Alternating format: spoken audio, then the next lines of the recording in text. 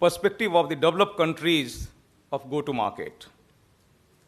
The third session will have the participation from animal agriculture policymakers, regulators, industry experts, and they are going to enlighten the upcoming regulation. And yesterday evening I was talking with a group of feed mill association from Punjab, and their bigger and biggest concern was the regulation which is going to come forward. I hope they are going to get some answer today out of that deliberation. Let me tell you that symposium topics have been carefully selected as could be the direct benefit to all the participants of the CLFMA. The speakers are the figures of experience, and each one of them possessing a vast knowledge and a huge experience of their respective domain. At the end of symposium, a set of recommendations would be made to the policymakers and to all other stakeholders. CLFMA is committed to take the outcome of this symposium forward by way of positive actions and support to the government, the most vital component of livestock and fish farming, at affordable prices to millions of farmers. I am much confident that this 63rd symposium will be a great will take the sector to a newer height in future. I am grateful to our sponsors for their involvement as always. I would like to mention here one more thing. Yesterday when I spoke about our challenges of import and export issues for our most of the members, the moment I went and sat on my chair and look into that and give you a solution. So I think that is the reaction, I can say that, so proactive we received from our Honorable Minister. I think that is really great for all of us, and we are going to continue that journey. With that, I request Dr. Vijay Makhija to please come and take the dais, and Dr. Manish Kumar Singh to accompany him. Thank you, everyone.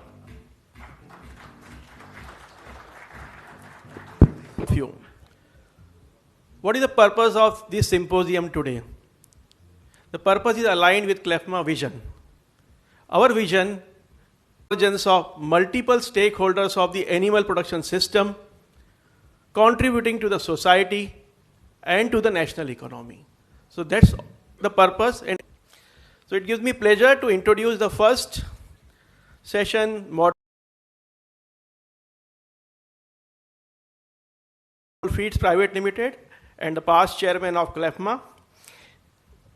He is driven by innovation and compassion to create value-driven products at Muzaffarpur.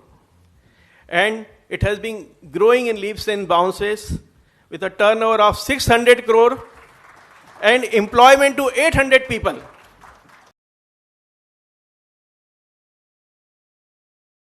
Northeastern market and different parts of the country. He has built a professional team that has in a rather unorganized industry to emerge as a leader and pioneer. Have earned Anmol Feeds a string of prestigious rewards. Besides his role of Anmol Feed, he also plays an important role in various chambers. He is the chairman of Livestock CII Bar of Eastern Regional Council and chartered member of TIE Kolkata, a non-profit venture for entrepreneurs and investors. He is the past chairman of CLFMA, an apex livestock industry body, and he is also the director, member of MCC Chamber of Commerce and Industry. He is dedicated to lead the organization in a direction that will be instrumental in development of the nation.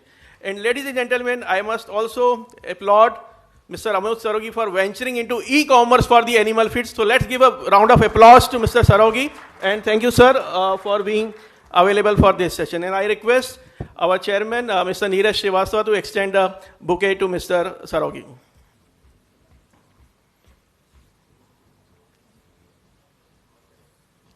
I think a round of applause is required to energize us.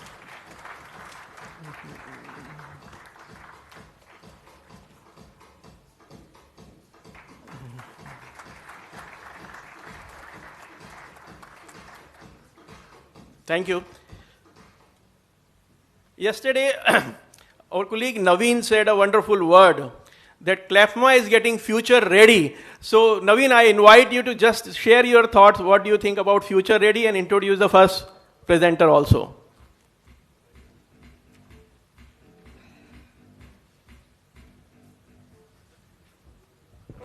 Morning to everybody out here. In continuation to where Balram left yesterday, where the livestock is growing at 6 to 8% and crop agriculture growing at 1 to 2%, let me ask you a few questions. And each question will carry a 1,000 rupee gift voucher. I'm going to start off on a lighter note. Respected Tarun Sridhar sir, Dr. Lipi ma'am, Dr. Hansraj Khanna, S.K. Jha sir, Prerana ma'am, and Balram, you are barred from answering these questions. What business are we in? What business are we in? Go ahead, sir. You heard my answer the other day, so you're not allowed. Okay, so we are actually not in the business of poultry. We're not in the business of aqua. We're not in the business of dairy. We are in the business of cereals. So I will not answer that question. You do introspection on that. How many districts in India grows maize? Tarun Sridhar sir, you can't answer. Okay. Come on, guys. This is your major raw material. This is very sad. 166 districts grow maize in India, which is more than... What business are you guys in? 93. How many villages are there in India? Come on, man. I'm going to take away all your passports. You're hitting all over. Yeah, he's very close. It's about 660,000 villages approximately. So connect with us for the 1,000 rupees gift voucher. We are very close. We'll take off 250 rupees off the 1,000. Okay. Before I get into this, how high do you estimate satellites hovering around Mother Earth? No, sir. You're way off. You have to give us 1,000 rupees. 35 to 40 kilometers above Mother Earth. Now, let me set the context for the presentation by RMSI. Feed cost in production of egg and chicken is about 78 to 82%. Depends on which part of the country you're producing. In that feed cost, you've got corn, which is maize, and soya, constituting close to 80%. So you're really not in the business of livestock. You're in the business of cereals. I don't have much data about the feed cost production in milk and aqua. I think it is above 50%, I guess. Balram? Yeah. So every time we reach out to the government for cost escalation of cereals, government will ask us, CLFMA, give me data. We cut and paste data of other associations and public data and provide with no backup. CLFMA has to have its own data backed up with supporting calculations, pan-India. We have here today Kumarjit and his colleague Saurabh, and they will be talking about remote sensing, satellite imaging for crop and cereal production ahead of harvest time. This data will help associations and its members and the government and the markets to take very apt decisions ahead of the D-Day. It's my pleasure now to share Kumarjit's profile today. Kumarjit is a business and innovation expert who has commercialized and scaled several SaaS business, software as a service business, in his illustrious career of more than a decade now. He has worked with companies like Tally, Pine Labs, Nokia, and now with RMSI. Kumarjit leads sales efforts for RMSI crop lytics across India and international markets. Prior to RMSI, he held several positions in Tally, Pine Labs, where he was asked to create innovative tech business solutions to solve automation in industries like retail, e-commerce, manufacturing, trading, utilities, and services, enabling businesses with various technology solutions. Understanding customers and surpassing their expectations is the core to his competency. Thank you, Kumarjit and Saurabh. Today. The floor is yours. Kumarjit, please come. And I request Dr. Nagpal, the Managing Director and Asia Head for Novus, to extend a bouquet to Vikramjit. Kumarjit. A round of applause for Kumarjit.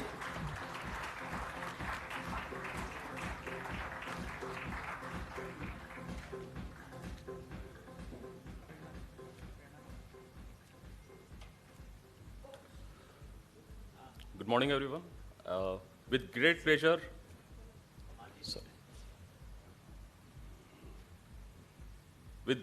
I would like to invite our next speaker, Mrs. Prerna Desai, Head of Research, Sammuniti Agri, to the dais.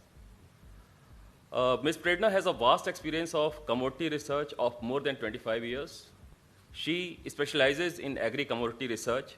As a part of her vast experience, she has done commodity research for various value chain participants like manufacturer, trader, exchange, commodity broker, NBFC, and now farmers. Sammuniti Agri Enterprise consists of all business entities offering products as well as services pertaining to inputs, production, transportation, processing, and marketing in agriculture, as well as allied sectors such as animal husbandry, fisheries, poultry, forestry, and so on. Sammuniti follows aggregation model, market linkage, as well as advisory services approach. Sammuniti facilitates market access through financial and non-financial solutions that enable the enterprise and associated value chains to operate at a higher equilibrium, thereby creating value for all stakeholders. We thank Mrs. Desai for her gracious presence and accepting our invitation to be a guest speaker in this event. Thank you. I request Dr. Sandeep Karkhanis to please come and extend a bouquet to Ms. Prerna Desai. A round of applause.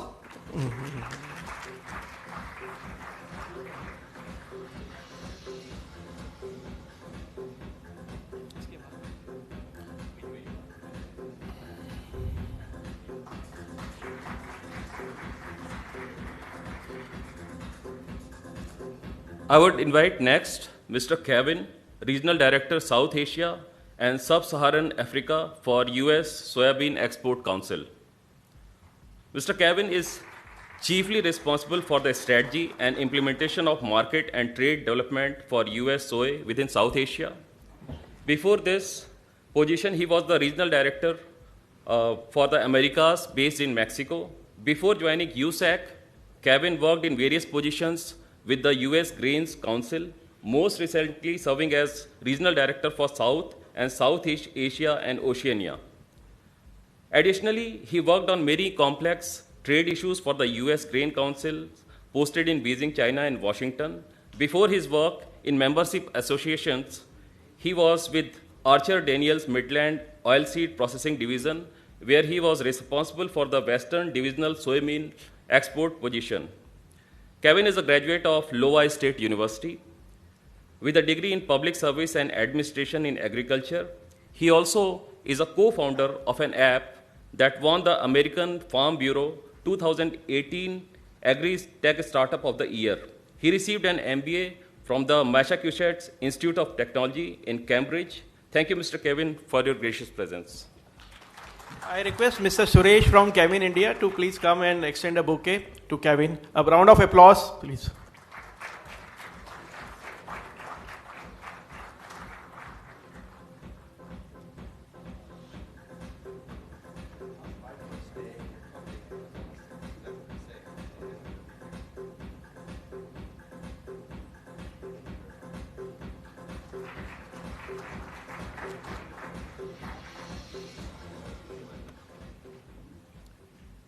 And last but not the least, I would like to invite our next speaker, Mr. Hemant Bansal, He is Vice President for Ruchi Soya India Limited.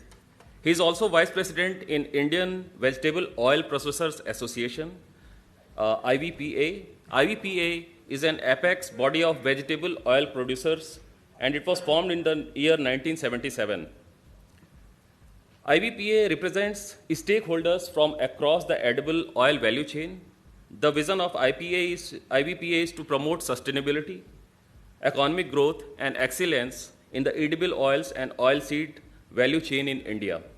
IVPA has a mission to be the credible voice of Indian oil and oilseed industry players.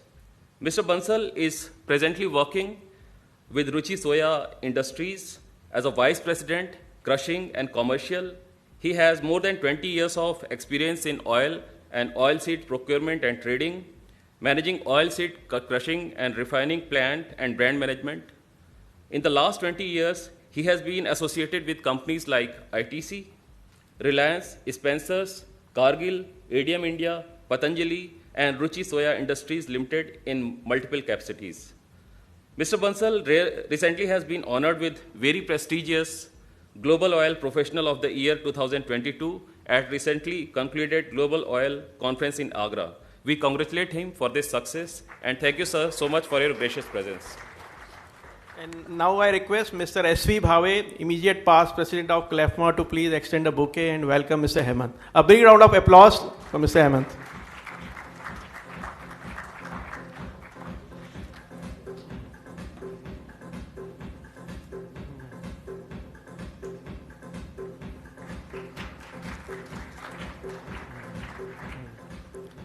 Thank you, Mr. Bhave.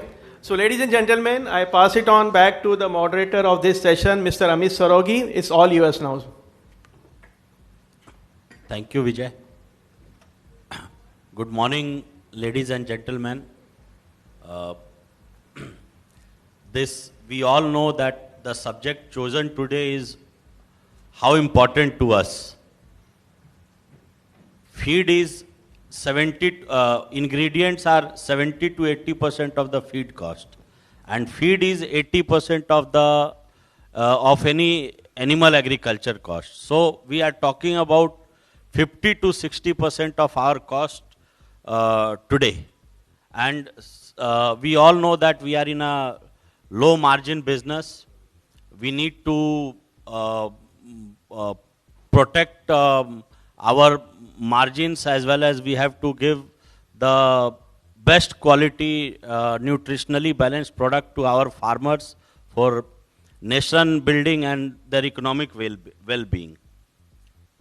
We saw last year that we saw soya touching levels of 100 rupees last year, which we saw in 2012 it has touched 50 rupees, and nobody thought, but it touched 100 rupees last year in August and September. Then Government of India roped in, and they allowed us import of corn, import of soya meal. The prices cooled down to 70, 80, otherwise it would have gone to 120, 150 rupees. We saw price level, unprecedented price levels of maize at 27 rupees. This year also for maize situation is not looking better. So I believe the primary reason for this is that we as an industry, as CLFMA, we are dependent on other suppliers' data, and most of the time suppliers are providing us data as per their benefit. So there is a strong reason and there is a strong need to have our own data where we can predict that what is the demand for corn and soya meal, especially for this year, and how much is the crop. We need a robust data on this. So I will not take much time. We have 4 speakers today, and what we have done this, we will give 15 minutes each to each speaker, and we will take all question and answer after the end of the session. Thank you. So we start with Kumarjeet. It's all yours. Thank you. Check. Is this working? All right. So good morning, everyone, and thank you for giving us this opportunity to present today. I represent a company called RMSI Cropalytics, and what we are attempting to essentially do is, thank you. What we are attempting to do is basically bring a lot of automation to Indian agriculture. So if you really look at it, India as a country, 50% of our land is actually used for agriculture, right? About half the population is, again, in some form or the other, associated with agriculture. And about 90% of the water is used for agriculture. But if you really look at it, the contribution to Indian agriculture today, to the GDP, is about 20%, right? 50% of our land capital, 50% of our people are associated with it. And the contribution to the GDP is about roughly 20%. Yeah? And what that tells us is that there is enough and more opportunity to bring in more efficiency in Indian agriculture. So at Cropalytics, what we are trying to solve is bring tech and optimize agriculture. And during this presentation today, what I'll attempt to do is basically give you some sneak peek of how this tech can help the members of CLFMA. That's the agenda of this PowerPoint, right? So we know this, I think Naveen spoke about it, and then our moderator also spoke about this, that roughly 50 to 60% of our cost of production is actually animal feed. And we all understand how important it is. And it's not only important from the perspective of our business, but it's also important from the perspective of our consumers, because there's a lot of awareness today about the quality of the produce that we are bringing onto the table. So nutrition is extremely important because it powers growth, immunity, reproduction, etc., etc. And along with that, the quality of the feed that we are actually giving out in the market becomes extremely important because it directly impacts our profitability. So where's the problem? The problem is that in India, there is no agricultural crop map, right? Like if I were to look at the geography, India is roughly 660,000 villages, 7,000 odd districts, a huge place, a huge geography. And, 700, yeah, sorry, 700 odd districts. And it's a huge geography. So if I were to cover the entire geography, there is no real crop map that's available with me. Like I don't know which crop is grown at a plot level or at a district level or at a sub-district. A sub-district level maybe, but not at a granular resolution. So there is no crop map which is available. And therefore what that leads us into is, I really don't know what is the acreage of the commodities that we're interested in. We don't know at a district level or a sub-district level or a village level, which is credible. The data which is credible, can be trusted, is backed by some kind of a validation. And that's not available today. So it essentially brings me to the problem of procurement, cost, pricing, quality, etc., etc. What we have today, and we all know, we have some government data available, some public sources, someone doing some survey here or there, but there is, the data comes in either too late, or the data is available at a resolution of a district. Nothing below a district, nothing, say, a sub-district level or a village level. Yeah? And that brings us to all of this problem. The first problem is, and we all spoke about it, volatility, and I'm sure during the day, other speakers would also stress, and Prerna ma'am right after me would also bring about the outlook for corn. But this is a very, very big problem for us, which is the volatility, because there is no available credible data, real time, which is available with us. The second problem is that because there is no credible data, at a reasonably small polygon, it brings us to the problem of identifying geographies, the right geographies for production. it brings us to the problem that we are not able to form great go-to-market or procurement strategy, as in whether I should go to an APMC mandi, whether I should procure directly from the farmers, or any other sources. It also does not give me or indicate any kind of a reasonable shift in terms of the cropping pattern, or how it was 3 years back versus how it is today, what is its impact on the crop, the health, etc., etc. So largely the problem is around having credible acreage and production estimates at the granular level in a reasonably short and before the D-Day, right? So with all this problem, we thought that, with the kind of experience that we have, the RMSI has over the last 30 years, it makes sense for us to kind of solve this at scale. So what we are trying to do right now is introduce the India's first ever crop map, which is available not and refreshed, not every season, not every month, but every fortnight. It essentially means that now, by district, by village, we will be able to understand the acreage, the health and production estimates in every 15-day period. So ladies and gentlemen, it's my honor to introduce the crop map. I have a short audio visual for all of you. Just have a look.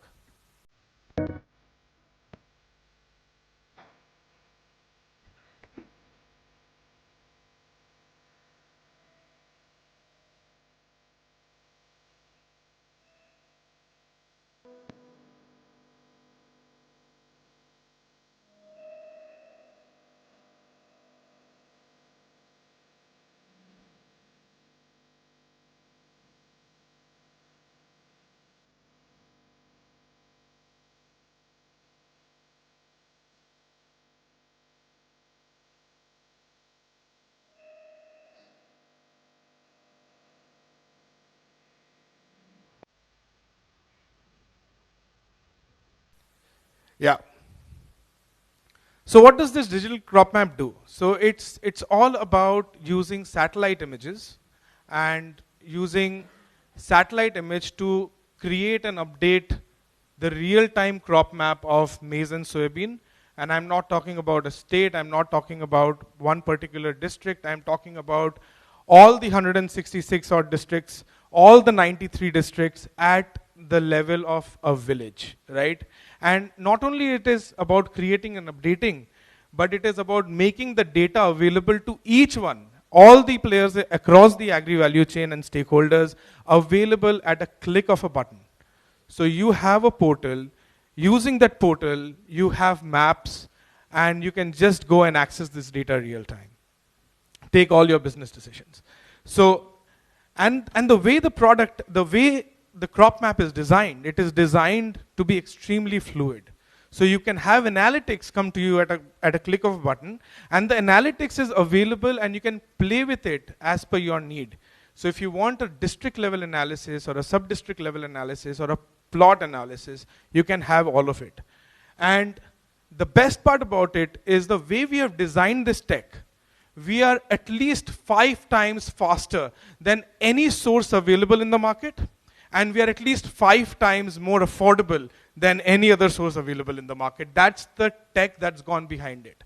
And using satellite images, what it allows us to do is actually look at each plot. So I'm not doing a sample survey. I'm actually not going ahead and deploying some estimation technique through interviews.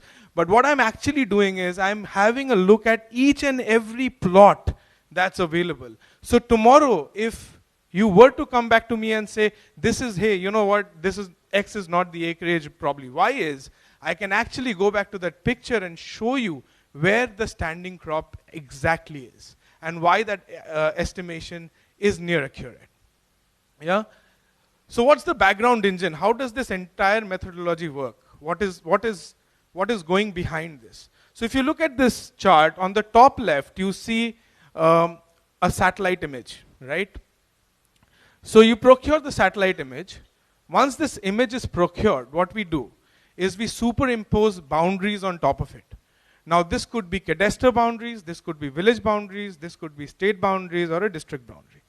Now once we geofence and put these boundaries in place, over the years we have collected several thousand GCPs and created signatures. So we understand that when we look at a satellite image, everything appears green from the top.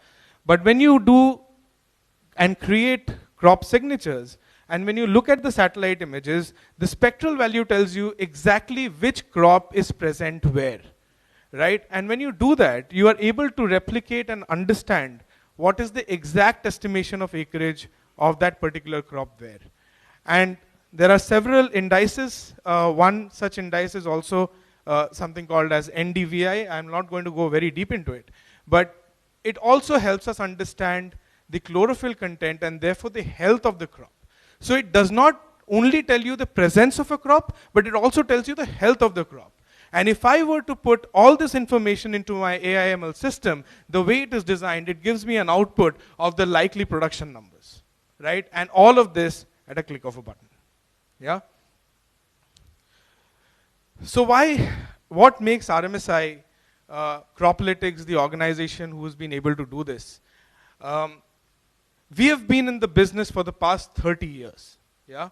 And we have been working on agriculture for several organizations, both in India and abroad.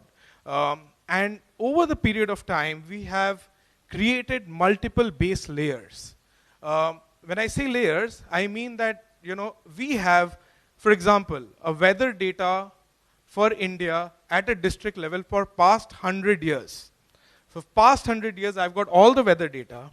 RMSI works in creating very credible digital map. Like as we speak now, we are working with several organizations building digital maps. We have village boundaries with us. All the 660,000 village boundaries geocoded with us today. And that's the layer that we have built over a period of time. We have created various signatures, crop signatures. So more than 50 crops and their risk profiles are created with us over last 30 years. And that makes the layers and the data sets that is required to build this at scale available. What we also have is the technology.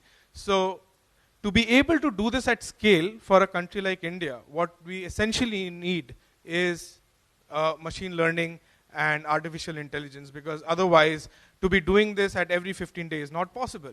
And at RMSI, we have invested heavily and we remain invested towards AIML technology, which brings us this ability to scale. And finally, the experience. In fact, a couple of months back, I was talking to very senior crop forecasting, an official, Government of India official for a crop forecasting agency. And he told me that, it gives us so much pleasure because I'm very proud to say that when you talk about remote sensing in agriculture, RMSI was the first organization in India to bring its application into space. Kumar, sorry to interrupt. You have 1 more minute to go. Yeah, I'll very quickly close. So what this brings is, it helps us in procurement at Tehsil, price advantage, real time with the crop map. It helps us, analyze various patterns. So therefore, if you were to introduce, say, genetically modified seeds, and if you were to increase or double the farmer's income, this data, because it gives you a clear understanding of production and acreage, is extremely useful. It helps you understand the full potential of geographies, the districts. It can help CLFMA and the government to plan imports and exports on time. And finally, it also helps you plan risk mitigation strategies from time to time. So if there is a volatility that's coming up, you are well prepared for it. So I'll just take, with the permission, maybe 30 seconds to show a very quick demo of how the crop map looks, and maybe that'll be useful.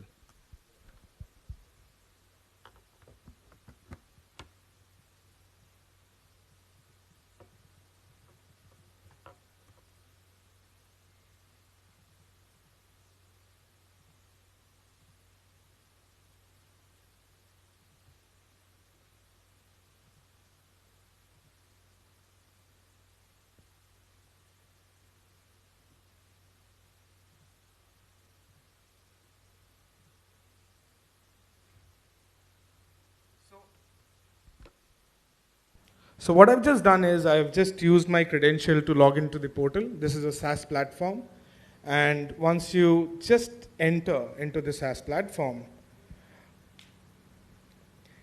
it'll basically ask you a state. So let's say we select Madhya Pradesh and say any district, let's say Betul, and I select soybean, and I want to understand the soybean for current 2022 season. All I need to do is search for the data, and here we go. So for the district of Betul, sub-district Amla, by village, I know what is the acreage. And that's not all. What we can also do is view it in a map. So here's Betul. All the yellow lines that you see inside this district of Betul is actually the villages. Yeah, and they are the village boundaries. And what I need to do is just check on the acreage for soybean 2022, and all that you see, the red hot spots, is where soybean is right now, 2022. Yeah, I can further zoom in. Thank you, Kumar. Yeah, yeah, thank you so much. That I just, if we can switch back, I'd just like to give a sneak peek of soybean for everyone's benefit for 2022. I think this will be of some value. Yeah. Okay. So we observed that soybean acreage is down by almost 6% this year compared to last year. Yeah. And maximum impact has been in the state of Maharashtra, where it is down by 16%, followed by Madhya Pradesh, which is again below by 9%, as compared to 2021 data. And the reason has been excessive rainfall in this current Kharif season, sporadic rains. I think we were discussing this before, and that's a very, very evident trend. Rajasthan is the only state where soybean is up by 8%, and majorly erratic rainfall has been the reason. The health of soybean is also impacted. This year in the top 50 districts in India, roughly soybean is at 97 lakh hectare compared to 105 lakh hectare last year. And if I were to show you this map, you can see the condition of soybean being washed out in Madhya Pradesh. This is an image, satellite image taken for Nanded in Maharashtra. If you look at the microwave data on top, you see the first data that was taken on 19th of July, there is no water. 31st August, no water. But if you look at the last picture, you would see that it's all blue. So there have been a lot of water inundation, and soybean has got really, really impacted. So if you may expect some volatility this year in terms of availability of soybean. Thank you so much. I'll be around. If there are any questions or any more thoughts, we'll be happy to share. Thank you. Thank you. You took 5 more minutes. It's okay. It's okay.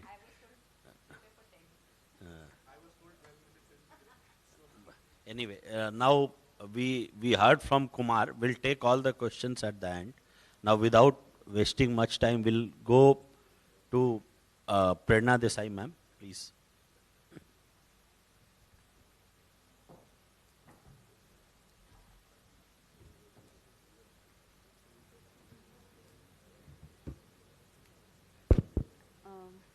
All right.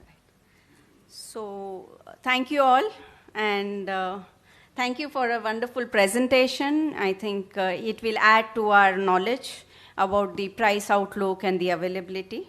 At the onset, let me just first thank you all the members of CLFMA, the office bearers of CLFMA, Vijayji, Amitji, Neerajji. It's really a pleasure for me to come to CLFMA events, because when you're doing research, you're not very sure whether research gets validated or not. But when I'm asked to come and speak and share my views, I take it as a validation for me. So it's actually an honor to come and present my views over here. Last time when I had come, if you all remember last time this year, it was that soybean record prices, meal record prices, and everybody was like, where did the soybean go? Because neither the CLFMA audience had any answer to it, nor did the SOPA, mind you. I mean, it's like, it's like that black box which nobody has idea of what's happening. So that is the problem area that I recognize. But I just want to add that, it's not only essential to capture the supply, but it is equally essential to capture the demand also. And it's the combination of both that gives you a price direction. And so this year's theme, I believe, CLFMA is about, the changing trends and how things are different and are they changing forever. Is the questions that I'm going to present in my presentation, and I will give a view on corn, and all that in, I believe, 10 minutes. So let's just start, right? So this is about Samunnati. So detailed information has been given about Samunnati, but I want to give a context. So when I'm talking from the Samunnati platform, basically, it's a FPO-based fintech company, and we've reached out on ground to a lot of FPOs. There are a lot of farmers that are connected, and there is a lot of market linkage and a lot of information that comes from ground. So to me, honestly, in my career of 30 years, this is the first time that I'm going to the ground and actually collecting first-hand information. So it's also a privilege and a kind of adding to my knowledge. So we are just looking at, how things have been. Can I get that hand mic so I can read it? So this you can see that this has been your experience. Yeah. Hello? Is it on? Can you hear me? Okay. So as you can see, this has been the scenario recent years, right? So prices started, soya meal started rallying in around month of March, April, and the actually imports were around allowed only in the month of August, and it ended up coming only in the month of September. So basically that was that period of March, April to September where the supply was depleting very fast, and like nobody had clue of what's happening, and people started looking for alternatives. So you are the people who've actually looked into alternatives. My curiosity is how these alternatives have affected the trend of consumption of individual feed ingredients, and are these change going to be permanent, or it was just that stopgap arrangement that the industry made, and people will go back to the old ways. So that is what I have tried to look into it. So we started looking for alternatives, and there were like a lot of other ingredients used. Interestingly, in 21-22, which is the season which ended yesterday, the soya meal prices continued to remain high. I mean, soya meal was the most expensive meal throughout the season, as you can see in the chart over here. So what experiment was conducted in 2021 actually was carried out in 21-22. So people were still comfortable with the switches that were made in 2021, and they continued with the 21-22. So what this actually tells me is that this substitution of cheaper feed ingredients, which is very popular in feed grains actually, but not so much in the proteins. But we've seen that there's a lot of experimentation has happened by the industry in 21-22 also. So for broilers, the soy meal percentage in feed was reduced to 18 from the 22 to 24% of the norm that is followed by industry. And this is, of course, my knowledge based on interaction with many of you. So, that's the disclaimer. You can correct me if you want. Layer soya meal percentage was, reduced to 8% from the norm of 18%. And the unorganized players, of course, substituted largely. Major replacement ingredients were groundnut DOC, rapeseed, sun meal, DORB, bone meat meal, maize gluten. There were synthetic proteins also that were experimented with. And of course, for country bird, soya meal was completely replaced. I mean, that's kind of, has been a trend that we kind of was, prominent for me at least. So there were these lot of observations that we found out, because this must have impacted the industry some way, either in quality or quantity or performance. So these were some of the information that we gathered, like, some aflatoxin in groundnut meal kind of limited its use. Higher usage of DDGS resulted in lower shelf life of eggs. Lysine had no effect on layers, but worked well for the broilers. Then bird excreta actually turned liquid. That was very difficult to cleanliness, maintenance, etc. And of course, the hydration of the bird got impacted because of that. So I'll not get into detail of this because I believe that you have used it. You can see if it has been really the experience. And like I said, I stand corrected if I'm mistaken. What is happening currently? So all of you are experiencing the margin squeeze. This is basically emphasized this only. As you can see, this particular is a CPI chart. As we can see that chicken and broiler poultry prices have touched all-time high in this year. But egg, if you see, has been largely range-bound since last couple of years. And these are the actual prices polled and collected by us. There you can see that since 2018, you are largely range-bound. But whereas the general inflation, because of the crude prices, because of the other raw material prices, because of the wages, a lot of other stuff, the costs have actually galloped in recent years. So clearly what you're feeling the pinch is actually validated by the data. Now the another thing that is coming into picture is the ethanol angle. I think it is one angle that from the use perspective you need to be very familiar with, and while you capture the supply numbers, you need to catch the demand numbers also. These are the projected so far what the capacity has been, grain-based, molasses-based, and what is the projected or the government target for next till the year 2025. So for this year, if we were to see, I would like you to notice points from here onwards. So current scenario is everybody knows that wheat prices are at all-time high, wheat balance sheet is tight, paddy acreage is lower, and we believe that paddy supply also will be lower. But to correct that, government has actually stopped the exports of broken rice. But nevertheless, the new season 22-23, there is a paddy production is impacted. Bajra, of course, the acreage is very high, but productivity will be impacted because of the weather vagaries. And maize kharif, as you know, is expected to be steady, at least show the acreage shows. But if you consider the quarterly balance sheet or the first half, the kharif, that I'll come to later, the balance sheet tells a very different story. So these are grain-based distilleries that the government has already kind of given permission to, and there is almost a lot of activity happening, very hectic activity happening on the grain-based ethanol production also.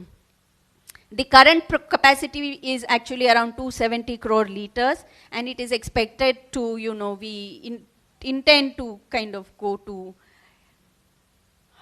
so far 196 projects and capacity to produce 859 crore liter of ethanol per annum has been approved by the government, and the existing is 270 crore. This is the state-wise breakup. So you will see that a lot of areas actually, at least in Madhya Pradesh, Maharashtra and Uttar Pradesh, where it will it will kind of compete for grains, and Maharashtra for soybean is also produced. This we have kind of worked out a profitability for ethanol according to the raw material, and we at current prices we continue to feel that broken rice, wheat, and to some extent maize are the only really grains that will break even or make slightly better profits for the grain-based ethanol production. Whereas jawar and bajra, the prices are not good enough. So prices will need to compete actually. So prices will need to fall to the levels which are good enough for grains to be diverted to the ethanol side. So I think that's interesting thing, and one needs to kind of monitor that. There are a lot of global macroeconomic events that will be hampering the industry world over and the industry in India, I think. A lot of these factors, you must have already heard of it or you are already facing it. The central banks are hiking interest rates and it's not over, it's going to go up only. There's Russia-Ukraine war, there's energy crisis in Europe. So basically the whole world, if you see, there is this Europe, which is faced by war, then there is America, then there is China, there is Russia and Ukraine. Together, this world is actually 60% of the global GDP. And if the 60% of the global GDP is under stress, I think we can safely say that the world is going to face a lot of challenges in days to come. Not to mention the weather issues that we are facing. So yeah, let's come to the maize balance sheet. As you can see, this is the 2023 projected balance sheet, right? So this is the year that we've just finished, and you can say that the balance sheet is tightening, and exports is what will make or break the general, price tightening or whatever. But essentially, the next year, 22-23, this of course assumes the Rabi production. So balance sheet is tight, the prices will affect the prices. Some of the factors that are different this year compared to last year and that we need to monitor are that the Q1 balance sheet, which is October, November, December balance sheet, is tightest in 15 years. Clearly the opening stocks are lower and the production is not good enough, and export parity could set in and a small amount of exports may happen. So Q1 is going to be extremely tight. So that is when you need to actually plan at what price you will want to purchase. So traditionally, Kharif prices fall to 14, 15, 16. We believe that that price may not come this season. And if you take only Kharif balance sheet, which is, I have taken from October to March, then you will see that we are the second tightest. There were two other tight years. 15-16 was the drought year and 18-19 was lower production year. So first half is also very tight. So Q1 is second tightest and the first half is probably third tightest. In this balance sheet, the limpy disease is not yet been fully discovered, So while the production has been, the consumption has been scaled back, but the actual impact will only be known. So to end with, I've just given the price outlook based on my understanding and our study of demand and supply. So soya meal, we believe that prices are coming down and prices will kind of, form bottom very soon. There's mustard cake. Mustard cake, the bottoming is over. This season we have seen unseasonal kind of movement. Prices opened very high, so they continue to make season lows. But I think we are very close to the bottoms. Cottonseed oil cake, the production is up by around 9 or 8 or 9%. But in the larger scheme of things, it is still small production. We've seen much better, much bigger cotton and cottonseed production. So while year on year we are higher, but it will not be sufficient. Wheat, everybody knows that the prices are at all-time high and they aren't going to come down very soon, at least not before the new season starts. Bajra, we do feel that the prices should come down. Otherwise, the prices should have collapsed much more, but because all the feed sansar is relatively, higher, that will limit the downside of the Bajra prices. And we are at maize, I think 2,000 quintal warehouse delivered, or 2,000 to 1,800 is where we should see the bottom. So mandi is around whatever, 1,600, 1,700, 1,800. I don't think prices will go below 17 to 1,800 mandi, and we'll need to kind of procure, because the balance sheet, the pipelines are empty, the Rabi was not as good as was expected, and the consumption is expected to revive back. So I think that's it. My team member is here, Balambika, with me, and I am here anytime you have any questions. We've also started the subscription. We are doing the crop survey also, but we are doing manual crop survey. So there is always a debate, right, whether the machine learning is better or the human learning is better. So that debate is forever. But we are doing very intense acreage survey, crop survey, and of course we do a lot of demand survey also. I think which is the combination of two is what is required. And I end my presentation here. I thank you all for listening to me very intensely. Thank you very much. Thank you, Prerna ma'am, for nice presentation and keeping the time. So, yeah, Kevin. Thank you very much. Is this on? Testing. Thank you very much for the opportunity to be here. If I run out over time, Amit ji, just throw the bottle of water at me. I'll be happy to speed it up.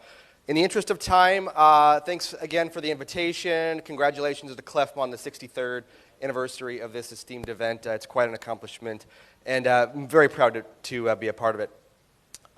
The few next slides that I'll present, I'll skim over because the point of the matter is that China and India, as everyone in this audience knows, are two pretty bad countries to compare them against.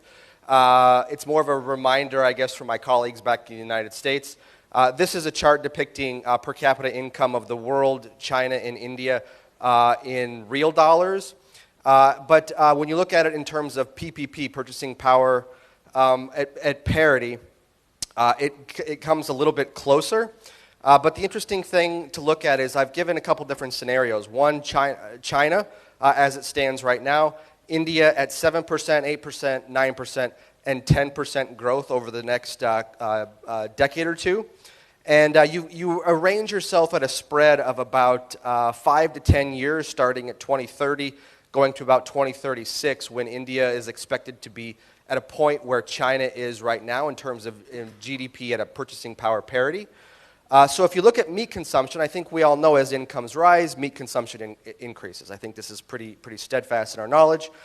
Right now, China's over 60 kilograms per capita. India is somewhere around 4 or 5. So I think the point here now is to look at what China was at this point in time backwards when China was at the point where India is now. So this is the point is that the two countries are actually quite bad to compare because in 2006, the purchasing power parity of China was approximately where India is right now. And at that point in time, China was still at 50 kilograms per capita. So obviously another remarkable difference. The point is that China is significantly more of a meat consumption industry. So if China is a bad example, what countries do we have in our repertoire to look at? And I thought, well, I think maybe Sri Lanka might be a good example. And so I've compared purchasing power parity from India compared to Sri Lanka. And at this point, with the different scenarios of 7% to 10%, the time window comes in much closer. So now you're looking at about 6 to 8 years, depending upon which pathway, 7% growth, 8% growth India takes, to where Sri Lanka is, again, on a purchasing power parity income dynamic compared to Sri Lanka. Okay, so if Sri Lanka is on a purchasing power parity right now, where India will be in, let's say, 6 or 7 years, then we can start to build some extrapolations of how we can look at, say, poultry consumption. So this is 2017 data, the last data that we have at our availability. I'll kind of correct for some growth since then. But if we look at India versus Sri Lanka, the scale axis is a bit distorted, so it's a little bit hard to kind of tease out here, especially for the folks in the back. So I've zoomed in here. Okay, so this is looking at specifically India and specifically Sri Lanka and trying to come to some assumptions. So in 2017, India was about 3.78 kilograms per capita. Sri Lanka was about 9 kilograms per capita. That's a 2.4x comparison between the two countries. Okay, so if we can assume then that India will be on a purchasing power parity, and Sri Lanka will in, say, six years, then we can start to make some assumptions that maybe India will be at where Sri Lanka is in terms of poultry consumption in the same commensurate time, 6 to 8 years. Again, so this is 2017 data. So if we update it to 2012, you can draw the curve that India ought to be sliding upon to reach that kind of 9 to 10 kilograms per capita rate. And if you look at it, India is exactly right on that curve. It's about $7,300 on a purchasing power parity and about 5.5 kilograms per capita. So it's right on track. So point number one is that we can begin to make some pretty comfortable assumptions that in the next 6 to 8 years, India will probably be in that 9 to 10 kilograms per capita range, almost double what it is right now. Very important to keep in mind.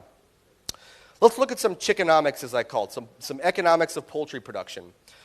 First off, let's look at food inflation. I have to give a shout out. This current administration has done a very good job at controlling inflation, especially food inflation, with respect to the post-COVID pandemic and post-COVID world. This slide is comparing US versus India.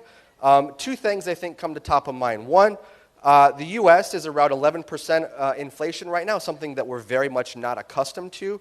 India is somewhere around 6 to 7%, again, very much in line with what India is normal to.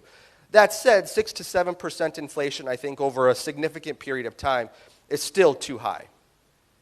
So soy meal has been talked about a lot already this morning as to what business you're in, and I think it's important to kind of take a step back and look at where the future is going. So if you look at the compound annual growth rate of soybean meal consumption that India has been fortunate to see over the past 15 years or so, you're looking at about 11.7% growth year over year. Now that as the industry scales up, it's coming down to 7 or 8%, but over the long haul, it's 11.7%. This is extremely important when you look at India's soybean meal consumption, or soybean meal production, excuse me. With this in mind, you can see it's virtually flat. There are some peaks, there are some valleys, but overall you're looking at less than 1% growth again over the same time period. So less than 1% growth on the production, double-digit growth on the consumption. I think you probably can understand where I'm going.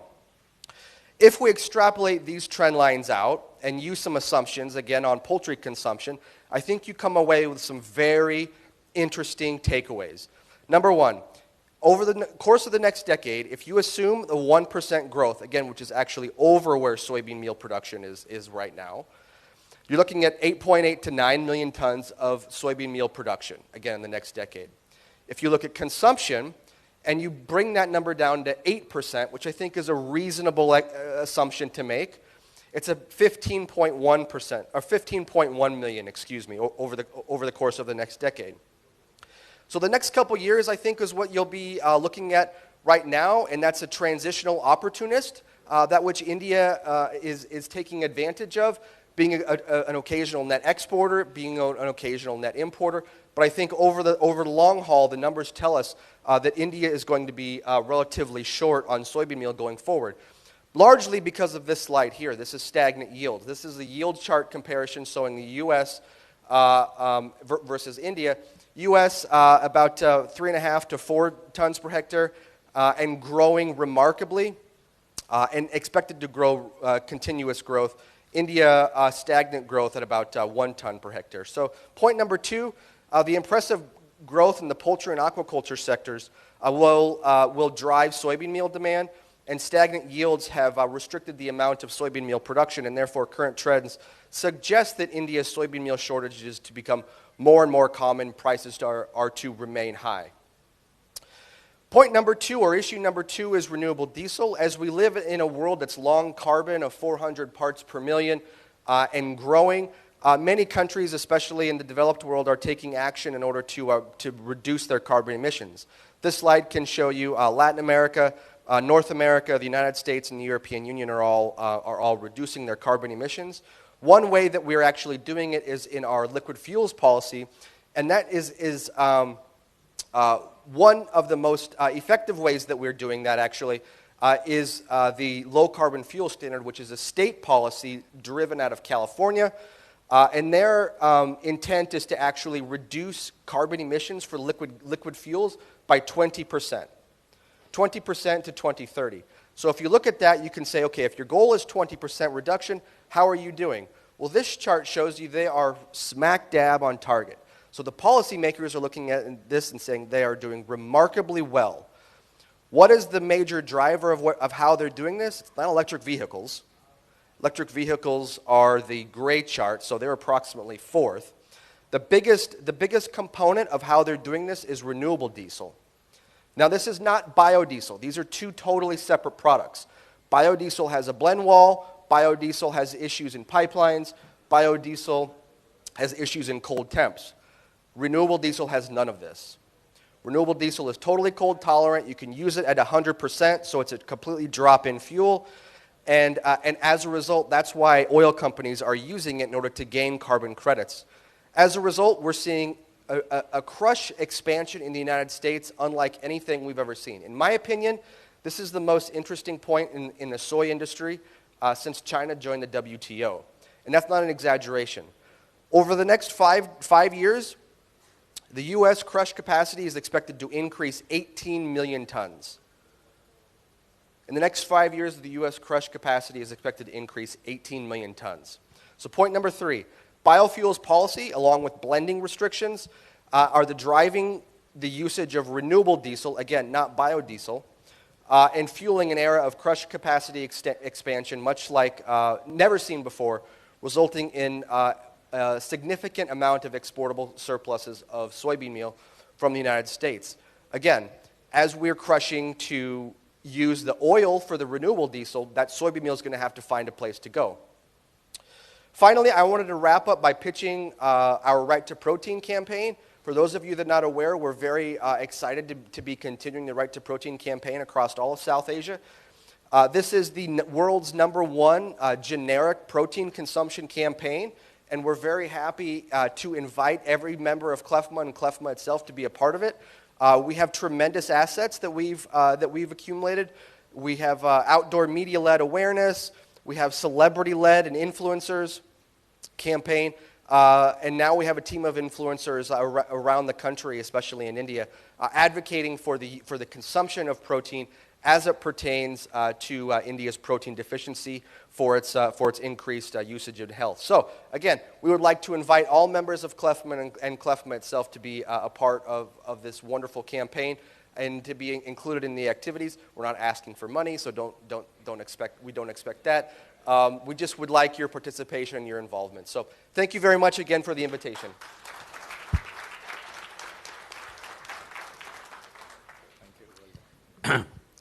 Thank you, Kevin. You have managed your time very, very well. You made my job easier.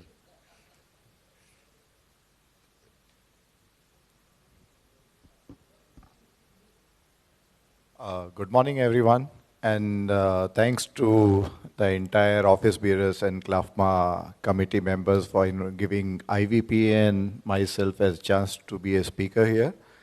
So keeping timing in mind, I'll start straight away, and I'll try and skip some slides which I think are of not much relevant to discuss here, but this will always be available in case anybody wants to refer it.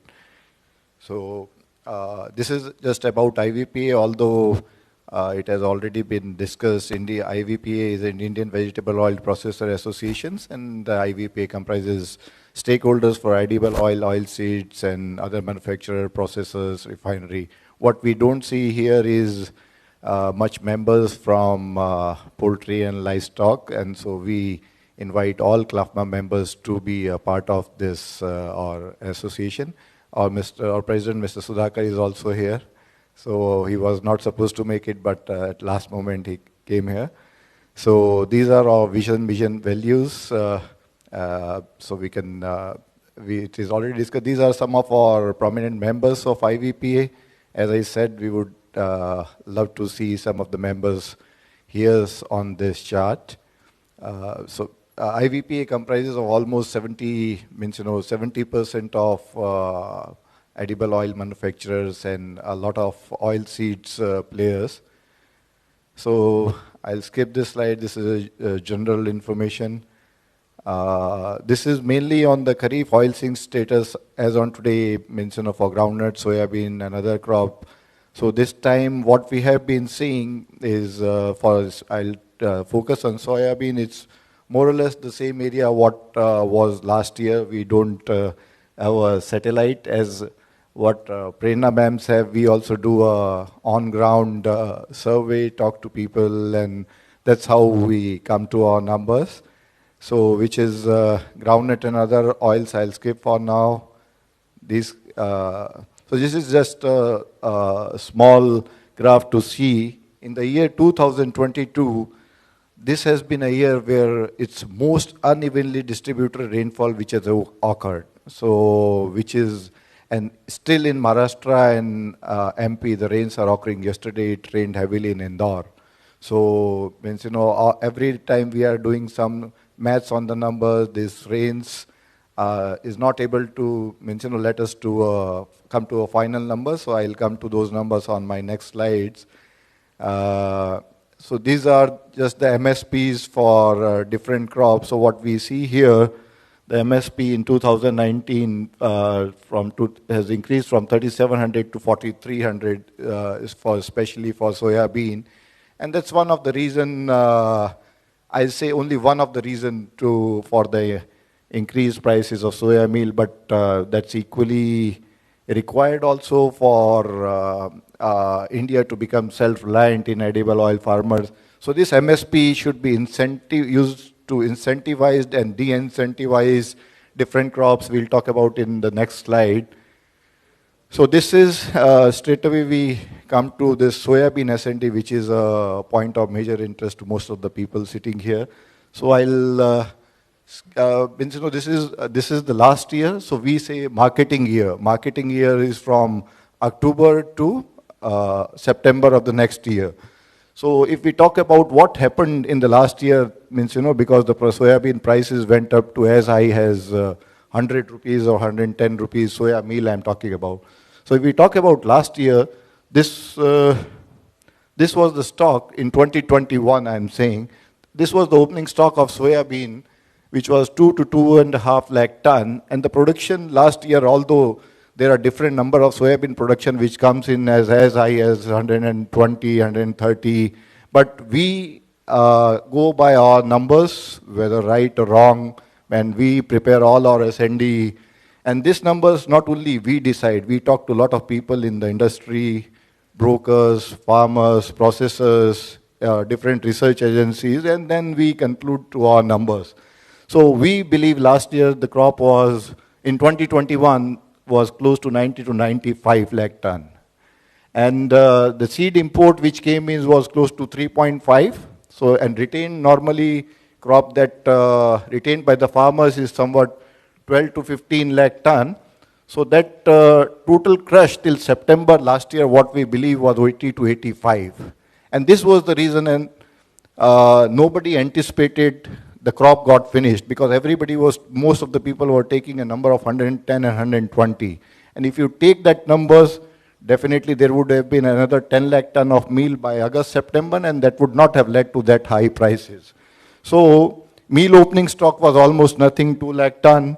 And then total meal availability last year was 67 to 71 lakh tons. So what we believe, domestic meal consumption in India, and you guys know much better than what we know, we believe it is close to 40 to 45 lakh per year, only non-edible I am talking about. And then another for edible 5 to 5.5 lakh ton. And there was another meal import of close to 2.6 lakh ton. So this meal export, what happened last year was this number, 20 to 21 lakh ton of meal export that happened in 2021, primarily in the period of OND. One, larger meal export. Second, lesser crop number. That ultimately led to, we were left with nothing in the month of August and September. And that was the reason where these prices came to those levels. But if you see this year, this is completely a different year. If we see the crop was, I'm talking about the running year, which is going right now. So 95 to 100, a bigger crop. If you see those exports number, which was 2021, it is only 7. And because the prices came down, so what we have been hearing, that domestic consumption also increased to 40 to 45, because the inclusions got on a higher side this year because of the reasonably, I would not say the low prices, but reasonable prices when compared to last year. So this is what we believe at this soya stock at the end of this, as on today, 1st September, the carryover stock of soya bean would be close to 12 to 15 lakh ton. And this number, I am saying, when I am taking a crop of 95 to 100, not 120 or 130, what everyone, as someone talks about it. So this is what we feel. Now, we take it from here, 12 to 15 lakh ton, carry forward as on today for soya seed. And now this year, these are just, I'm telling you, these are just numbers what we have driven by sending our team. This is a representation where our team has talked to farmers, Means, we have personally contacted almost 2,000 farmers in Maharashtra, MP and Rajasthan. So I would again say this is a representation. We talk to farmers, we take their mind, what they talk about yields, what area, how much they have retained the crops, and then we come to our numbers. So this is what we see here. So in Madhya Pradesh, the area in 2023 is slightly low, and the Maharashtra area has slightly gone up by 6%. And Rajasthan, another 8%, and other areas, because of the high prices, the area has increased by 14%. But what I'm telling you, what we have, when our team went there and came back, so they were saying, the farmer is saying the yield is as high as 1.2, 1.3, 1.4, 1.5.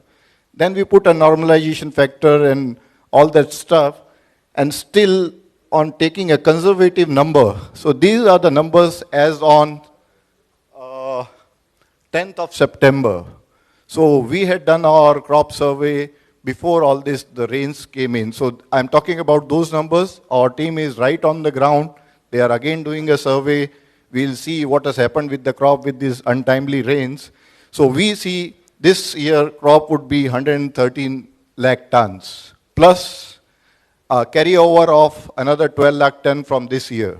So which makes it close to 125 lakh ton of crop, including the old crop and the carryover. So as, again, very rough estimates, means, but another 15 days from now, we would be again able to give a better estimate, means, what the crop looks like. But just what we have been hearing, the crop damage is not very high, means, it's not very high. It's not like 20 lakh ton of crop is going to go away. So it's one. There are some rains which have been helpful also to the late sowing crop. So again, so this is as on 10th September what we see. So now with this scenario, soybean seed and meal price is OND. That again depends. So I'll go to next slide first, and then we'll talk about this.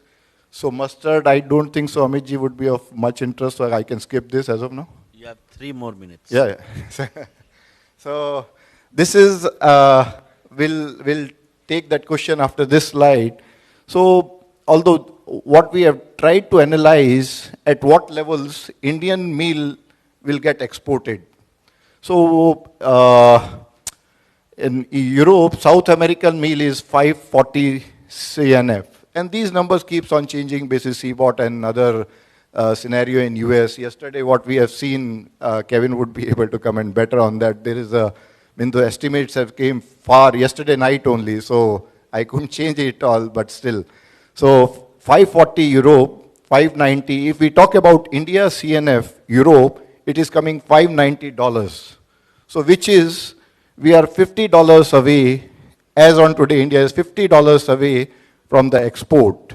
So if we back calculate it on FOB basis, FOB Kandla, Indian port, the prices comes to $470 to $480. Minus cost of transportation to port and the FOB expenses, roughly, if the Indian meal prices come in the range of 36 plus minus 500,000 rupees, then the export might happen. So, and again, those keeps on changing as per, means, what we see. So if we talk about what we see on the soya meal prices, I personally feel, because everything is not fundamental, means, there is a technical factor which also comes in, and we have seen it last year. And the biggest technical factor in India is Indian farmer. Means, that's his crop. He need to decide at what level he will sell, how much he will sell. And what we have seen last year, and I was surprised, means, I have been in this industry for almost 20 years. I have been always seeing this, that the farmer has to bring his crop in OND, whatever prices it is, 30, 40, 60, 80. But last year, what we have seen, below as soon as the prices were touching 50, farmers stopped bringing the crop. This year, it's a bigger crop, maybe, but still, that's a number, means, a farmer is carrying. So I'm telling you, we as a company, Ruchi Soya, were buying seed 3 days back at 48 levels. Yesterday, we gave a price of 50,000 and we didn't got the seed. It rained and the sentiments of the commission agents changed and the farmer didn't brought it. So the markets has gone very volatile.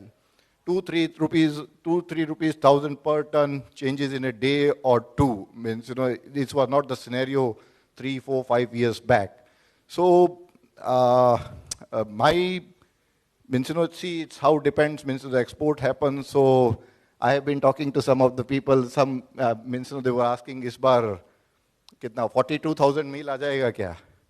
या मतलब sorry 32,000 मील आ जाएगा क्या? So yeah, seed के prices 42,000 हो जाएंगे क्या? I'm talking about all these prices, the plant delivered 10 to 2 condition prices. So imagine when plants are buying seed at rate of 48.50, farmer is getting a price of 43, 44, 42, 41, 40, depending on the moisture and other parameters, and the MSP is 43. So already the prices are more or less at the MSP level. At this level, the government might get active.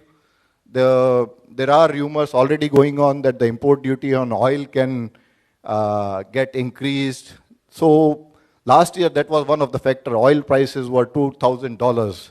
So everyone was buying seed at, so normally oil seeds, soybean gets crushed for meal in India, but last year, means, when the prices were so high, to an extent, it was also getting crushed for oil. So, but this is season, right now the oil prices are at rock bottom, so that might not be the scenario this year. So that's what so this is oil meal export quantity. So this average prices on the meal side. So this is international scenario, last 1 or 2 minutes, if I have that time, Amiji. So high chances of, so these are some of the international factors which might impact, means, the prices of soybean in India, although I have seen international factors have a lot of impact on the oils in India, but not to the extent on soybean seed in India. But yes, means a little bit impact they have. So the important factors, this US soybean production, what we heard yesterday, means, the expectation has gone up for the crop numbers. So this is one important slide I want to discuss and take a minute on this. We have been keep on hearing that इसमें farmer कमा रहा है, poultry का हालत अच्छा नहीं है, या processors का अच्छा नहीं है, या poultry का अच्छा है, या feed miller का अच्छा है. So this is a scenario, this ecosystem need to remain maintained. Everybody in the value chain, whether it's the farmers or the processor or a feed manufacturer or poultry or consumers, this is what we have been as an association also pushing with the government. That means, the government policies should be in a way that the prices of everything should be at a reasonable level. Means, it should not be like the oil prices goes up, then the policy is made for reducing them, it impacts soybean, then for poultry it becomes expensive. Even as a processor, I'm telling you, we are much more happy when the prices are at a reasonable level. More the spikes, ups and downs, it's equally bad for us as well. So this is very important. Then this policy imperatives for India. Yes. So that's on MSP and crop diversification. So that's the last slide, and step to reduce dependency or that we become self-reliant in oil seeds. So thank you. That's from my side. Thank you, Hemantji. Thank you. Friends, we all heard expert speakers on subject of corn and soybean, and we found lot of expertise is on what is going to be the future. But in my opinion, last 22 years of feed milling business, last 3 years, we have stopped following all trends.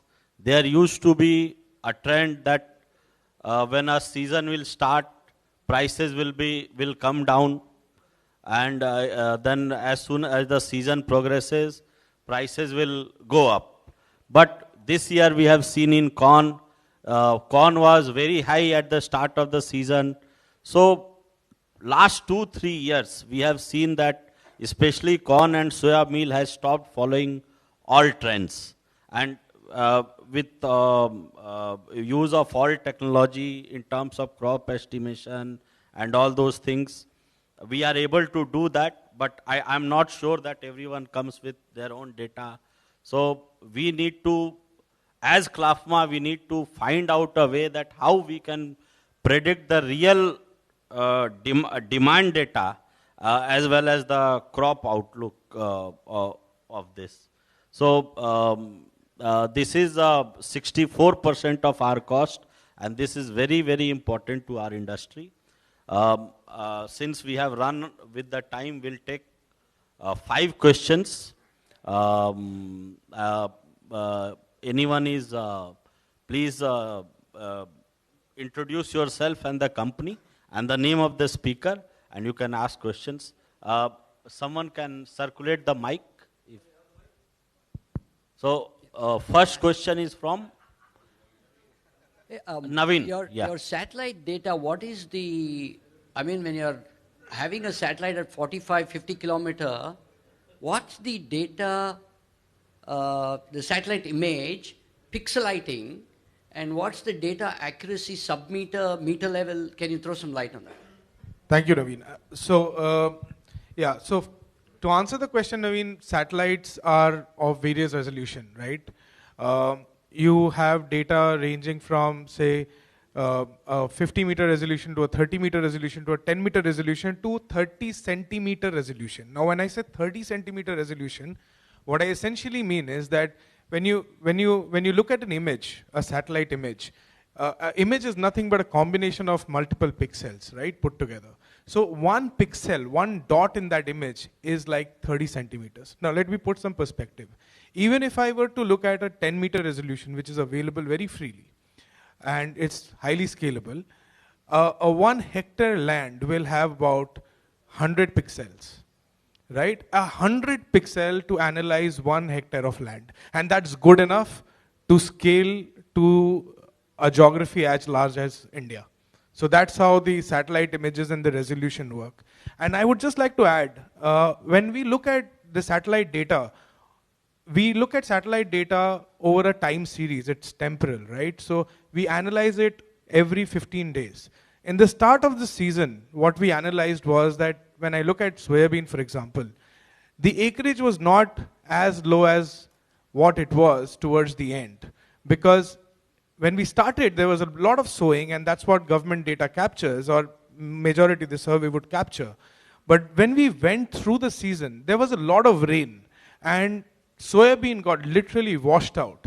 So when we saw that temporal data on the screen, we understood that over a period of time, in 60 days period, there was a lot of reduction of acreage. And that's the meaningful acreage, because that's what is going to come to the market.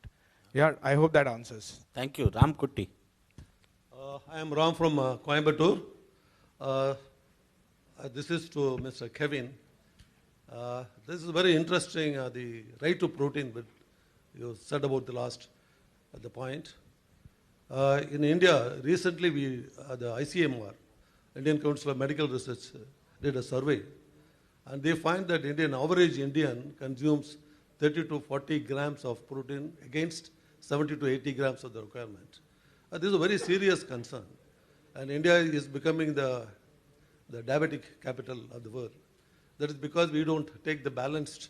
We talk about chicken or livestock, we give a very balanced diet and adequate protein, but we don't take ourselves.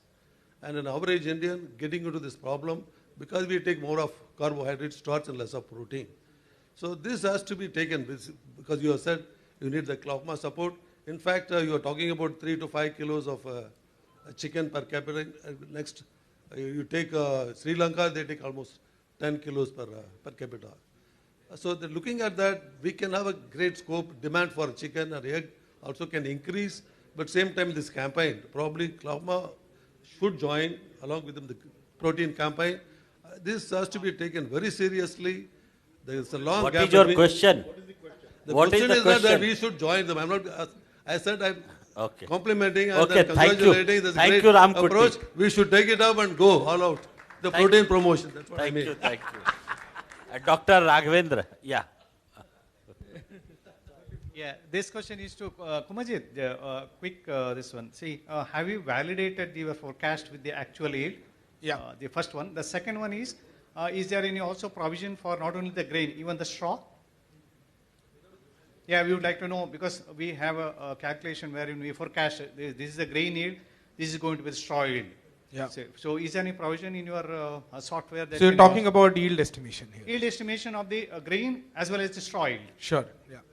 So the first question is about validation, right? And of course, Prerna ma'am also said, any estimation exercise has to be followed up with some kind of ground truthing exercise. So we are no different. We do remote sensing exercise, and then we also have a very robust and large field team which goes and validates the data. In the last 7 to 8 months, we have worked with as many as 80 players in Indian market, ranging from various seed companies to fertilizer companies. We have served the government of India, and each of the customers have from time to time validated our results. And that gives us a lot of confidence. So that's the first answer to the first question. I would, it depends from crop to crop, like for large crops like that of paddy, maize, soybean, to the tune of 90% for sure. Yeah, so that's number one. And the second is on yield estimation. So yield estimation, basically there are essentially two ways of doing it. One is I go to sample farms and I conduct crop cutting experiments, and then I get some yield data and I extrapolate it to from a gram panchayat to a district to a state, etc., etc. That's one way of doing it. But that data comes to you when the harvest starts. The other way of looking at this is, if I were to have a trend line, if you were to give me a production trend line and say that in the last 10 years this has been the yield like, I can correlate it with the health of the crop this year and build a model which will give you yield numbers. Yeah. Okay, after this, our speakers are there with us. Anyone wants to ask, they can take it offline with them. So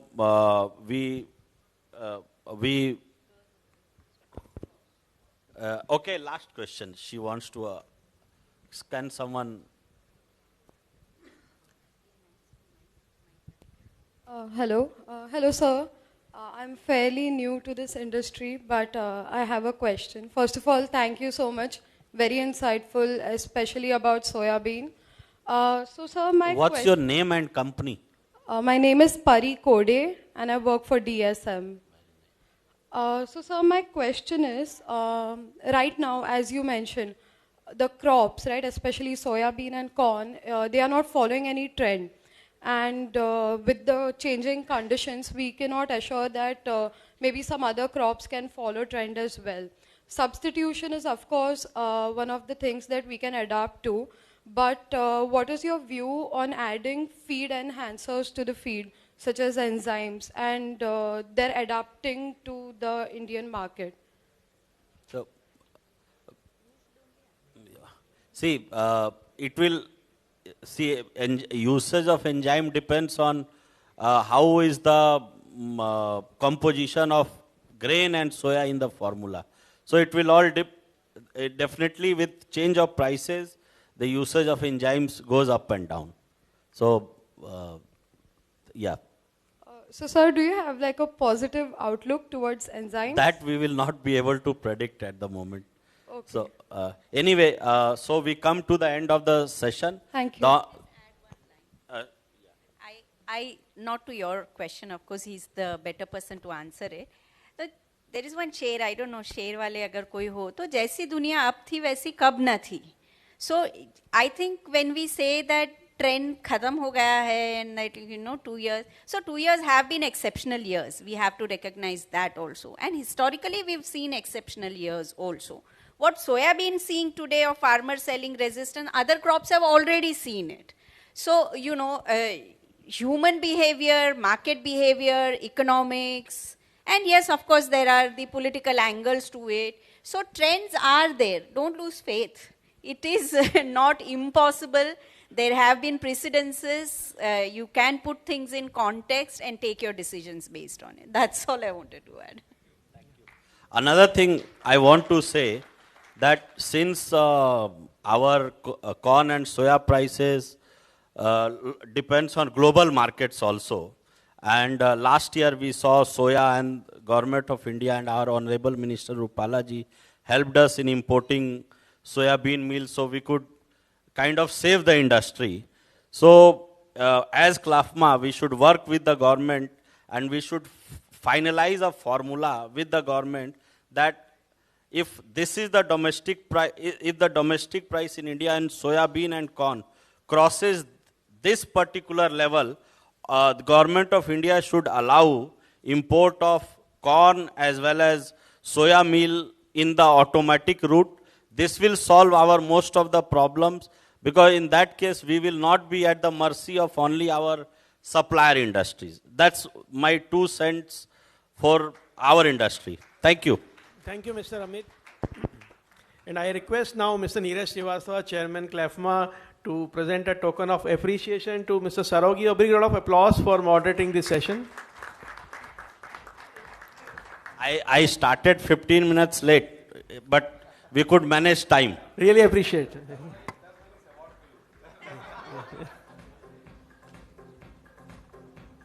Yeah. Now I request Mr. Sumit Surekha, Deputy Chairman CLFMA, to please felicitate Kumarjeet and Ms. Prerna Desai. So big round of applause for Kumarjeet for your effort in enlightening us. Thank you.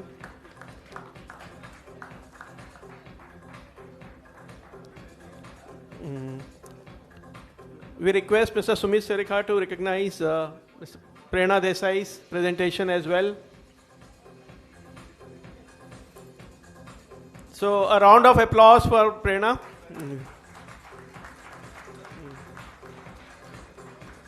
Now I request Deputy Chairman Mr. Divya Kumar Gulati to come and felicitate Mr. Kevin and Mr. Hemant Bansal for their presentations.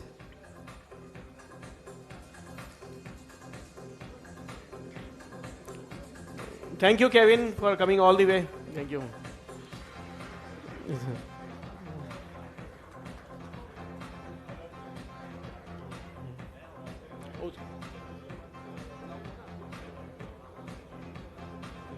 Yeah. Yeah.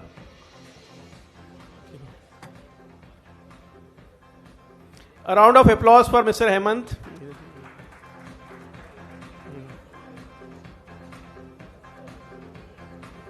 Thank you, Divya. So, ladies and gentlemen, thank you for the first session and be a wonderful audience. So, the most of it, I thank all the presenters to please join you in the hall, and we move to the next session.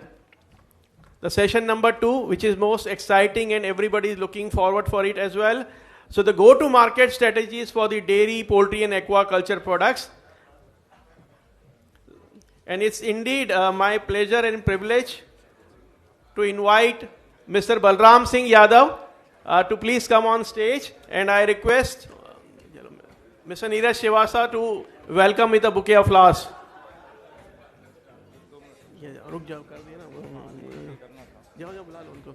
A round of applause for Mr. Balram Singh Yadav.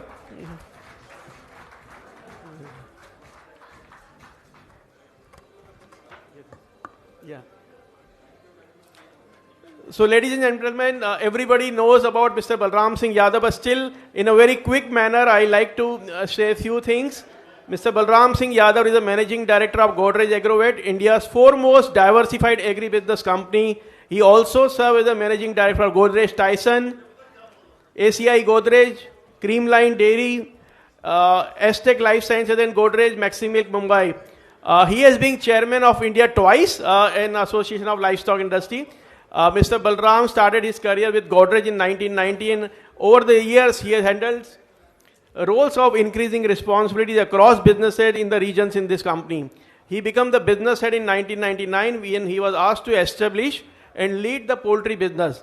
He established the brands like Real Good Chicken and Yummies as the leading processing poultry brands in our country. In 2007, when he took the reins of Godrej Agrovet as MD, in his first challenge, he successfully led the turnaround of Godrej, which was then a loss-making entity in put the part of rapid growth.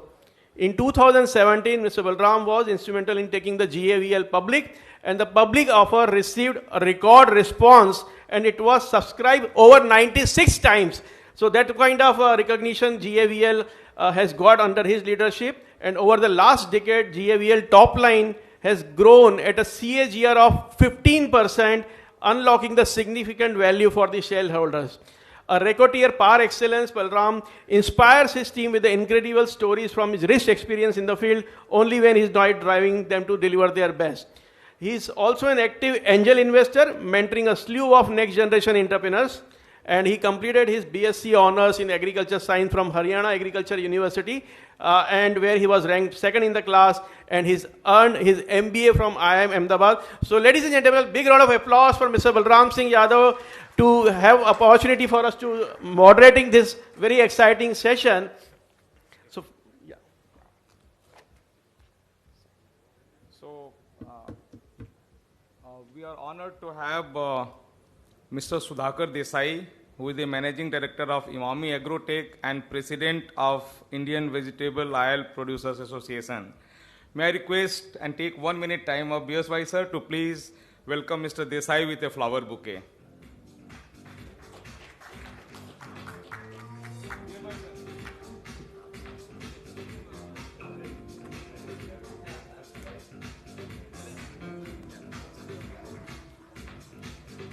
Thank you, BSY sir. So let my colleague Abhay Shah introduce the first presenter or panelist of this session. May I please welcome Mr. Dan Meager, President and CEO Novus International, on the dais. Bringing over 35 years of experience in the agriculture industry to this role since April 2020, Mr. Meager has led Novus International with the goal to transform the company into a leader in animal health through nutritional solutions for the protein-producing global food system. Mr. Meager served as the President and CEO of Agrivida Inc. There he led the company's strategy and commercialization of a new generation of enzyme solutions. Mr. Meager's career has a strong foundation in agriculture. Until 2007, he served as President of the Egg Products Division at Moark LLC based in Missouri. Prior to Moark, he was the Chief Operating Officer and Executive Vice President at a startup, MBA Poultry LLC, where he strategically positioned and marketed the first air-chilled poultry products to consumers in the United States. Mr. Meager began his career with Ralston Purina or Purina Mills, where he spent 17 years. He has served on multiple boards during his career, including the American Feed Industry Association since 2007, the National Chicken Council since 2014, the Biotechnology Innovation Organization, the Agrivida Board of Directors, and the United Egg Producers Further Processors since 2020, where he served as Association Chairman. A native of St. Louis, Missouri, Mr. Meager holds bachelor's degree in finance and accounting from St. Louis University. A big round of applause for him, please. I request Naveen, the office bearer of CLFMA, to please welcome Mr. Dan with a bouquet of flowers. Naveen, upstairs.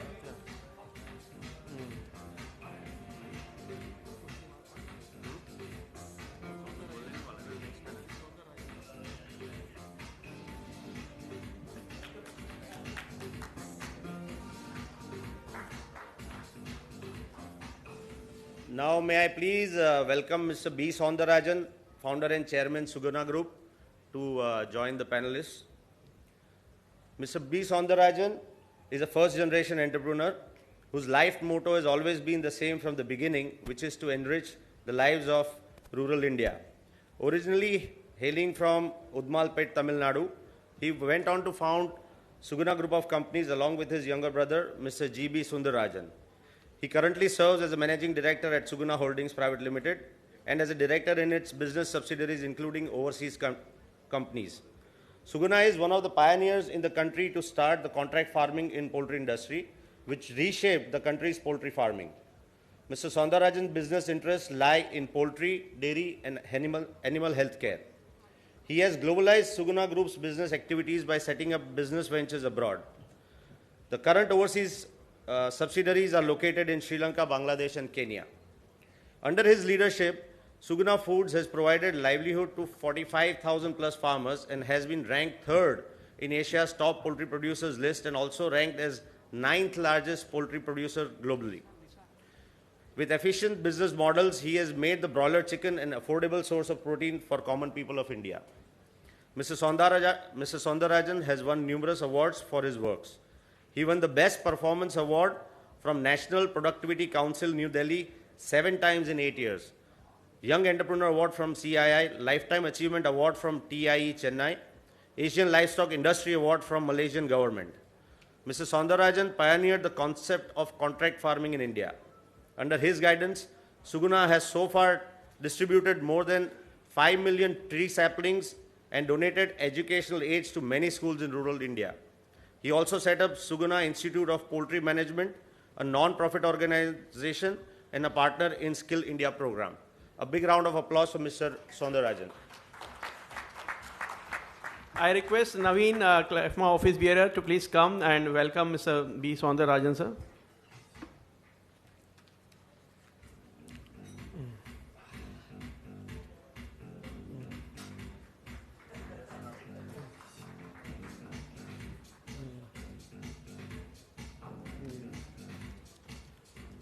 So ladies and gentlemen, I know everybody is looking forward for this panel session, so I'll keeping the introduction short. In the souvenir, you have the introduction of all the distinguished speakers.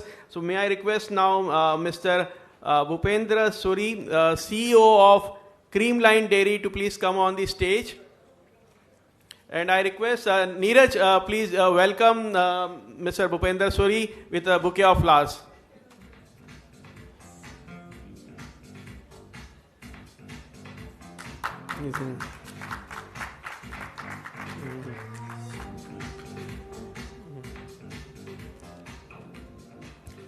Now, may I request Dr. Manoj Sharma, the aquaculture expert from the Mayank Aquaculture Private Limited, a big round of applause and welcome to him.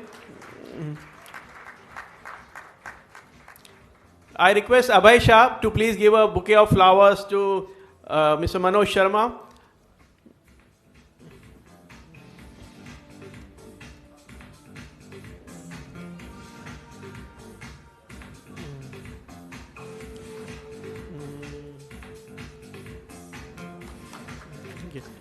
So, BSY sir, we are privileged to have you for this session. So, we request to kickstart this session, and floor is all yours, sir. Thank you.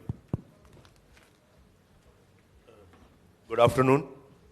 So, carrying on from what Prerna said, that jaisi duniya ab hai waisi kab na thi. But I think in this category, I think my views are different, because in the animal protein industry, as it makes its transition from commodity to food, the kind of innovation we will see in next decade in terms of products, processes, distribution models, etc., will totally change the structure of this industry. I have a very esteemed panel, and I must say that it will be a very, very interactive session. Since I know most of the speakers, I will ask them questions which are from their experiences. But I think Mr. Sharma has a presentation. So I think first we'll go through that presentation so that we can get it out of the way. I assure you that I know that we are standing between lunch and this session, so I'll make sure that we finish on time. And I'll be very, very glad in case you keep on writing down your questions so that we can take them at the end.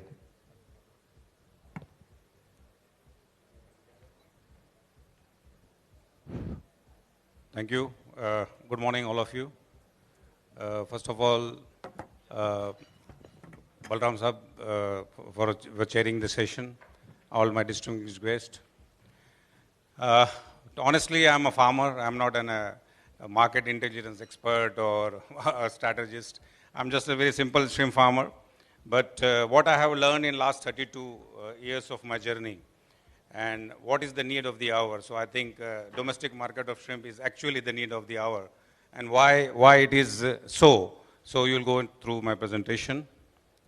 So let me first congratulate each and every, from the worker to the feed miller to all the fraternity people of shrimp farming in India. A big congratulations that India is now one of the top shrimp farming producer and the exporters in the world. Yesterday, all the data and statistics has been well shared by Balram sir. And if you see that our entire foreign exchange earning, 56,000 crore, which comes from seafood, mostly 75% is from the shrimp. And if you see 200,000 hectare has been dwelled in India, but if you see an average productivity, we are much better in the world when we do to semi-intensive shrimp farming. And but the number of the farmers are more than 120,000 farmers, which will be sharing only 2.5 to 3 hectare individual. That makes little complicated too. So the species what we grow, India was out and out up to 2010 was a monodon, and we had a synonymous name of black tiger. Then came, because I'm here in CLFMA and talking about the country chicken versus then the entry of the broiler. So same thing happened in Vanami, in Indian shrimp farming context. We started with monodon, then because of lack of genetics and good stock quality, we switched to Vanami, and after that you can see there was a big production boom. And if you see the entire production, you can see we have grown from 2010. If I remember, when I was a student and started shrimp farming, we were somewhere producing 50 to 60,000 tons. But the moment when I came, and you can see every year successively 100,000 tons of shrimp have been added. And in 2020-21, we were one of the top shrimp producers in the world, producing close to 1 million. But if you see the shrimp farming share and production area, still the Bap of all, what we say, the father of all, is still the Andhra Pradesh, which produces 71% of the shrimp, followed by West Bengal, Odisha, Gujarat, Tamil Nadu, and rest of the India. And what is more important, when I'm talking here in the CLFMA, and we talk so much good about the white revolution, we talk about the poultry revolution, but the basic step of commerce, what we say, is the market. And demand and supply is the biggest ratio that actually commands the entire production and productivity for the farmers. But when it comes to shrimp, it is 100% we are dependent upon the exports. So nothing is in our hand. And if you see that, so when now the whole world will remember, especially in shrimp farming, our history, that pre-COVID era and post-COVID era, most of the livestock industry has affected because of that. But right now when I'm talking to you, USA still consumes 40-45%, China 18 to 25%. We have a lot of issues when it comes to food safety and certification. Then also it's a very 10% to 14% buyer.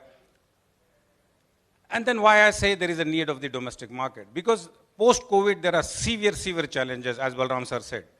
Sir, there is a 20 to 25% increase in the feed price. All over sector, not about poultry, but especially in shrimp, 20 to 25%.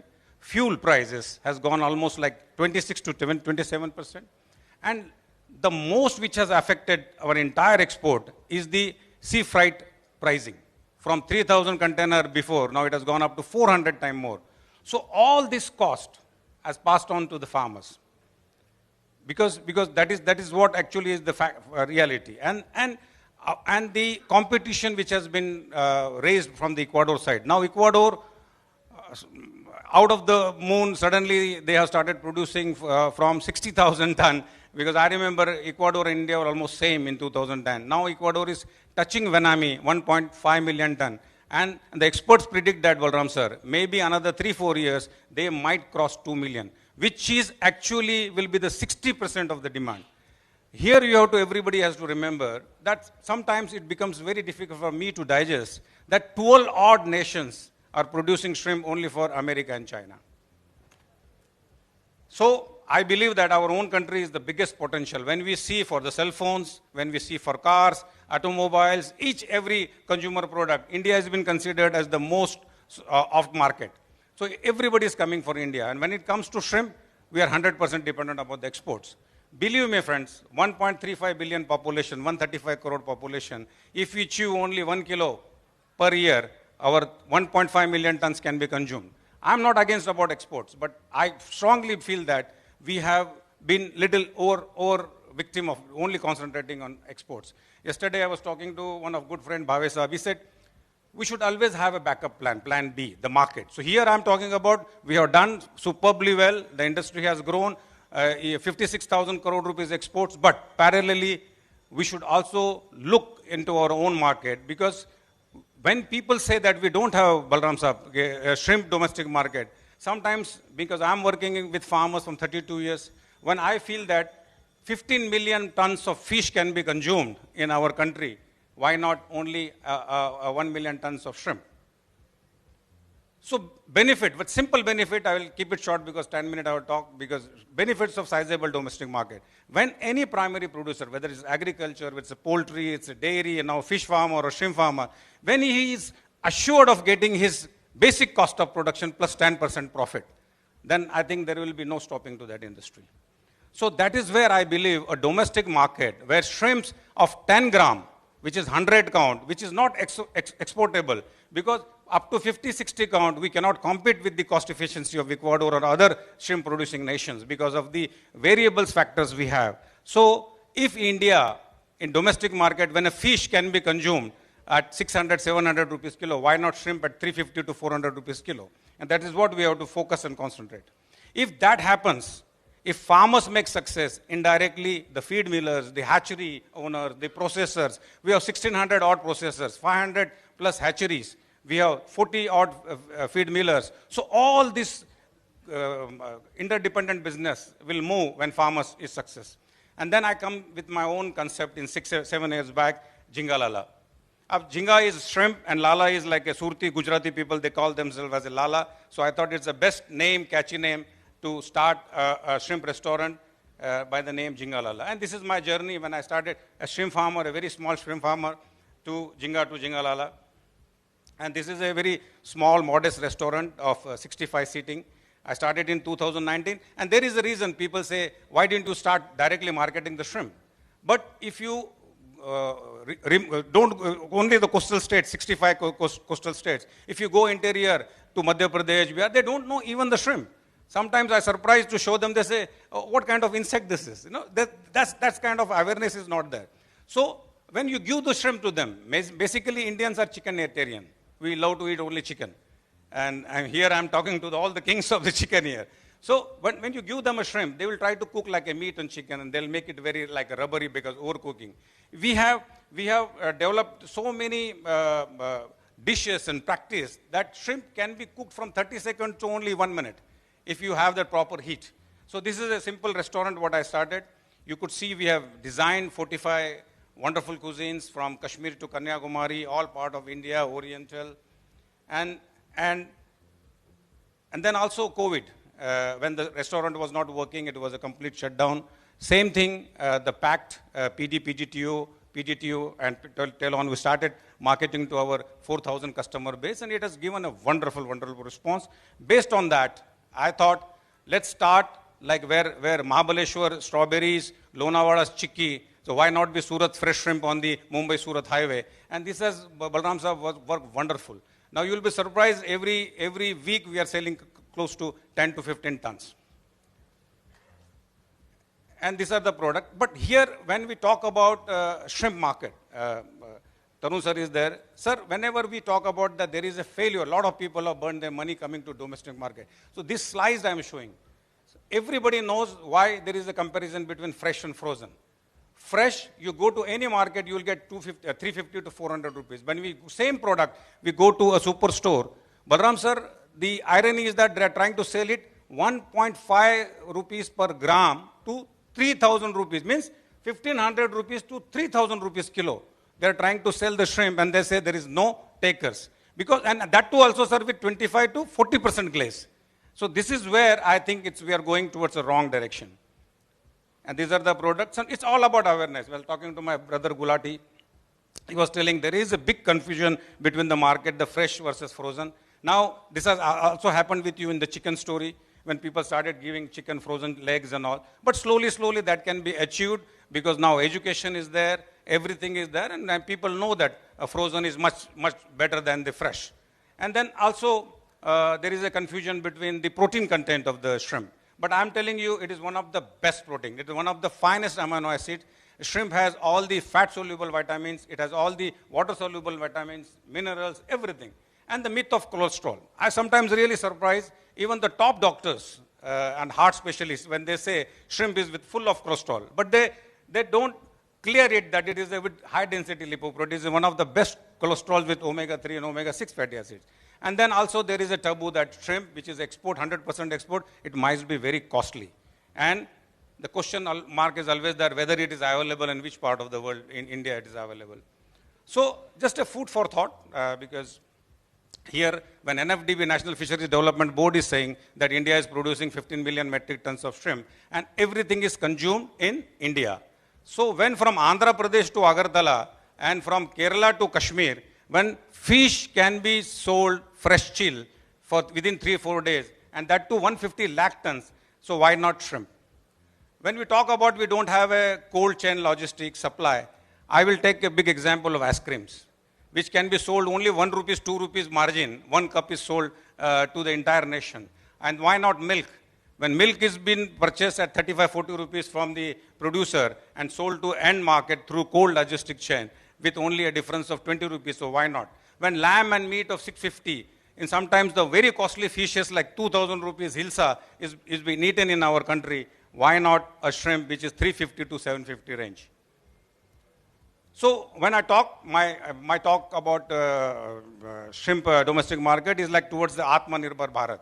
When our Honorable Prime Minister declared Pradhan Mantri Matsya Sampada Yojana, which is I think one of the biggest stimulus in the history of our nation, then his slogan, we say waste to wealth.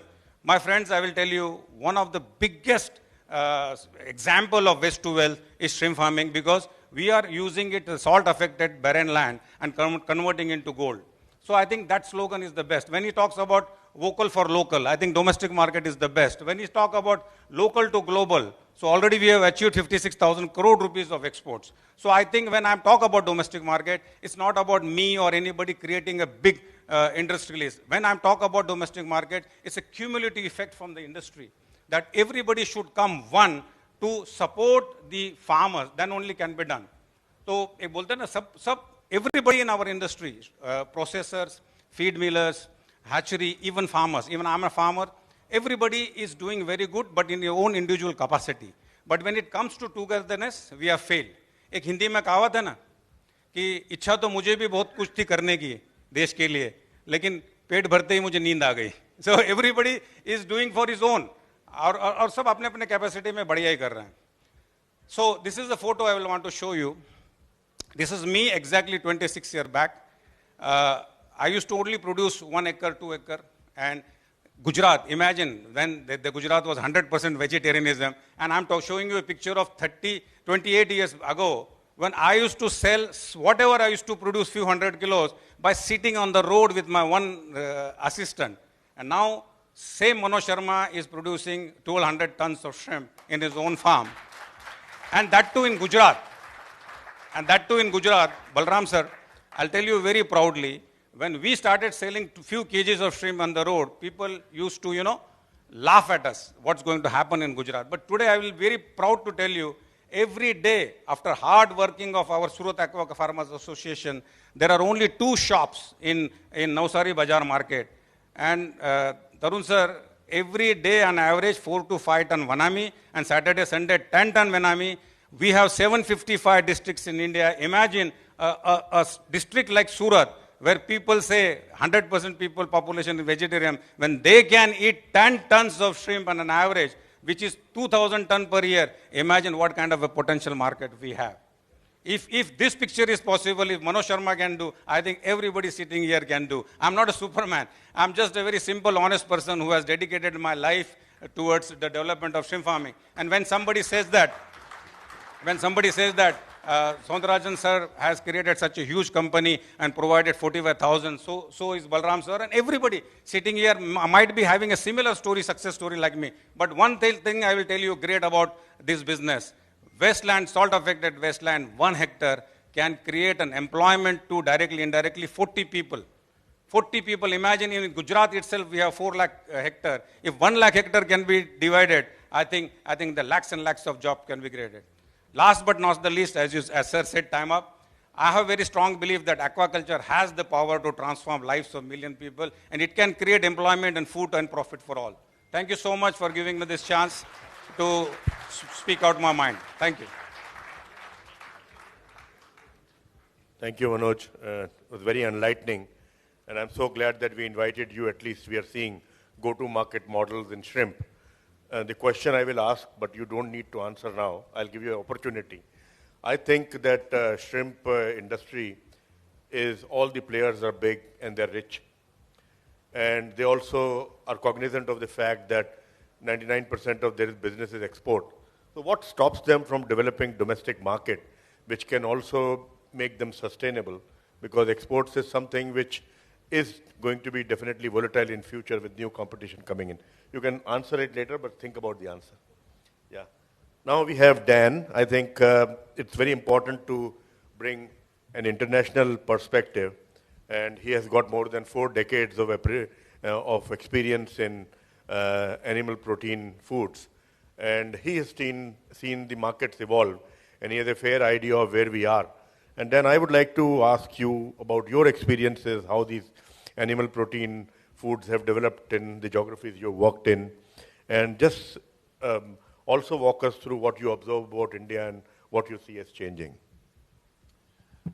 Well, I appreciate the opportunity to be here, and it's been 11 years since I was in India before, and it was quite an eye-opener to come back and see what is happening in the marketplace today. You know, I had an opportunity to go out into the market and visited a Nandu store to see the retail and how the market is emerging versus perhaps the live market. And I think what I want to do is share with you a little bit of what I've seen happen in the States and some other markets that I've been part of.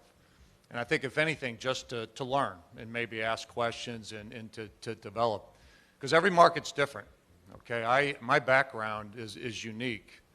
I spent 17 years in the animal feed industry, feed manufacturing, back when we supplied feed to all species segments. I spent time in the broiler industry, spent time in the egg-laying industry, and now I've been in the feed additive industry. But I think what I want you to understand is what I have seen happen to the feed industry, into the food system, and I do think it's the food system, and I think that's what's emerging. I think that's the challenges that all of us in this room need to ask ourselves: what business are we in? So let me give you a little bit of perspective. When when I was a little boy, at that time the poultry industry was whole birds. That's how you bought the meat. But certainly within 10 to 15 years, as I became a teenager, that industry was transitioning from whole birds into cut-ups, into processed. And along that development timeline, what happened within the infrastructure of the industry is that you went from contract growers and moving the risk essentially from contract growers into the entrepreneurial food companies, the companies that were ultimately building brands. Okay, so the transition was from contract growers into large integrators, into them developing brands localized to the markets that they were in, and basically became big companies that were now marketing branded products to the consumers. But along the way, what happened in the industry is that innovation came into the industry. So you had 2 issues of building value. One was from a very efficient cost structure to a very efficient means to how did you create a premium and a value at the consumer level that that consumer built loyalty. Okay, today, 95% of the 9 billion chickens processed in the United States are sold under a brand. Whether that brand is the company name associated at or whether it's the retail store, which we would tend to call private labeling. Okay? But if I take you back into the infrastructure of innovation around genetics, around facilities, around nutrition, around automation in the processing facilities and packaging and all the things that ended up creating a customer experience, there has been an immense amount of innovation that has happened. In the industry, along those lines, have improved feed conversions immensely, okay, through a lot of those factors. Bird weights have risen over time because of the strategies on how they went to market, whether they were cutting up a bird or actually whether they were selling what is now called rotisserie chickens or fast food where they want more sizes, which may mean a smaller bird produced versus a larger for cut up. So that whole dynamics of that industry has developed over time. But I think at the end of the day, when I look at the experience that I had, and I'll share it with you when I was in the feed. When I was with Ralston Purina, we knew that our feed business was moving away because as the integrators were developing, they were creating their own feed mills. So either we sold our feed mills to integrators where they were putting chickens around or they built them themselves and then we had our challenges. So what we ended up doing at Purina is I suggested to Purina as a feed company, we needed to get into the food system. So we ended up creating a company that was the first company to air chill chicken to the U.S. consumers in a market that was dominated by the likes of Tyson and Pilgrims and a lot of those names that you're familiar with. But we created a brand, Smart Chicken, okay? We had the grower network that we contracted, but the growers also had equity in this entity. They were part of building that brand. They were part of that opportunity to create something that the consumers that they also had ownership in. And we built that brand. It's called Smart Chicken. So if you Google it, if you go out and look at Smart Chicken, it was a brand that we had to go into the U.S. market, into the retailers, and build, and we were able to get a premium because we differentiated ourselves on how it tasted, the processing. Whether that processing's right or wrong is not for here to argue, but what we did is we created a brand experience. And we were able to sell at a premium. And we were able to share that back down into the system, if you will, that created this company. And I think these are the kind of opportunities that we have and we need to think about. As I look at where the Indian market is today, you know, I think the benefit, it took 25, 30 years for the U.S. market to kind of develop to where it is today. And I think with the sharing of data and the sharing of information, I see this market going very quick. I really do. And I think there's opportunities. What are the consumers? What are the next generations, the buying experiences, the convenience, packaging? How do they want to buy their product? I understand the cultural aspects here. Over time, will packaging and the people that want to come in have a very quick experience on the buying and have a very quick experience on how they go home and consume those products. The last thing I'll say before, because there's other things that I'd like to talk about on the branding, is that the industry has gone from fresh into further processed.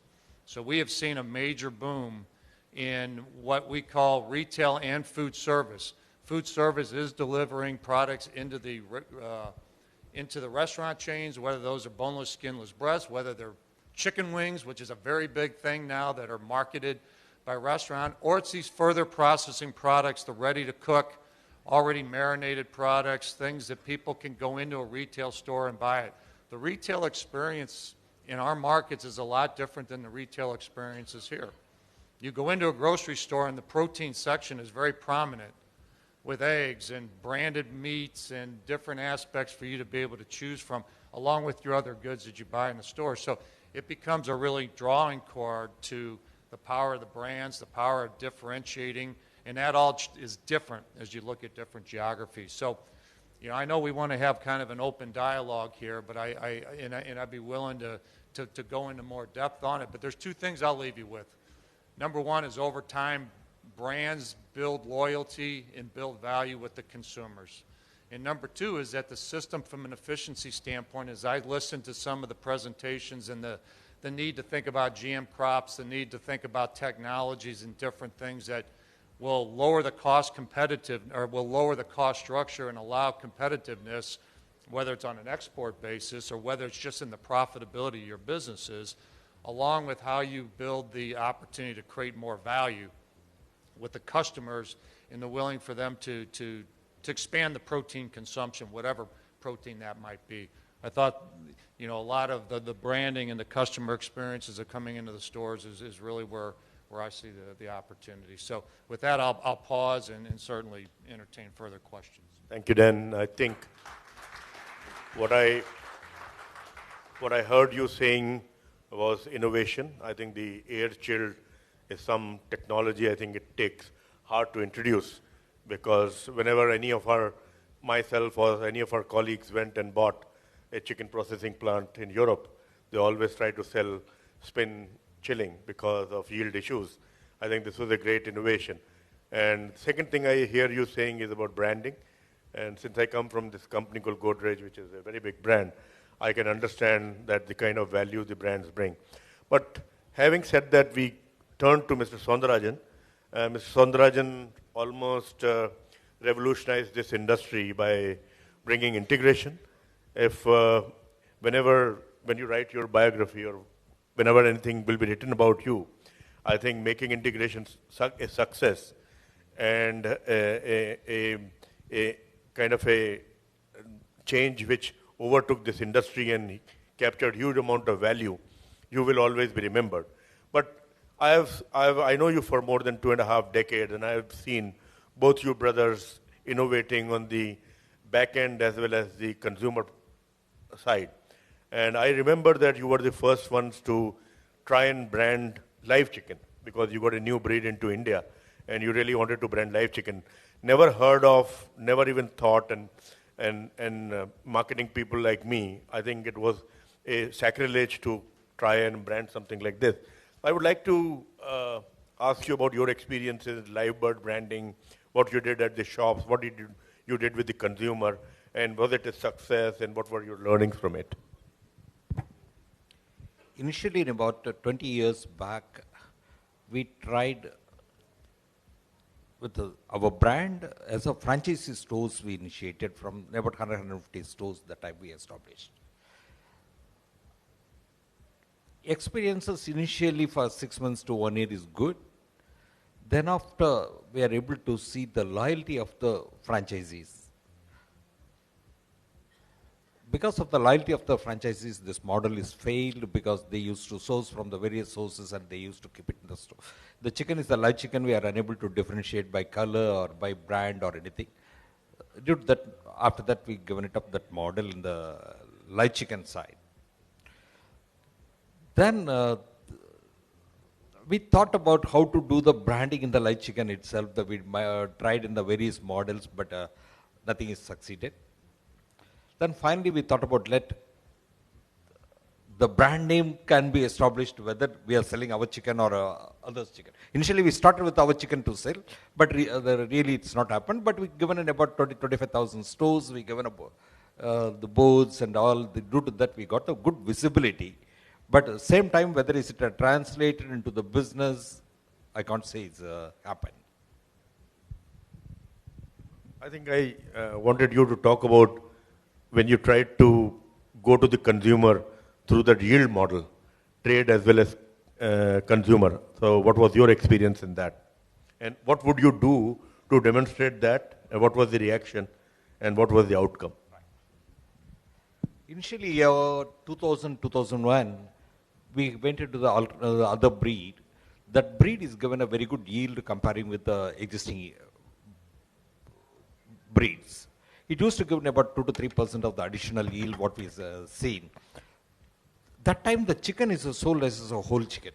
It's not sold as the portions also. The combination of the both yield and selling as a half kilo or 50 grams or 1 kilo chicken like that. Otherwise, every consumer, they should have the full chicken means the money, the total overall the money they used to have more. But if they are taking the half a kilo, just 1/3 of the money is enough. Every day also they can consume. We put up the marketing team across India. We put it in wherever we are. Then we marketed well. We done a lot of demonstration in the stores. Due to that, the whole chicken market we are able to transfer towards a portion of the sales. The dressed chicken, they can get it as a 250 grams or 500 grams. Who is the two people in the house, they will take 500 grams of chicken. That's the way we translate it. Now that model is predominantly everywhere across India. It's prevalent now. Thank you, sir. Now we move to dairy, the biggest sector in the animal protein industry, and something of protein insecurity and deficiency that was the right thing to do. We opened up this sector for private sector about 20 years ago, and most of the growth in processing, value addition has been driven by private sector in the last 2 decades.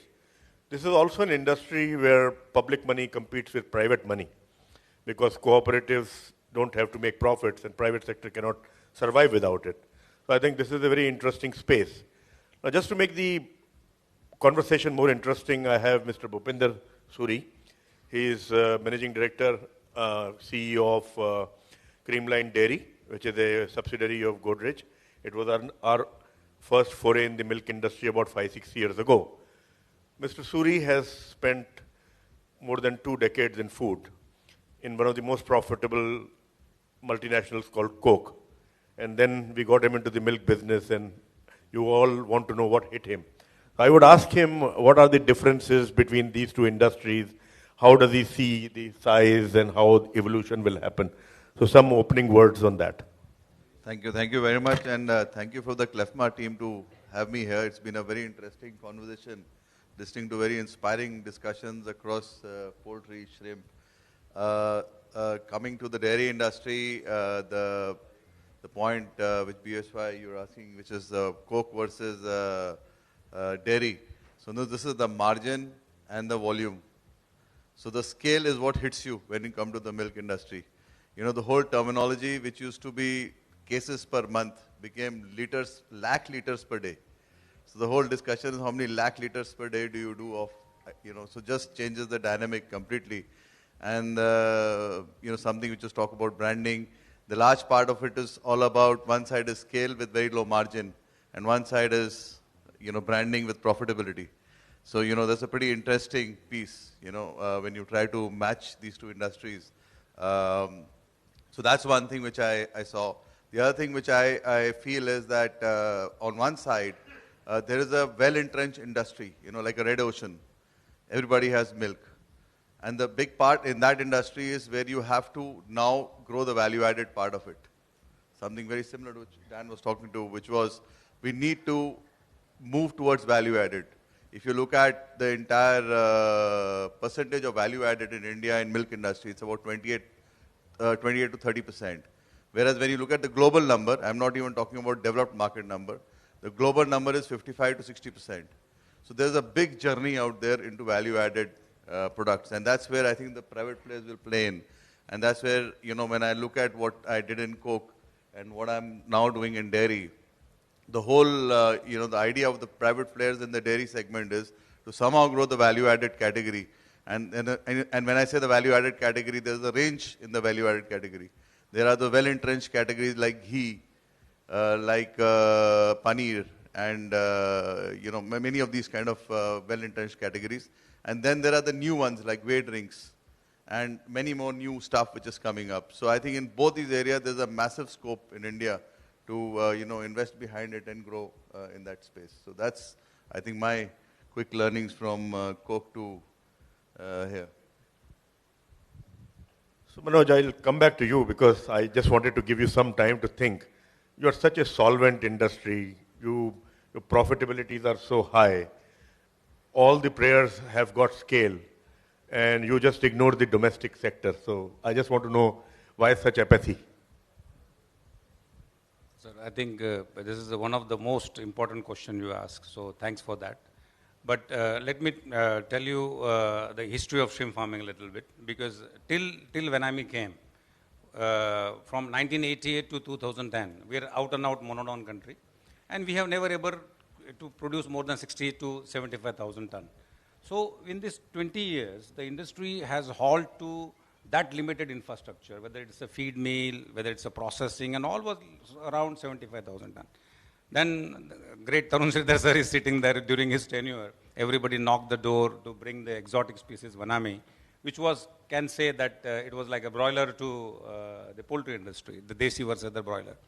Then what happened in 2010, sir? When Vanami came, we were having 80,000 hectares of ponds. And we were failure because of the genetic issues, because of the land. Then suddenly Vanami came and people stocked Vanami because of the disease-free seed. And within no time, almost the production got double in 2011.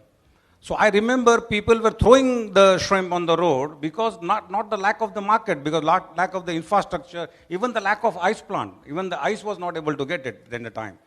Then yesterday I had a good discussion with Mr. Bhave and Tarun sir, and then we said we were so busy in doing the backward integration that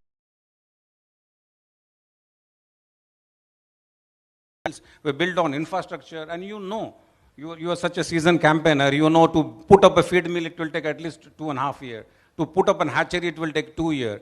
So 2011 to 16, I'm thinking the whole industry was busy for backward integration.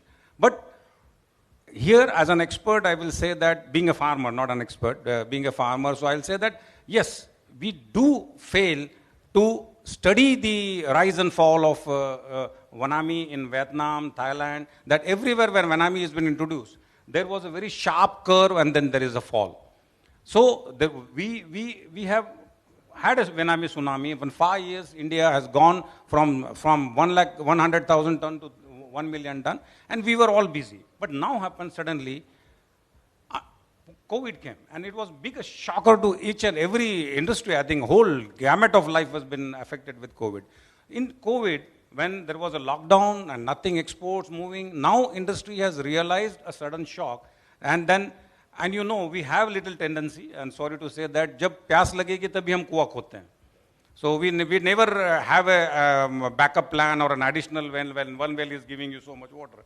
So that was the mistake. But I think the people are very smart, resilient, and I'm a very optimistic person. From nowhere, from 1 acre, I have developed like 70,000 acres, and so much employment has been created. But now we have a strength, we have science. I think the science is so strong that wherever there is a water and soil, shrimp and fishes can be grown. So I think from CLFMA, from this forum, I urge that all the industry people, especially, as you say, the top players, because it's very difficult to expect something from the farmer in India, whether it's an agriculture or the poultry or the dairy. It has to come from the feed millers or the top players. So I think I urged people that this is a very right time to invest in domestic market.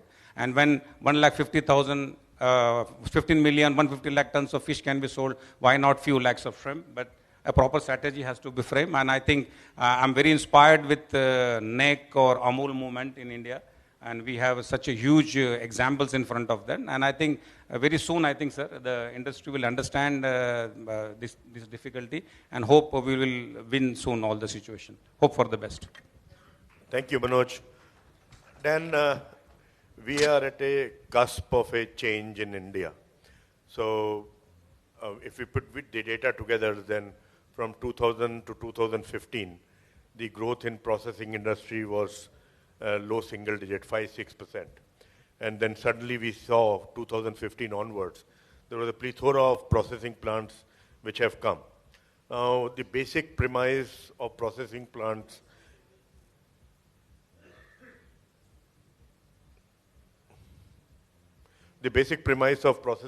was,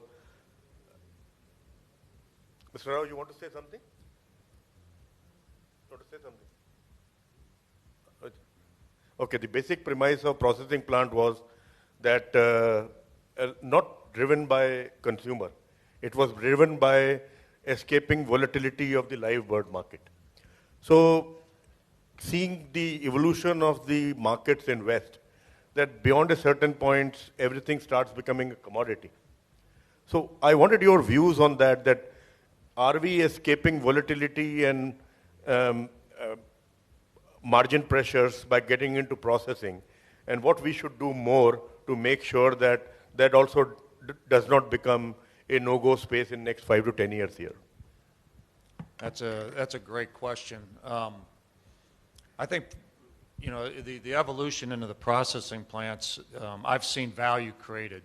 Okay, number one. Number two, I think branding is extremely important. So that linkage, and I can use an example in the egg laying industry, and I'll come back to the processing on the broilers side of things. But if you go and you Google again, if you look up an Eggland's Best, okay, Eggland's Best is a brand of eggs that was developed around the health consciousness of the consumer. It was very specific into the nutritional components of what that marketing group was requiring of actually all the integrators. The large egg-laying integrators became a customer from a production standpoint of producing those eggs for a branded Eggland's Best that has now become probably the number one purchased shell egg in the United States. My wife has extreme brand loyalty to it. She will go and pick that up. But the system created that ability to build that brand, to create that convenience, and actually it's sold probably at $2 to $3 a dozen premium to what the generics are. So the power of branding, I think, is very important on who gets creative and how they do it. When you look at the escape from the whole egg to the further processing, I know that when you're able to further process those birds, you can package them to customer specifications based on what their needs are. What's happened over time is that the consumer's buying desires to go in a plant, when you have the ability to cut it up in many different ways, you add value. Now, how do you capture that value with the consumer? I think over time, consumers want to go in and have a good buying experience, but they want to pick up packaged goods. They want to go in, they want to go in. If they want a package of all just drumsticks, they'll get that. If they want boneless, skinless breasts, they'll pick those things up. But they will go for the brand and the quality of who they're looking for.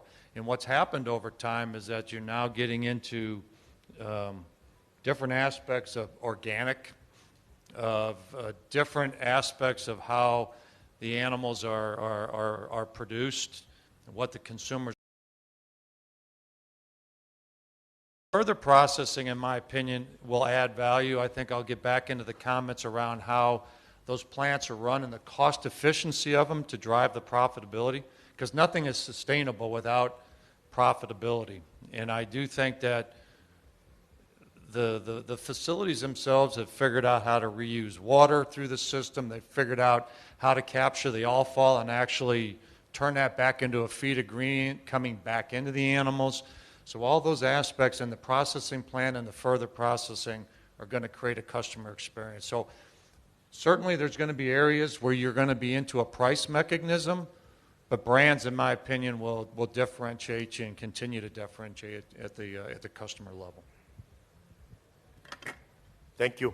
While continuing with somebody who has experimented more and more in this industry, Mr. Soundarajan, you were the first person to get into a joint venture in processing with a Saudi Arabian company called Supreme. And that was a very bold step at that time because there were a few processing plants which were not doing well. And it was not considered an industry which can yield the desired result. So we all thought that it is a bold decision of yours. So can you take us through the thought process, what you envisaged, what it eventually became, what has been your experience in past so many decades, because that joint venture did not work. I think this will definitely enlighten people who are thinking of going, and if it is possible to avoid certain pitfalls in the start of the journey, it will go a long way. Good. In year 2000, 2001, we thought about going for the processing unit. The time I came to Godrej also, we both of us, we met Mr. Adi Godrej also to, why you put in the chicken processing plant, we queried that. That time the basic calculation is that Middle East is one of the biggest market. But from any other markets is coming at around $300 is the transportation cost. From India, it's going to be around $80 to $90. So about $200, we will get the neighbor 20 years of the past, dollar-wise, INR we calculated. That time about 5.5% is the average depletion happens. Then INR with the, then we've done another 10-15 years of also how it's going to be. So based on that scenario, we've seen is a good profitable business. Why not we go into the processing plant? That's the way thought process came in.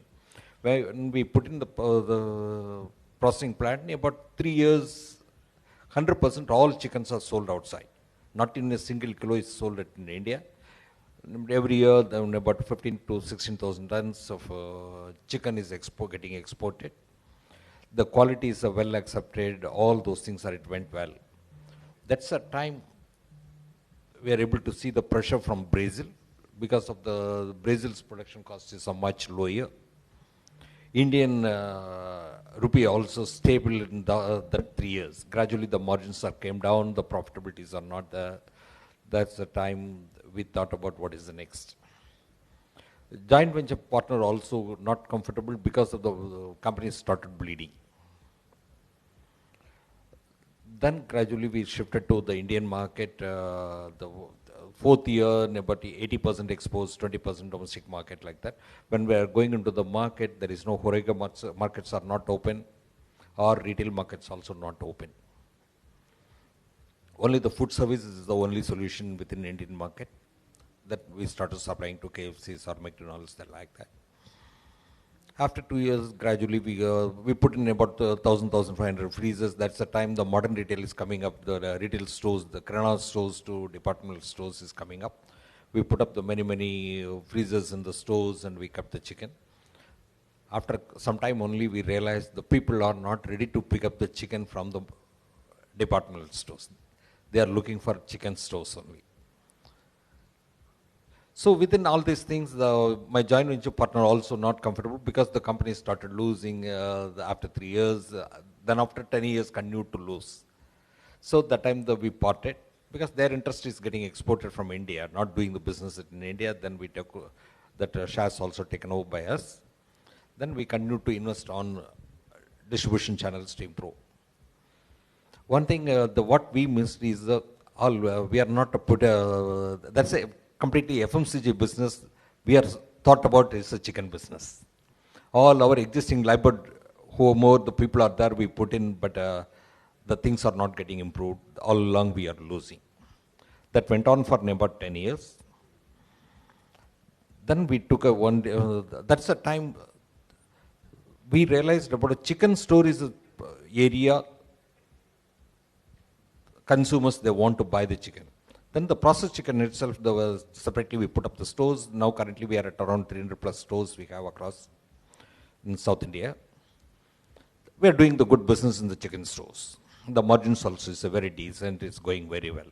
The control systems, process, everything is well defined. Then after we removed all the poultry people from this business and we taken the people from outside. All from FMCG background, we took even in poultry office also it should not be nearby. Then we moved our office to Bangalore. Then the new team is doing well in the last 3 years. They knows about how to do the things. The head of the business he came from Coke. They don't know anything about chicken, but they don't know about how to do the business. Now currently our sales channels are, one is store to reach out to consumers. Then the second channel is anyway still we are supplying through the departmental store also, but not business is not much. But there the eggs are going very well. Branded eggs are going well, but not the chicken. Then we have the Horega market. We are in the government tenders also for Aumi we are doing. Then food service also is another section it's doing. Now, recently we launched app-based order bookings and deliveries, direct-to-home business also. That very tiny, the small market, we are trying to stabilize the systems and process. Last 3 months is going on now. This is the way we are spreading. But anyway, future is the processing. We should not be expanding the live business again and again, but future is the processing. We have to step in furthermore. Thank you. And I think let me move to dairy, which from the outside looks very attractive. From the inside has a lot of challenges. So 210 million tons of milk we produce. Half of it is the marketable surplus. Less than half of that marketable surplus is processed. And less than 1/4 of the process gets into value addition where the money is. With so much of stiff competition from cooperatives on pricing, Bhupinder, what people would like to know is what are the go-to-market strategies which players are adopting to protect their margin in liquid milk? What are the strategies with different distribution channels people are adopting for developing the value-added market, which looks very lucrative as compared to liquid milk? And then what are your experiences in streamlined dairy with these experiments, and what do you think is likely to work in future?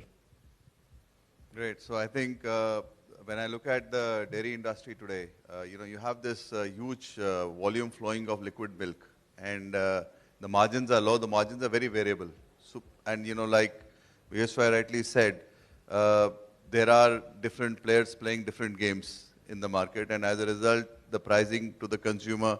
For example, this year we had a huge rise in all the raw material costs, which is primarily milk for us, but also all the inflation on fuel and which everybody else talked about today.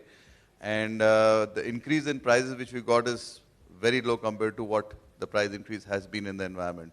Now, which means you can't even judge. I cannot judge my milk margin 4 or 5 months down the line. 1 month, 2 months is the best visibility I seem to have. And I'm not too sure what I will be seeing in the near future. So now, on one side, in milk side of the business, the first thing we have to do, because you cannot ignore milk, it's the large part of that industry. It's 70 to 80% of that whole business is milk. And you have to make sure that the volume keeps increasing there. So on one side, you have to keep driving the volume throughput through the chain, because you get efficiencies of scale with the volume getting driven in that fashion. And then there is the value-added part, in which I include curd. Curd is a more profitable piece. It's a very well-entrenched piece. Curd, paneer, ghee, these are all well-entrenched categories. And then there are the new categories. So the strategies that, what I see which are succeeding, take a company like Hudson, which has probably done pretty well in the past many years. And what they have done is largely they have a separate businesses they run, like ice cream business, again a milk product business. And you segregate these businesses, run completely different route to markets, and working in these businesses. If you try to run everything with liquid milk, there is they don't tally. One is a short shelf life, one is a long shelf life. So one thing which we are doing, and I think we've been doing it from a couple of years, and I have sort of coming from Coke, I mean, you can drive that same thinking forward, is basically we have completely segregated our long shelf life products. We are taking, in milk, we are largely south of India, and then the other products, we are taking it all across the country. And since they are long shelf life, you have to go through the FMCG route, and completely the same model, as I call it, like the Coke model. And you build and develop the markets, and you put sales people who are picking the orders in the market, you are investing in the market, and then branding, as this is the most important part of, and marketing, which goes with it. So I think that's the part which you work upon and keep driving that. So that's completely segregating these business models and running them like separate companies within your company. So, and trying your best not to merge these companies. I even have reviews and all the workings with the teams independently. It's as if they are different companies, and they actually work like different companies. So, because in the past, if you really look at it, dairy companies have basically run the milk and curd business, and the rest was attendant on the side. I mean, whatever came. And largely run through the same RTM or the same route to market, as they say. And that's how it has been functioning. And I think that's where the dairy company need to step out of that situation and then completely segregate. And we have seen a lot of successes. And like I talked about Hudson, We guys are doing, I think, pretty good now with the long shelf life products and spreading it across the country and getting very, very high double-digit growth rates for many years now. So that's one part of the story. And then the other part is the milk part, which you have to continue to work on building scale. So, you cannot ignore your big chunk of the business which runs through the whole cycle. And there are irrational pricing strategies in different states, and you have to live with those. You find niches within them. So for example, in Chennai, we found that you come into the tea stalls with a particular kind of milk which suits them. And then particular kind of milk which suits them. And then you service that, which a very big cooperative will not be able to manage that part of the business. So, and you can get a decent amount of volume coming out of that. So those kind of strategies are there. And lastly, it's the premium milk strategy. You've heard of Country Delight and many other such coming up. So we are also thinking in similar lines, where you try to premiumize milk, and it's all going to be all about branding and being able to sell a value to a consumer for which they're ready to pay for. And then setting up a whole supply chain which is completely independent of the normal liquid milk cycle to service them, because their expectations are different, their needs are different. So I think that's the main direction that we are taking this part in. Thank you, Bhupinder. Now I'll talk about something very contemporary. In last 2-3 years, the landscape as far as serving the consumer and the offerings we are giving to the consumer has changed. So my last question to all the panelists, and please answer in 2-3 minutes each, is that what are the new formats in your industry which you are seeing? What is the startup ecosystem and some of the hits and misses you see in your areas of business? I'll start with Manoj. Sir, when we talk about especially fisheries and especially in that shrimp farming, I see that we have a huge potential. When we talk about 1.2 million hectares of brackish water land in India, we have hardly explored only 8% of that. But the new statistics and data shows that especially the inland saline soils of Rajasthan and Haryana, Punjab, which is actually groundwater. So Manoj, what I want to know is that, is your industry opening shops like the way you are opening? Any idea how these startups which are delivering chicken, shrimp, etc.? I'm coming to that. Because what I mean to say that we have such a huge potential and it has never been explored. And when now the Pradhan Mantri Matsya Sampada Yojana has come in 2018 with 20,050 crore, and a lot of money has been invested and motivated. But what is actually lacking for the entire development is we talk about resources, but we don't have a unified policy to allow that resources to the entrepreneurs. See, somebody wants to start a freshwater aquaculture or a brackish water. There is no policy provision that an entrepreneur can take up. When you're coming to the startups in domestic market, when I have seen many companies have come up, and now Alicious has shown a good great example, then Farm to Fork, many companies are coming. But when it comes to getting into the main driver's seat, that when they talk about selling 1,000 rupees or 2,000 rupees a kilo, but on grassroots level, honestly, the effect has not yet come. They are trying, they are into process of doing that. A lot of startups are coming up, but the ground effect and the end benefit has not been yet shown very clearly. But I'm very hopeful that maybe sometimes I do see that, very sorry to say, that in our sector, a lot of startups, I think to be very honest, there are more fashionable terms. This thing, we numbers of startups, many states have signed so many lakhs and lakhs of crores of investment on paper, but ground reality is little different, and a lot of awareness has to come. Basically, belongs to the farming section, though we have a lot of money into this sector, but awareness, education has to be done more. So there is a great ray of hope because of the new technology when we talk about artificial intelligence and IoT and a lot of things. But when it comes to implement on the farmer side, for example, I'll tell you, when we talk about apps and IoT and AI, one company, I worked with few companies, when they came to my farm, then I have 100 ponds. Each and every parameter of the one pond, that which is 16 times, has to be put into the data. So he will give us all the analysis about that. But it is next to impossible to do that at the farming and to feed the data to app to have the analysis. And I have seen in 32 years, the age of the pond is more important to have the chronology of success to be understood. So as the age and one crop moves ahead, the age of the shrimp and fish pond differs. So what data of the first crop is sometimes becomes irrelevant for the use in after 2-3 years. So all this thing has to be corrected, and I am very positive that science has a great answers to each and every problem. So very soon our industry will also have a very nice aware shape.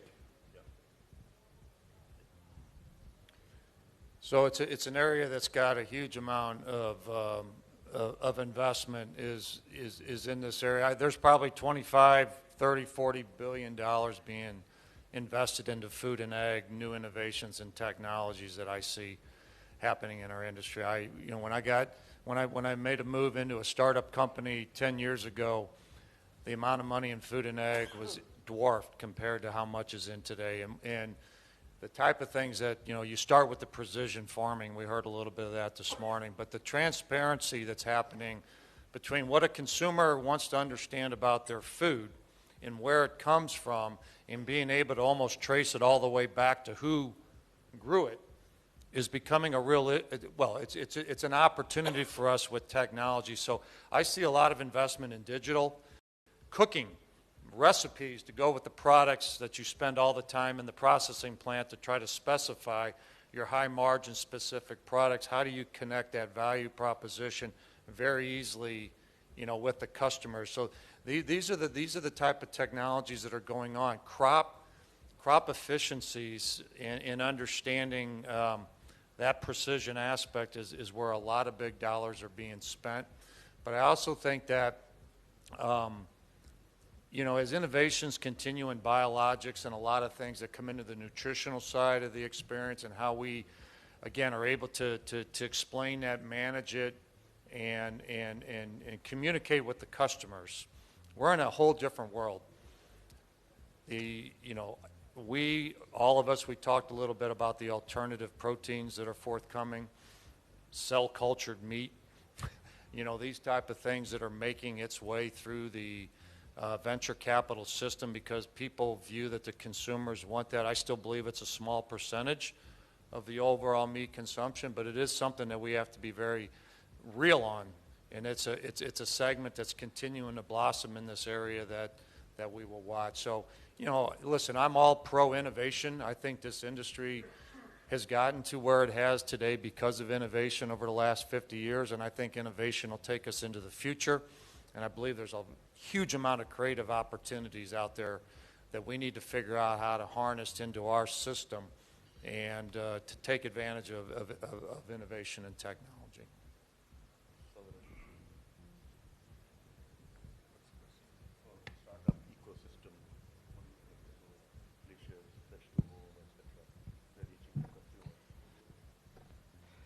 As on today in India, nearly 20 of the app-based direct-to-home activities are happening. Out of that, 4 companies that have taken the lead of about 70 to 80% of the total volumes are sold by these 2 companies. One thing I'm not able to understand is they're burning a lot of cash.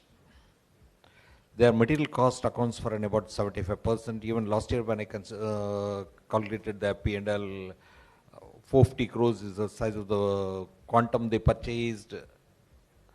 75% is the material cost, but they lost 300 crores is the money lost. Overall, the revenues are 600 crores.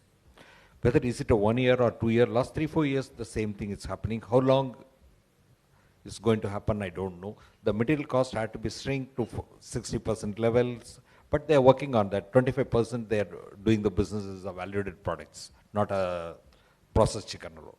They are doing well, but free cash flows, when it's going to be generated, is a question mark from my side. But they are doing well. They are able to reach out to the customer. The consumer preferences also they are able to change well. Customer acquisitions are very good. We used to look into what is the P&L. They used to look into the customer acquisition cost. This is the way they operate. But I hope they will come up. In coming days, out of the 20, maybe 1 or 2, it may succeed well, but they will transform the market. That's my understanding. So, Bhupender, you are from a very interesting area. Now, milk home delivery started several decades ago, and it is one of the most efficient delivery system in this country. COVID came and COVID went, but we never missed the milk packs outside our door in the morning. Every day milk was delivered, irrespective of what happened in the rest of the country. So when people talk about home delivery today, I think milk has done that for 5-6 decades right now. The other thing is that we also see multiple formats existing at the same time, because Hatson Story and our own Jalsi milk partners, etc., still have a very big traction as far as go-to-market is concerned. And now we have these app-based subscription models. So kindly run us through this gamut of go-to-market sales and distribution systems, and where do you see them going? Right. So I would say that largely the home delivery model which you're referring to, which is we all have experienced in our own homes, the packet comes at 6 a.m. in the morning. Now that is an unorganized mechanism of working, but it works. That's the main thing. Now obviously all these people like Big Basket, Super Daily, many of these companies which I call it consumer facing delivery systems, they came, and my sense is Super D stopped milk after some time. So again, the whole question is, how do you manage the cost of the entire operation and whether you can take loss for how long? So I think that's what they went through. And but are they going away? I don't think so. I think they're going to be hanging around, experimenting, innovating, and someday it will come that they will get to some scale. So I think we should keep watching them. But have they solved the equation? I don't think so. That's one side of people. Then there are those people who are come with the subscription-based models. And I'll talk about those who came into the premium milk space. Akshay Kalpa and Pride of Cows. So many of these people have come in that zone. And they charge 2x the price of the normal milk which you buy. Now, obviously, you have to sell this value to the consumer. And the consumer should believe and accept and pay for that kind of a value. And, the Indian consumer is very Brahmanical, at the end. He calculates a lot. So now, despite having the income, the main problem with these people is to build scale. So they struggle with scale. So, I mean, they won't be making losses like what Mr. Soundarajan was talking about, but they won't be making any profits. I mean, they were just, waiting for some break even at some decent volume. And I think that's where they struggle. But I think, again, like I said, these are not going away. This premium milk and these pieces are not going away. They're going to be there. And there will be consumers who will be ready to buy this kind of stuff sooner or later. You have to keep trying, keep innovating, and, reaching to that space. And to that extent, we also will be trying some thoughts in this area on premium milk. So that's, I think, where I would put this entire piece in.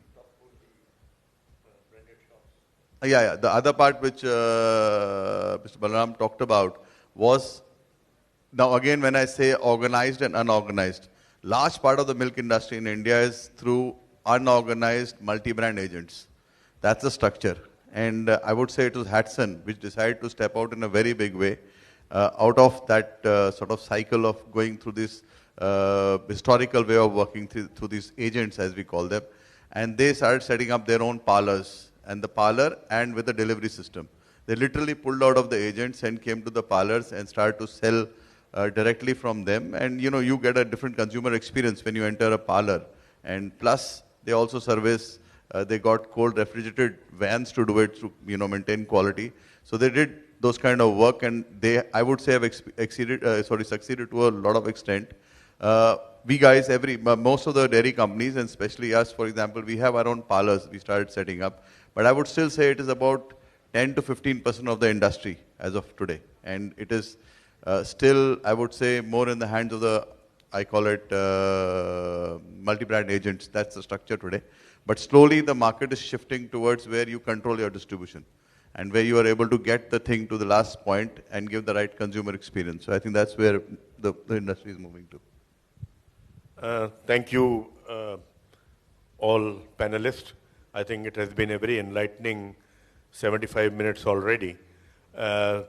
My observation is that we are, as far as animal protein foods are concerned, we are in transition.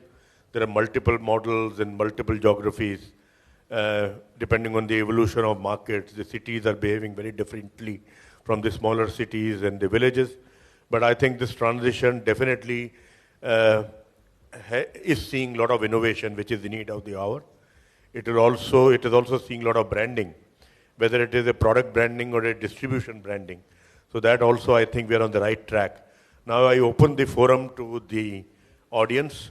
So please ask your question, your name, the company you have come from, and please be very precise. What is your question? I think, and also let me know who should answer your question. And please don't ask me anything. Hi. Am I audible? Subodh Mishra, Shiv Shakti Agro. My question is basically to Mahesh and in a small measure to Mr. Soundararajan also. In Manoj, sorry. My question is primarily to Manoj and small measure to Mr. Soundararajan. In face of acute adversity, what kept you going?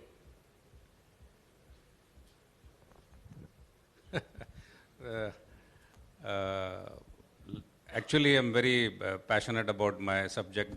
That's definitely one.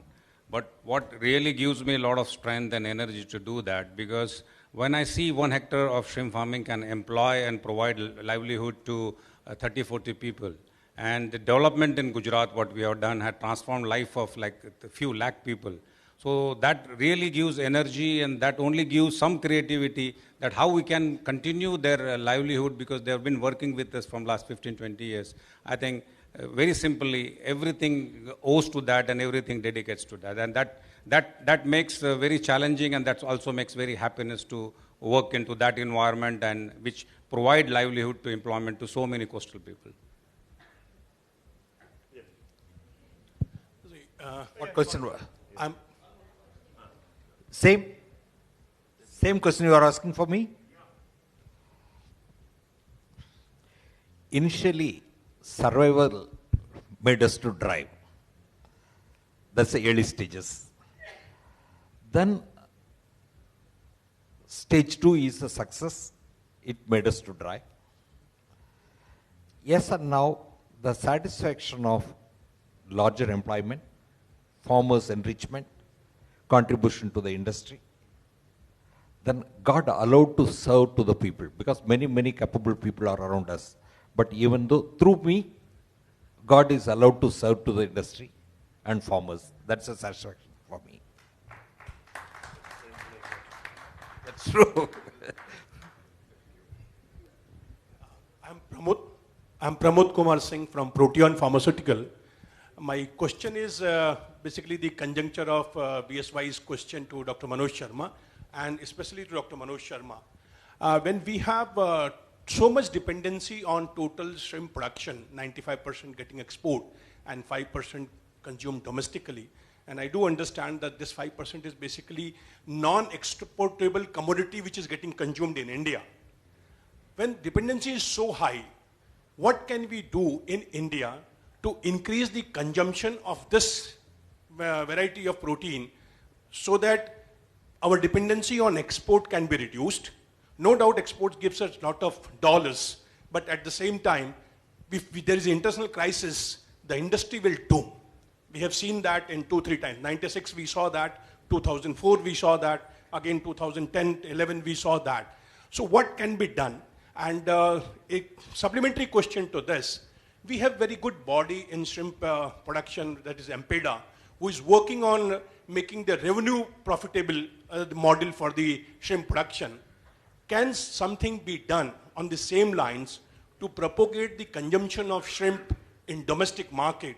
Now when Pradhan Mantri Matsya Sampada Yojana has come, since you are into that board and Nili Kranti or Blue Revolution, what you have got it renowned by Rupalaji only in Gujarat, if something can be done even for the Indian market. Yeah, so that's what the question. Can something be done on that line so that in domestic consumption of shrimp also can be increased? Because if we look at the meat consumption, yeah. Pramodji, thank you. Very simple, as everybody is saying, that we need a big awareness. There's a lack of awareness when it comes to shrimp related to its nutritional facts and the fresh versus frozen. I think India, for example, I can give you a very success story of Maggi. When somebody, a very big star, Remo Fernandez and Juhi Chawla came and gave an advertisement. I think this country needs that kind of thing. Now Maggi is becoming each and every household, every nukkad, pawn shop, every thela you will get a Maggi. I think when Pradhan Mantri Matsya Sampada was launched, I wish, don't take it otherwise, it's my wish that when Modi ji can say Har Ghar Tiranga, so everywhere there can be a Tiranga. So I wish, if sometimes he says that to save the industry, Har Ghar Jinga. So I think within 2-3 days, 1 million tons of shrimp can be consumed chop. But still, jokes apart, but still I believe that cricket and film industry is the biggest religion driving our country. Somebody like Sachin Tendulkar or somebody like great Amitabh Bachchan, because I was very fortunate to be on the Kaun Banega Crorepati platform. I was the third Indian to reach the question. So I told him, sir, आप एक packet भी रख के हाथ में बोलोगे कि ये खाने से मेरी तबीयत अच्छी है, तो हो सकता है पूरा इंडिया रातों रात खा जाएगा. So we need that kind of a mass campaign. And that's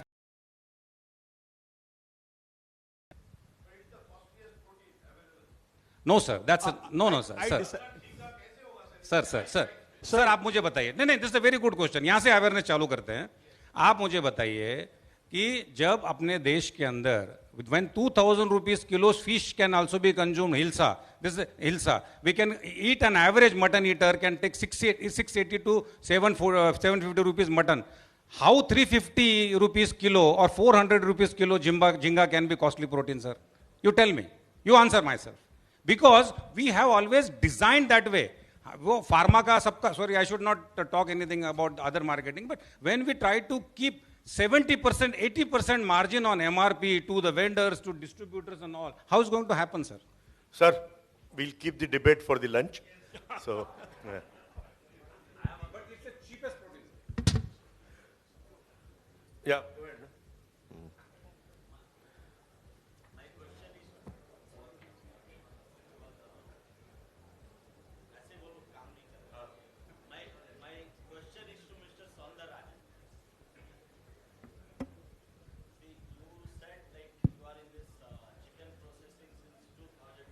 Right.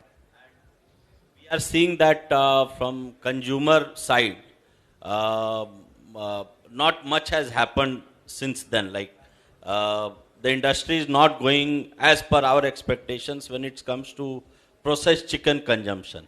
So what do you see 5 years and 10 years from now, and what are the steps you are taking as well as the industry needs to take to grow this branded chicken? Initially, when we started in 2002, 3 years very quite comfortable because 100% exports. Then after, when we moved into the domestic market, that time acceptance is not there. There is no customer or consumer for a processed meat. In about 10 years plus we struggled. All along we are losing. Then from the last 4-5 years, we are able to see the change in the two Horega markets are accepting. In India, Tier 1, Tier 2 cities, around 40-45 cities are in India. That's the only market, not the rural India as of now. This 40-45 cities, it consumes at around 40 to 50% of the total chicken. Out of the 50% of the chicken, 30% goes to Horega. So 15% of the market, as on today, it's open in India to accept the product. Out of the 15% also, 50% of the store only, the Horega only, they will buy only the 20-30 kilos a day consumption, not a 1 kilo, 2 kilo, 3 street side shops will not be. So market is overall, in India, 1,25,000 crores is the retail level sale. Out of that, processed chicken as on today at around 6,000 crores is the size of the business. We are operating in the quite narrowed area. So now only the Horega market accepts.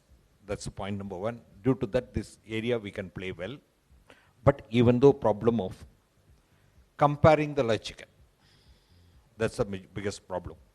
Whenever the prices drops, they will go out of the processed chicken also. There is no loyalty in B2B business. So B2C business, it's a growing, but very slowly it's growing as on today. Out of the total processed chicken, also 10 to 15% only is going to the consumer segment, where we have to build brands, consumer awareness, and the product should be not comparable to the live chicken. The chicken to be, within the chicken itself, we can do about 300 to 400 different products is possible. Through that, we have to do the value addition and the customer experience, the consumer experiences by way of product, packaging, distribution, all those things they have to feel. That's the area we have to work in the future. I'm thinking about in another 5 years of the time, overall, the 10%, if we are able to reach out the processed, is a great. Balram, so this question is for Dan. I mean, you've come here after 11 years. So my question is, you've seen the US and you've been seeing India. In the US, the brands were built by the poultry companies and went forward, or brands were built by somebody who's outside the livestock and came backwards. I rest my question. I think you got my question. So where do you see happening in India, and your thoughts on that? I think the answer was actually both. You know, there's the poultry companies created their brand, and when they did the processing cut up, they tailored their convenience and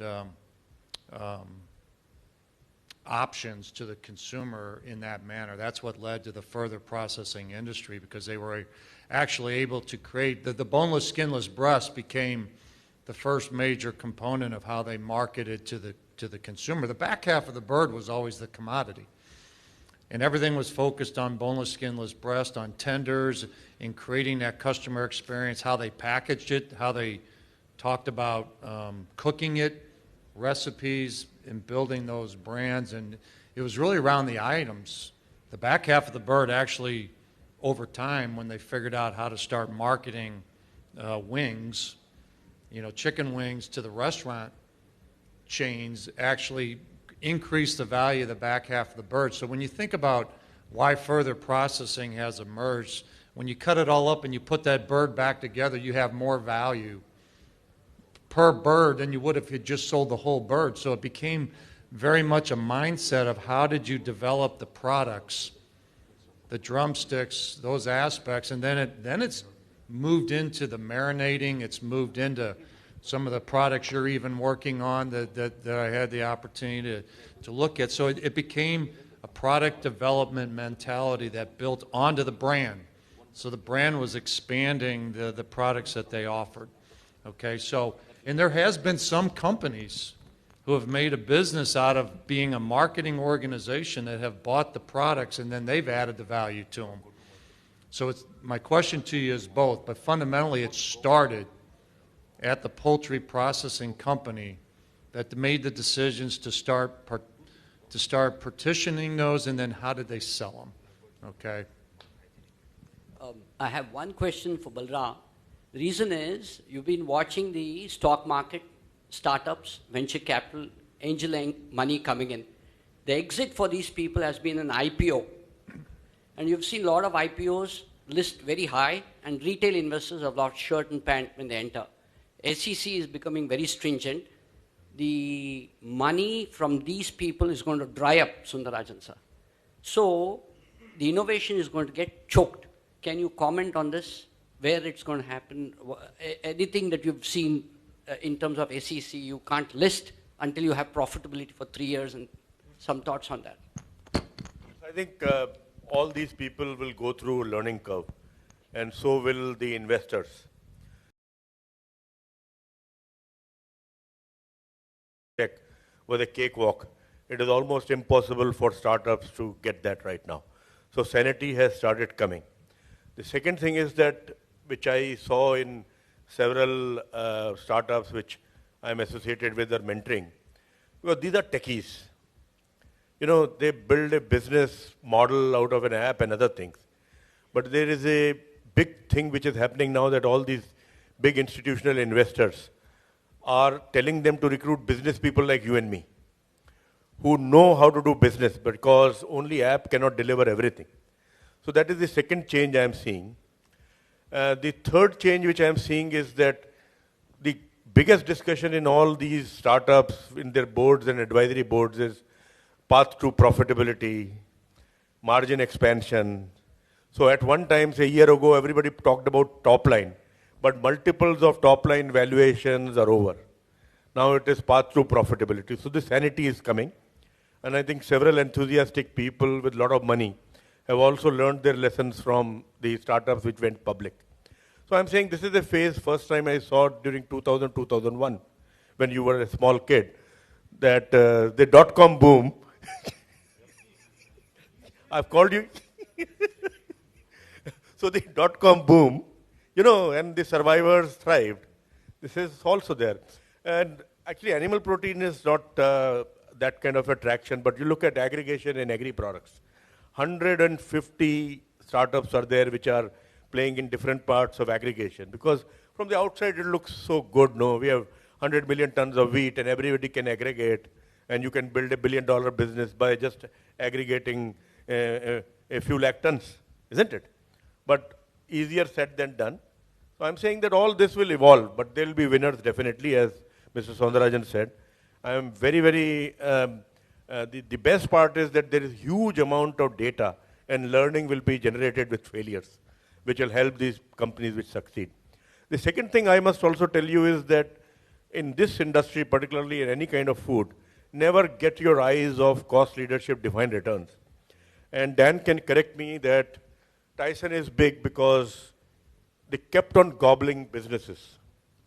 And the issue is that they never talk about prices, they always talk about costs.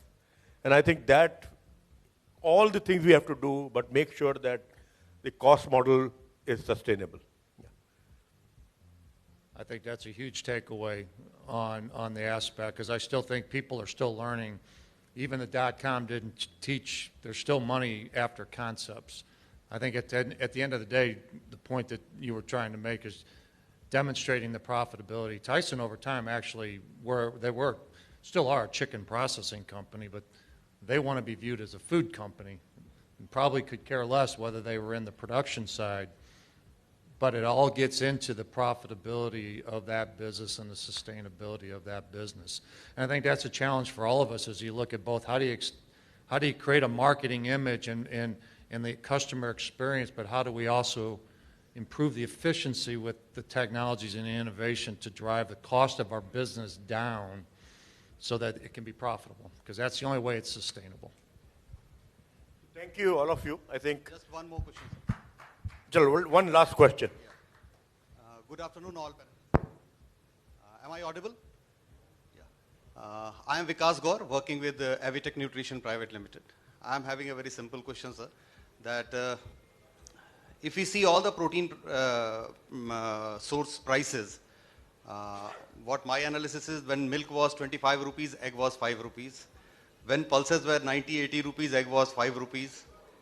Still egg is 5 rupees when all other prices indices are very high. So all table eggs are still 5 rupees. Why it is so, in spite being a very rich source of protein? Why and how it is possible that the egg prices are so checked that they, every time I purchase at the price of 5. Who should answer this?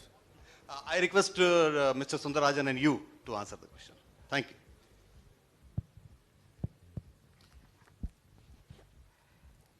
Egg is well accepted in the market. So consumer side, there is no resistance on consumptions. Only the excess production, it leads towards the control. Nobody is controlling the egg prices, but only the farmers are controlling the prices by way of excess production. That's my understanding. So let me flip the answer a little. So the issue is that at 5 rupees, we were profitable 5 years ago. And 5 years later, at 5 or 5.50, we would be less profitable. So as a tribute to the industry, that most of these margin expansions have come from efficiency improvements, from productivity improvements, and from lot of work which has been done in genetics and nutrition. So all said and done, in this industry, I think the producers will create surpluses and shortages, and that will be the determinant of profitability. But I still feel there is a long way to go in terms of efficiency improvement.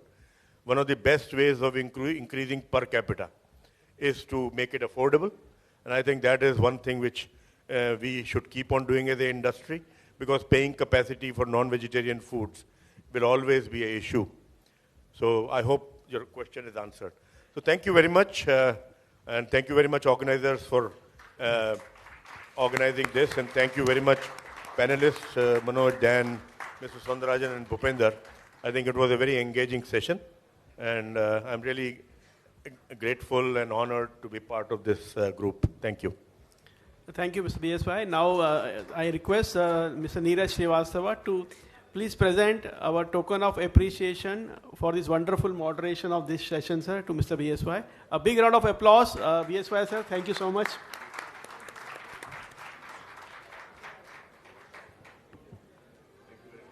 Yeah. Next, I request Mr. Suresh Devda, Honorary Secretary, to say thank you in form of a memento to Mr. Dan. A round of applause.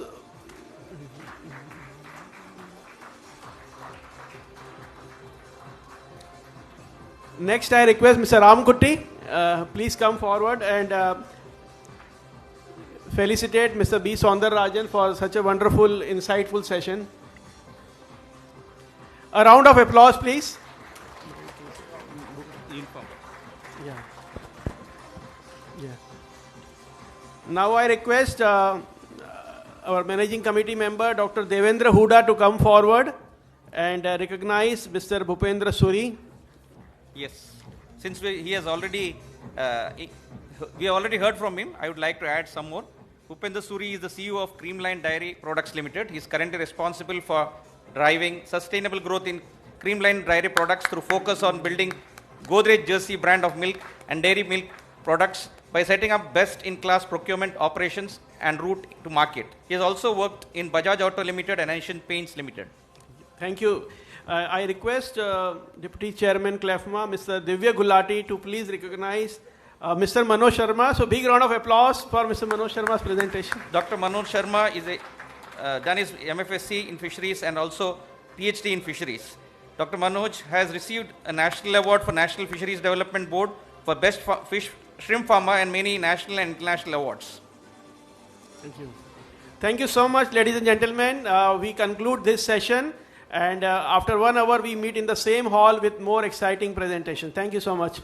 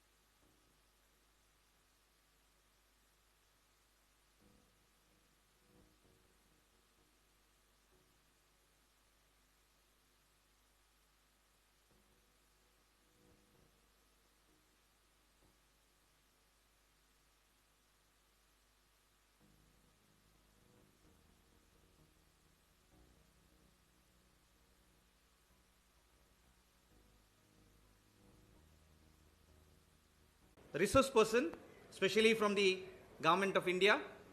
She will explain to you about the Animal Husbandry Development Infrastructure Fund. So first of all, I would like to invite Dr. Lipi Sairiwal. Dr. Lipi Sairiwal is Assistant Commissioner with Department of Animal Husbandry and Dairying. Ma'am, please be seated. Ministry of Fisheries, Animal Husbandry and Dairying, Government of India. She hails from Uttarakhand and has done Bachelor of Veterinary Science in 2006 and Masters of Veterinary Science with post-graduation in Veterinary Pharmacology and Toxicology in 2008 from Govind Ballabh Pant University of Agriculture and Technology, Pantnagar, a premium university in agriculture and veterinary science field. She is currently working under National Livestock Mission and Scheme Officer for Animal Husbandry Infrastructure Development Fund and Poultry Development. Previously, she has worked with Department of Animal Husbandry, Government of Uttarakhand. She brings wealth of experience in formulation of policies and implementation of government schemes for larger benefit of livestock sector. She has worked for the digitalization of different schemes of the department. Her previous assignments include disease control programs, import and manufacture permission of veterinary drugs and vaccines, feed additives, supplements, OIE related issues, antimicrobial usage and resistance, One Health and zoonosis. I would like to welcome Dr. Lipi Sairiwal. First, I would like to ask Dr. Vijay Makija to welcome her with a floral bouquet.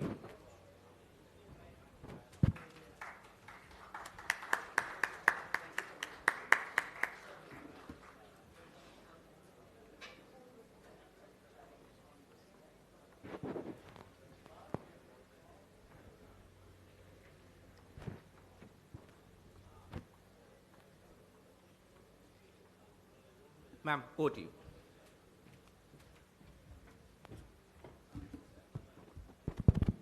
Namaskar. A very good afternoon to all of you. Respected former Secretary Shri Tarun Sridhar sir, President CLFMA, Deputy Chairman CLFMA, Secretary CLFMA, office bearers, members and participants, ladies and gentlemen. It's my immense pleasure to be here amongst all of you in the 63rd National Symposium of CLFMA and share with you the glimpses of one of the wonderful schemes of Government of India, which is a flagship scheme of our Honorable Prime Minister. Before that, I would like to thank CLFMA to give me yet another opportunity to apprise you all about this scheme. Last year, we met in Hyderabad, and since then to today, we land at sanctioning project worth rupees 4,500 crore. Last year, it was only 900 crores for about 152 projects across the country. So to begin with, as we all know, that India has a huge livestock wealth, yet we are not able to cater to the export requirements due to two main reasons. One happens to be the disease scenario of our country, for which Government of India is implementing many schemes which include National Animal Disease Control Program, which takes care of disease vaccination for FMDCP and brucellosis. The another one is Livestock Health and Disease Control Program, under which the vaccination for PPR and CSF are taken care of. The second reason is the poor infrastructure. To tap this, can we have the presentation?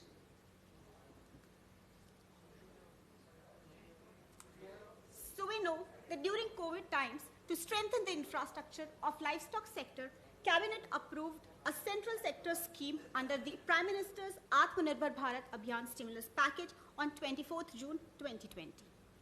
This is a fund of rupees 15,000 crore which incentivizes the investments for projects and include 6 major categories, which are dairy processing and value addition, meat processing and value addition, animal feed, breed improvement and breed multiplication farm, veterinary vaccine and drug manufacturing facilities, and last one happens to be the animal waste to wealth management.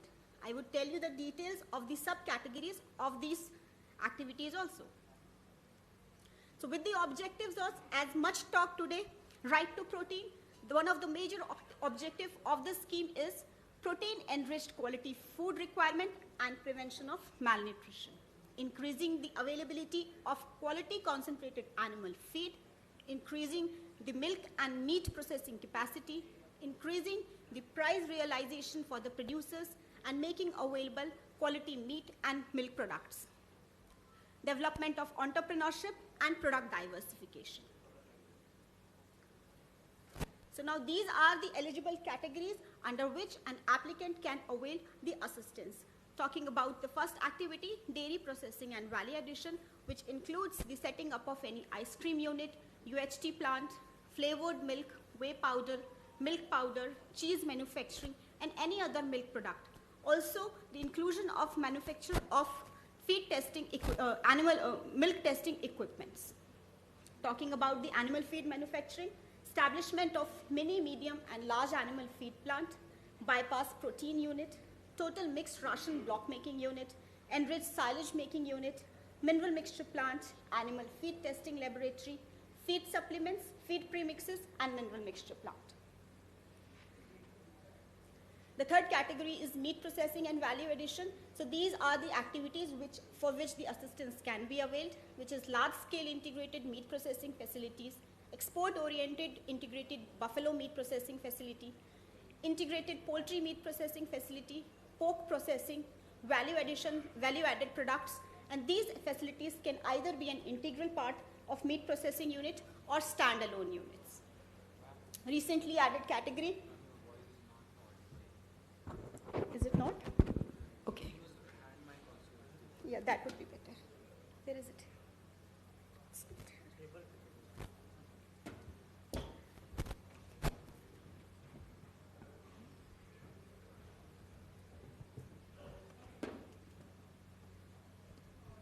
The fourth category is breed improvement technology and multiplication farm.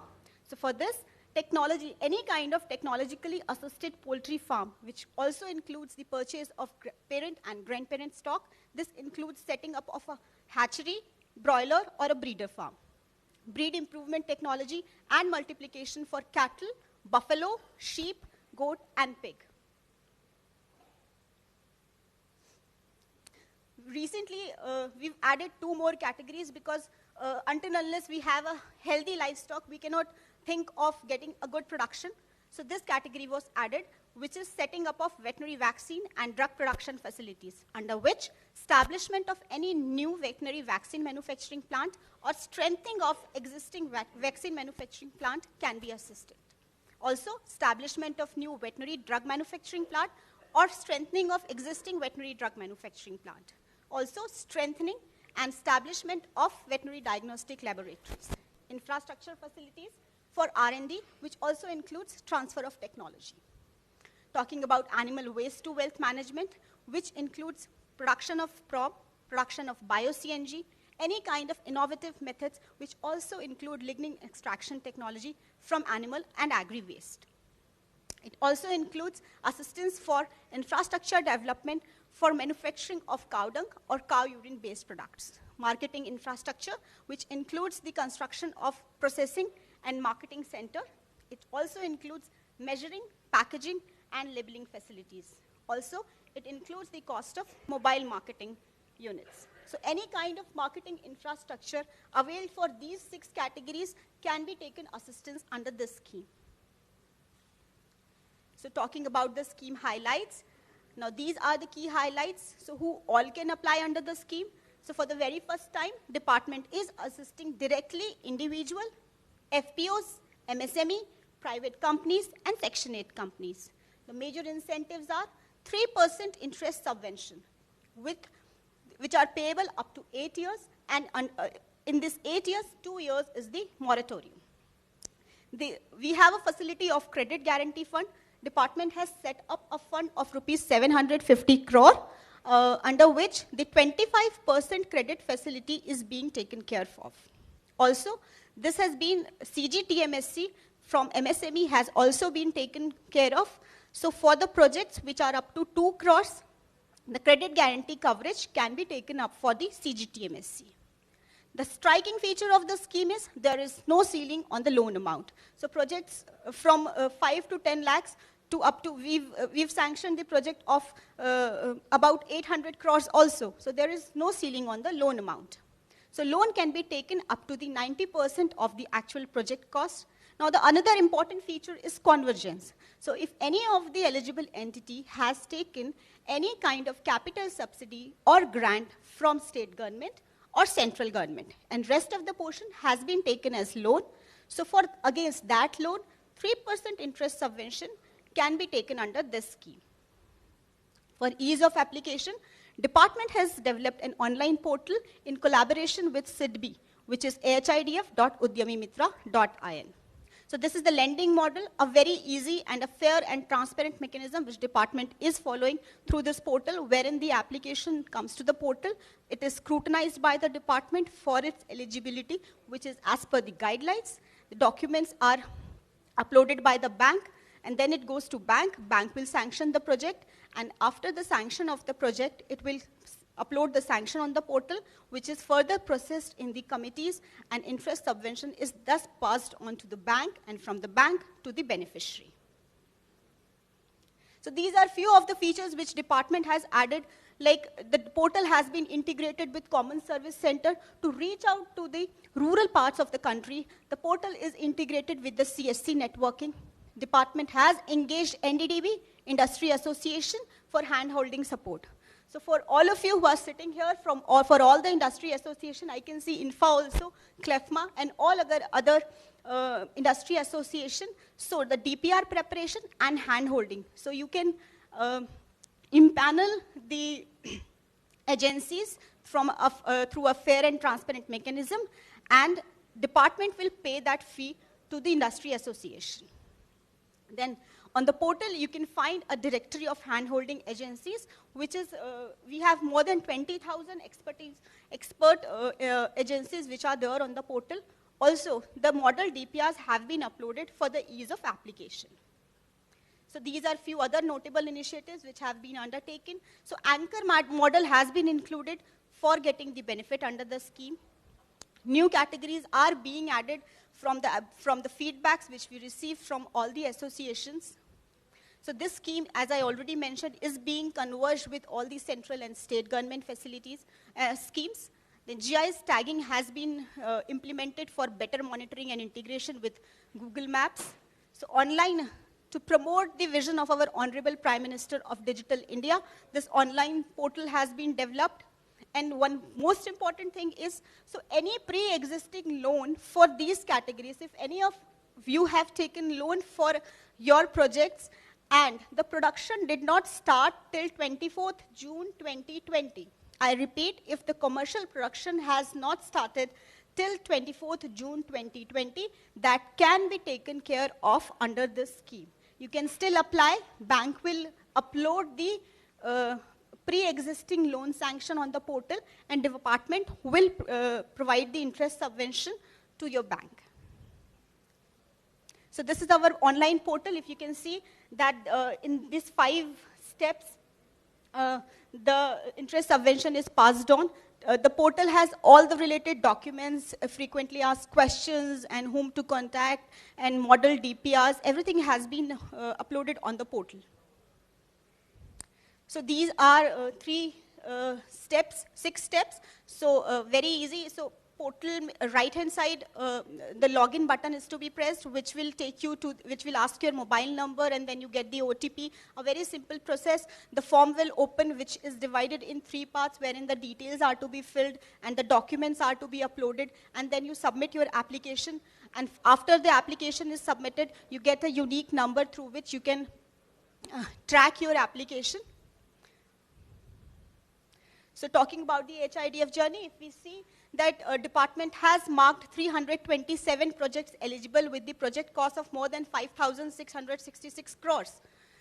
Department has sanctioned 150 projects. So this was updated on Friday, and today morning we've got sanctions for 152 projects, which with the project cost of more than 4,500 crore.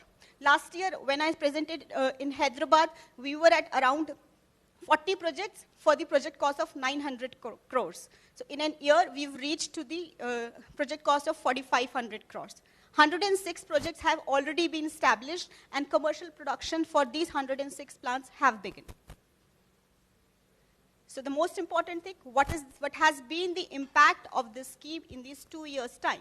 So we can see that 61 dairy processing units have been established, which has added to the supply chain 13.14 lakh metric ton per year. It has given employment to more than 4,000 people directly, and approximately 50,000 farmers who pool their milk have been benefited out of this scheme.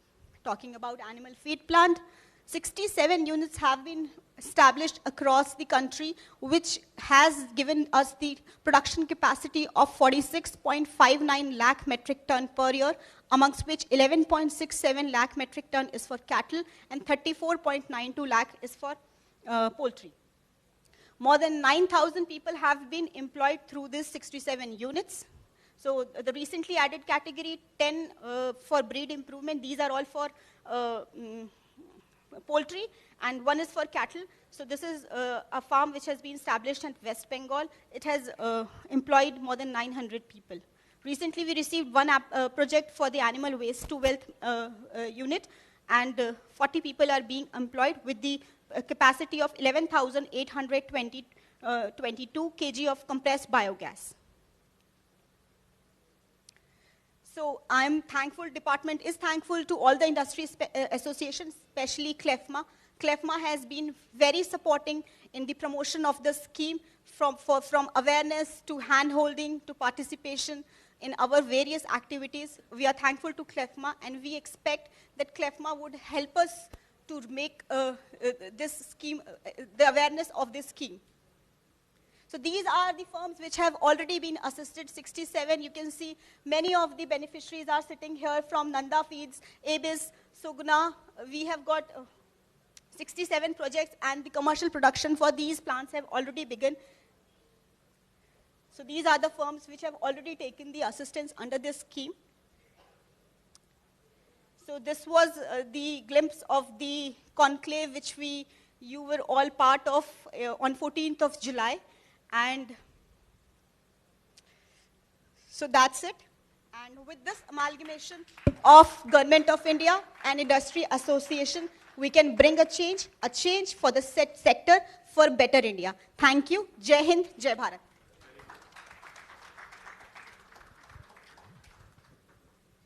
Thank you, Dr. Lippi, for your insightful presentation. So ladies and gentlemen, Dr. Lippi, please be here for a moment. Give a round of applause for her presentation and passion to infuse capital into our sector. So she has been passionately promoting this scheme to us in multiple platforms, and the response of our members is fantastic. Please continue to connect with her, and I request Chairman of CLFMA to give a appreciation token in the form of memento. Yeah, you can do it. Also, you have been given this leaflet where there is a scan code, that QR code which can be scanned, and it will be directing to the portal. So I request all of you to go through this portal and the guidelines and apply under this scheme and make India better. Thank you so much.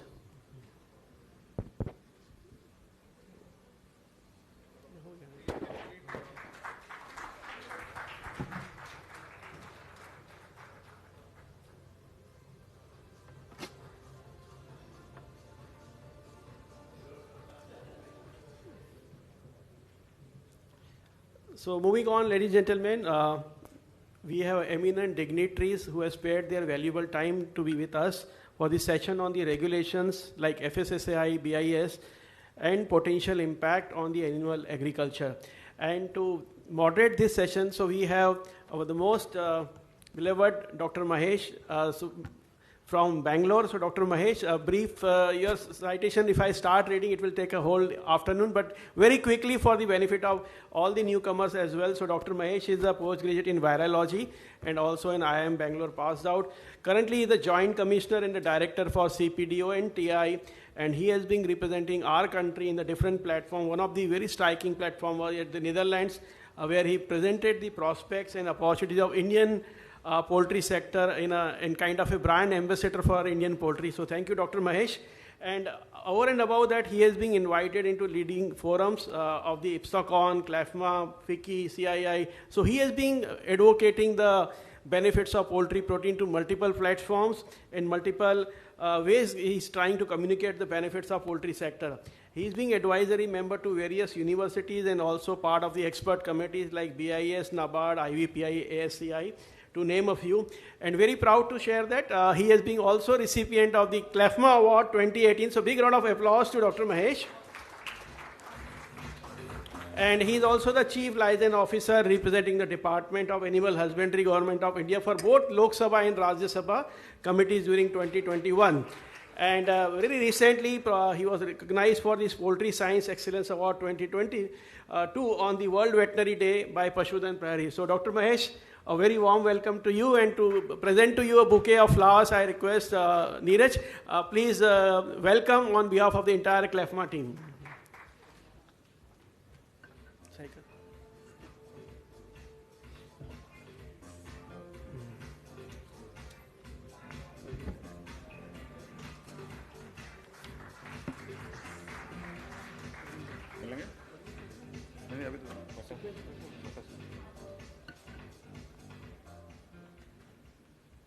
Now is the time to invite the other panel members for this session, and it gives me immense pleasure to invite Dr. Raghavendra Bhatta.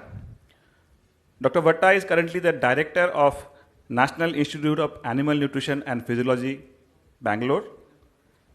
He has commenced his professional career with Mysore Feeds Limited in Bangalore.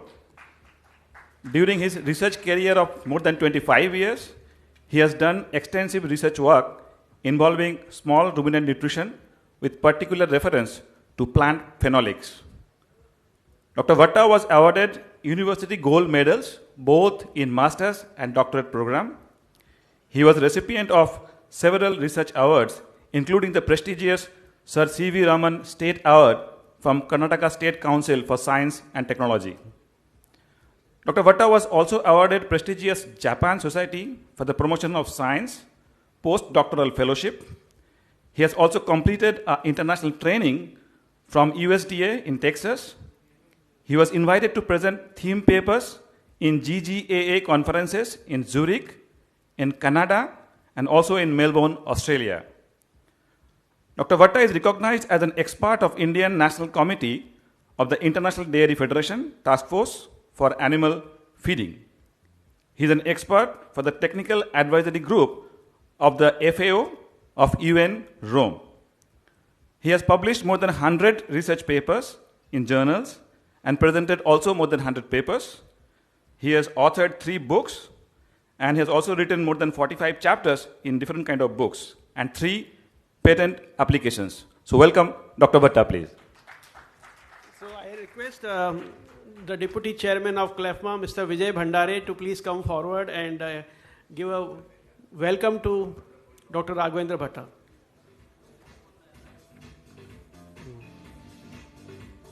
A round of applause for Dr. Bhatta, please.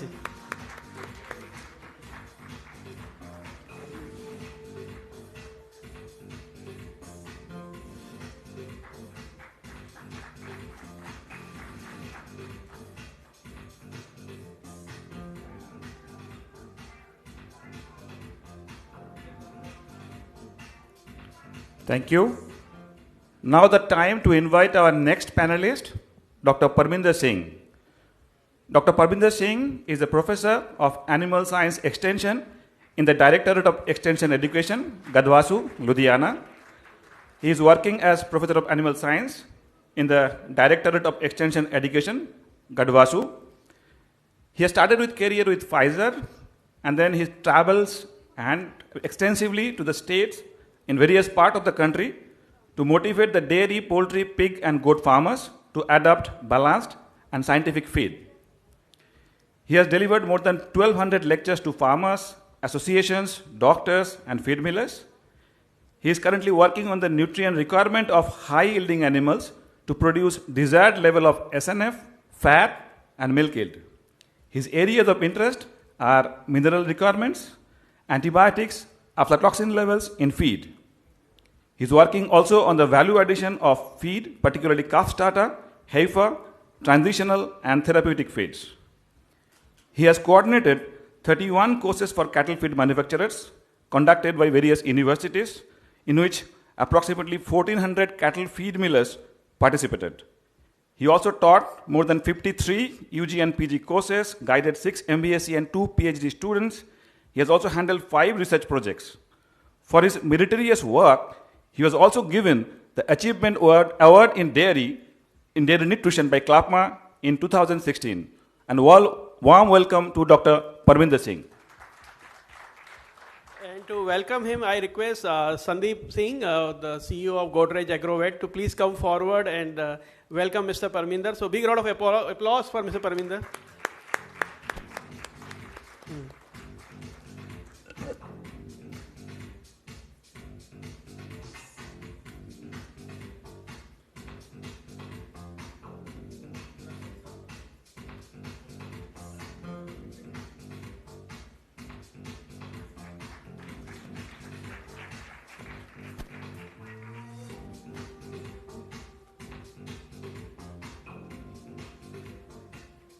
Thank you. And now it's time to welcome our next panelist, Dr. Amit Sharma. Dr. Amit Sharma, who is an MBSc with gold medals, MBA, and he is the lead auditor for ISO 9001, ISO 22000, and ISO 17020. He is serving as director at Food Safety and Standard Authority of India, FSSI, Ministry of Health and Family Welfare, in Trade and International Cooperation Division.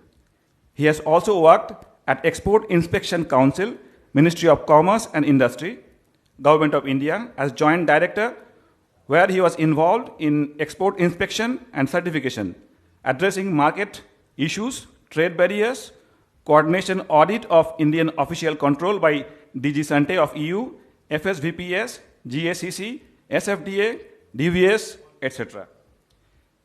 For past more than 15 years, he is involved in addressing food safety issues at national and international level, interacting with importing regulatory authorities and taking up SPS or TBT issues to facilitate trade. Dr. Sharma has a wide experience on standard setting at national and international level, food safety audit for domestic, import and export.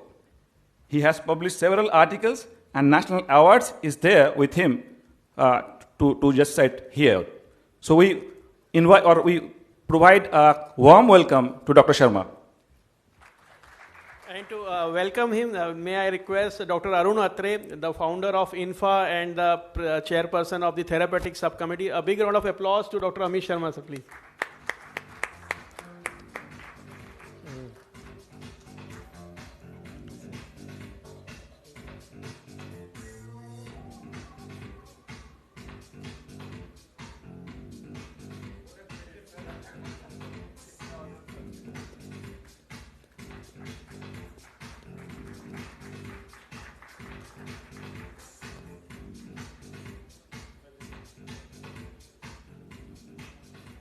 Thank you very much. And now is the time to invite our last panel member in this session, Mr. Amit Chaudhary. Mr. Chaudhary is a joint director at Mumbai Branch Office 1 of Bureau of Indian Standards under the Ministry of Consumer Affairs, Food and Public Distribution, Government of India. He has done his master's in inorganic chemistry from Vinoba Bhave University and has been working with BIS since 2010.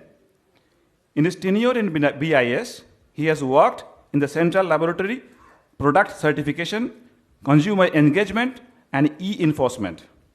He is trained for Occupational Health and Safety Management System, ISO 45001, Quality Management System of ISO 9001. He has also worked for various conformity assessment schemes under BIS. He has been actively involved in conducting consumer and industry awareness programs for standards, BIS standards marks, and various product certification scheme. A warm welcome to Mr. Amit Chaudhary. And I request Dr. Prashant Shinde from the CLFMA team to come and give a welcome bouquet.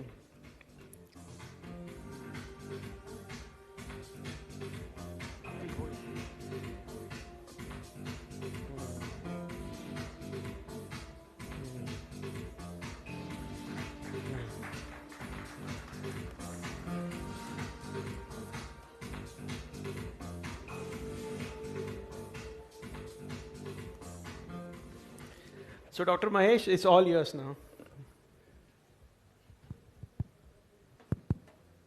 सबको नमस्कार. हमारा नीरज और विजय मकीजा ने बहुत plan करके सरकारी लोगों को आफ्टरनून में बिठाया. सुबह आप लोग सब अच्छा बैटिंग किया, अभी हमको बिठाया. देखो आफ्टरनून में कैसे बैट करते सरकारी लोग. That is a good way of taking a lighter note to put everybody onto the tone. And then what is regulations? Let me speak 2-3 minutes to set the tone. What is regulations and its impact on animal agriculture? This is the talk for about an hour now, 3:10, maybe 4:10 or 4:15 we will manage. To give you an understanding of what is regulations, I remember in 1988, when I came to Bangalore, Bakery Circle were a small lamppost with everybody in bike or scooter roaming around bindas. Even in cycle, I used to go 4 people for a movie. What is today? Today what has happened is traffic signals. Signal is a regulation. अभी कभी सोचा था आपने ऐसा regulation आएगा, हम उसमें आपको दिखेगा येलो, ग्रीन, रेड, सेकंड्स, वो कभी सोचा था नहीं. अभी क्या हो गया? We have now understood, oh, it's a compulsion. We cannot imagine 1988 of Bakery Circle. Today it's whoever comes to Bangalore blame on traffic in Bangalore. So that is how we get adapted into regulation today. We are going into regulations. Let me come to straight question to you. How many of you seen FSSI website? Please raise your hand. I can count few numbers. Please visit.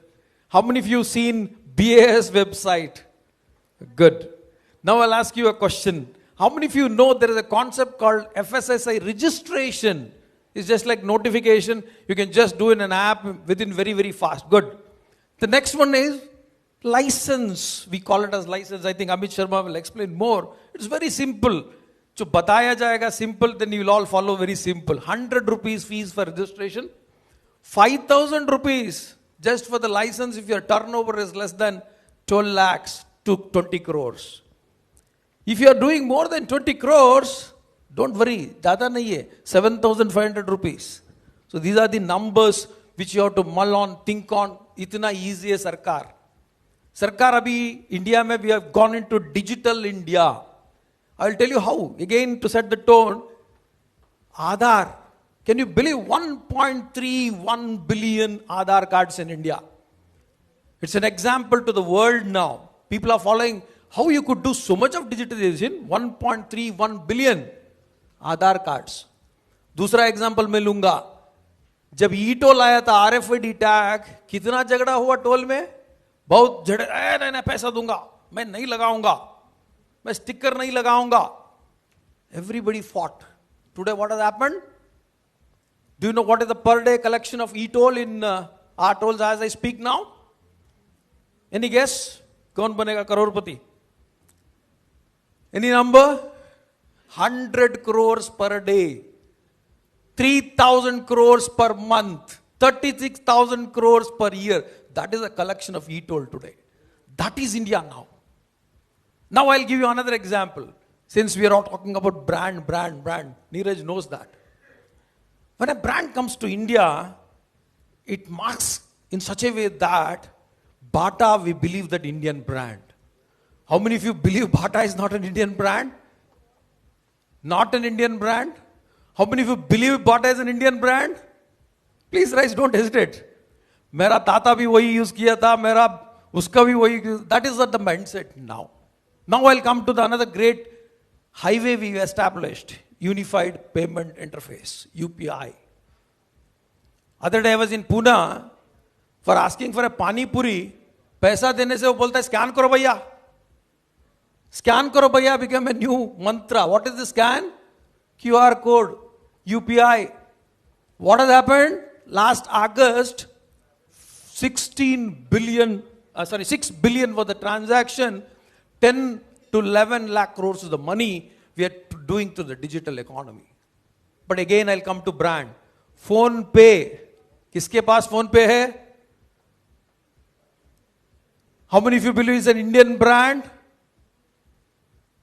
How many of you believe? There's one gentleman rising. Please Tell your name. I'll take only 2 minutes. Huh? Krishna Charan says PhonePe is an Indian brand. How many of you believe Krishna Charan now? So no answer. PhonePe is from Walmart. PhonePe's market share now in India, in the UPI, whatever I said, is 49.3 as on last month. Google Pay, 34%. Paytm, 10%. What is that I am trying to tell is, Atmanirbhar Bharat, we have to think in this line also. Okay, so these are the things which I want to set the tone so that I could get every eyes to me now. That is the only funda, nothing else to give. Now I'll keep the last one as interesting aspect as ONDC. I'll come back in the last, keep searching ONDC, I'll give a great thought on that. So now 3:15, I've taken 5 minutes.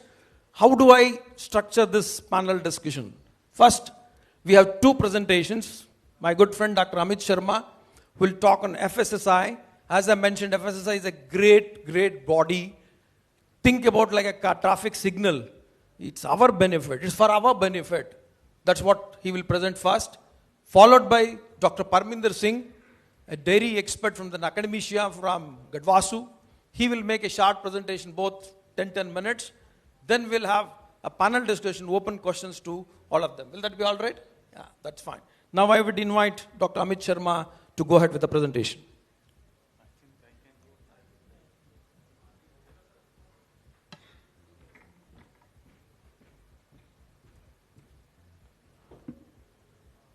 Can someone put up the presentation now? Yeah. So thanks a lot and good afternoon everyone. And when I was hearing the biodata of the delegates sitting on the dais, and when I was interacting with the officials during the lunchtime, so I realized that we are just a small drop in the entire ocean of the knowledge. But somehow there has been a lot of disconnect from this sector with the food authority.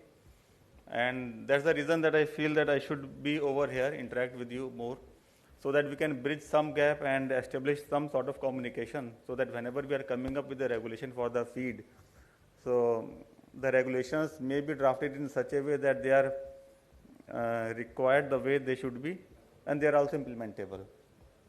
Next, please. I can change. Okay. So I don't find any need to say that the connect between the food safety or the implication of the feed on the food safety is well established over the years. And for the first time when the European Union put up the restrictions on the import of Indian aquaculture product way back in 1995, that was for the first time when they raised the issue that until and unless we establish some sort of controls on the feed sector which is being fed to the aquaculture farms, there may be some issues in the import of the aquaculture products. Of course, at that point of time, different departments were doing some activity in their own. Some of the established brands, they were working at their own level, but all were working in isolation. And somehow none of the government department was willing to take over the charge of the animal feed sector. So more or less the entire animal feed sector was working, or they were self-controlling themselves. And when Food Safety Authority was established way back in 2008, it also does not cover the animal feed into it. So primarily it covers all sort of the entire chain of the food sector, like the manufacturer, distribution, transporter, sales and everything. It omits or it removes, it does not consider the farmer or the farming operations, the aquaculture or the crop related activities, the livestock rearing activities were kept out of the ambit of the Food Safety Authority, or the live animal related activities were kept out of the ambit of this authority and the act. And in 2018, when the DG Sante sent their team for the audit of official control of Indian exporting competent authorities for product of animal origin, that was a time when they put up a serious alert to Indian authorities saying that there has been repeated interceptions on the presence of prohibited antibiotics or the presence of antibiotics beyond permissible limit in the food of animal origin, and that was primarily from the EU. It was for the aquaculture products, and for some other countries like Egypt, it was for the aflatoxin in the dairy products. And that was the time when Food Safety Authority also carried out certain national level milk quality survey, and we also did a very selective meat product survey and the dairy product survey in northern part of the country. And the results were quite astonishing even to us. And recently, day before yesterday, when we were having a closing meeting with the DG Sante, who has been in India from 12th to 29th of last month, and during the closing meeting, they emphasized very clearly that now they have increased the sampling and testing of the Indian aquaculture product from 10% to 20% to 50%. Now, you all know that the more I test, the more there are chances that I may get the non-compliances. And now the Indian products are tested at a 50% frequency, and it is one of the strong recommendations by them that we should do something to exercise control on the animal feed, which is being fed to the aquaculture farmers. Now, during the course of their 2 weeks visit, they also visited certain veterinary medicine sales shops also. And I remember the case of the visit of Dr. Buller, who is a repeat auditor for India, when he visited one aquaculture farm and he found one 10 kg bag full of nitrofurazone in an aquaculture farm. And he says that even if this is the only nitrofurazone bag available in the entire country, and it is being used in the aquaculture farm, still it will cross the requirement of the EU. So, under no circumstances the prohibited drugs shall be used in the product of animal origin, and that's feasible unless we have a regulatory base or the legal basis for it. And yes, the day before yesterday, when we were having a closing meeting for the poultry, dairy and aquaculture sector for the residues and the hygiene, it was a clear-cut recommendation, and we have confirmed to the DG Sante that India is coming up with the regulations so that we can exercise some control legally on the animal feed sector, so that the product of animal origin can continuously be exported to these countries. So our target is that whenever these products are exported, they should be tested at a minimal level of frequency of the testing, maybe 5 to 10%.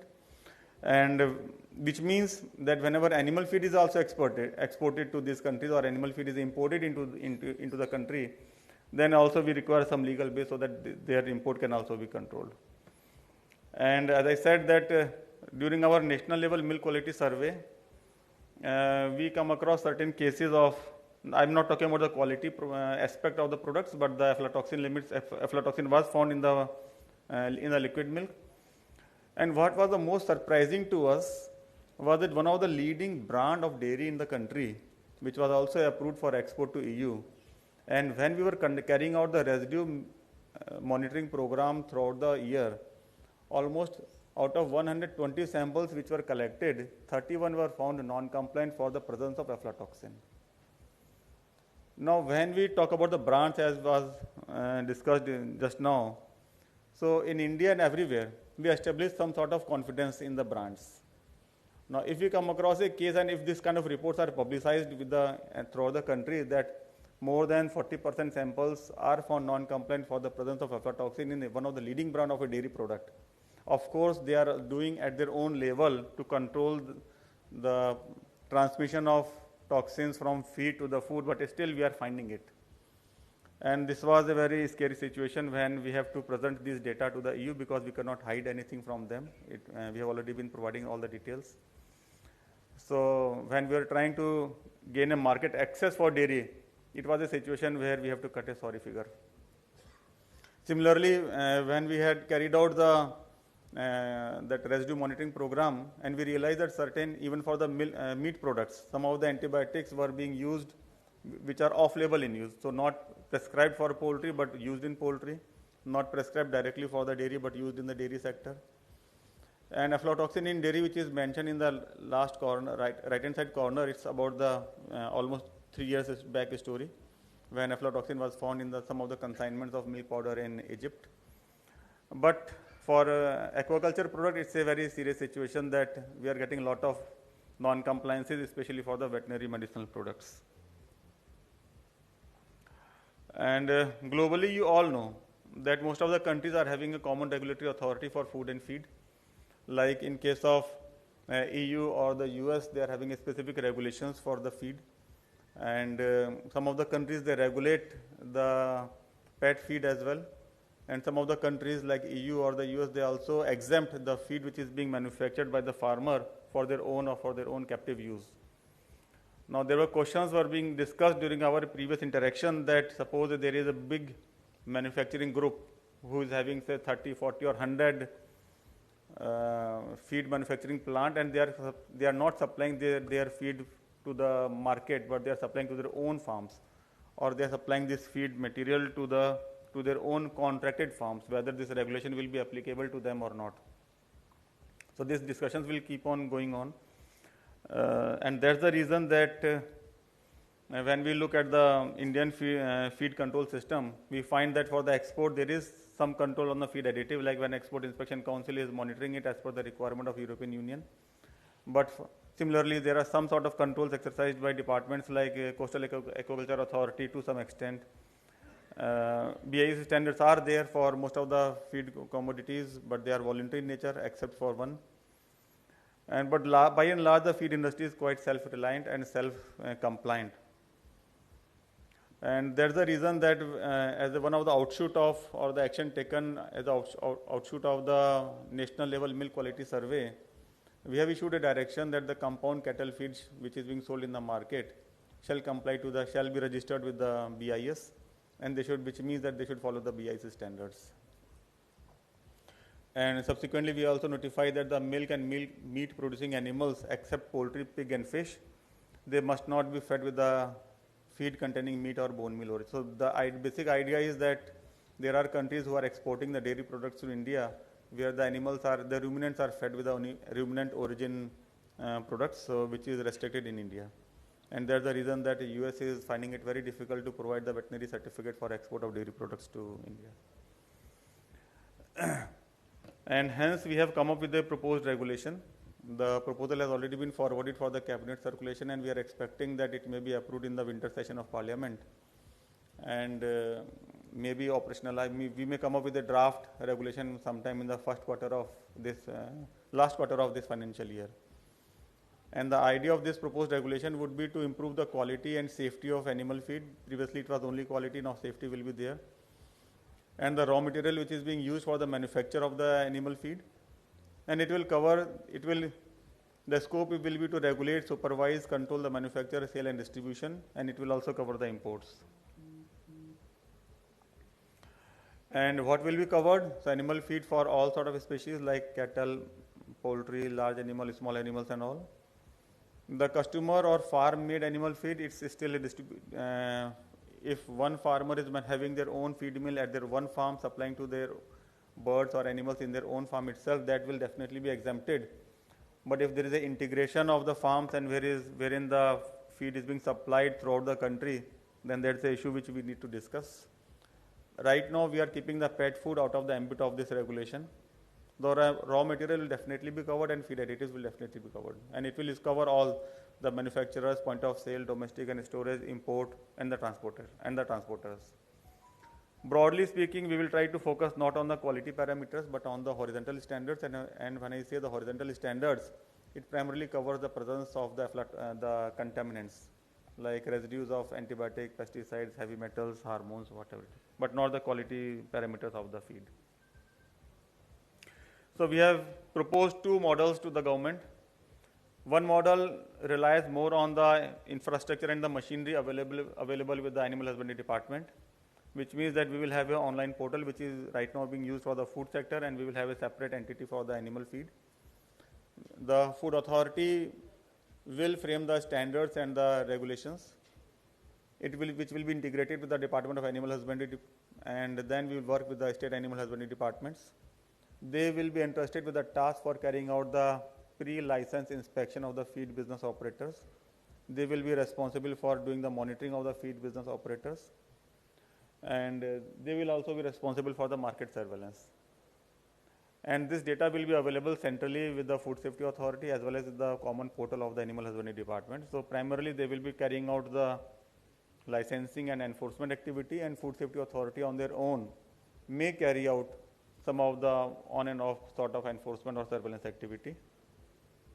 Another model which we have proposed is the way we are regulating the food.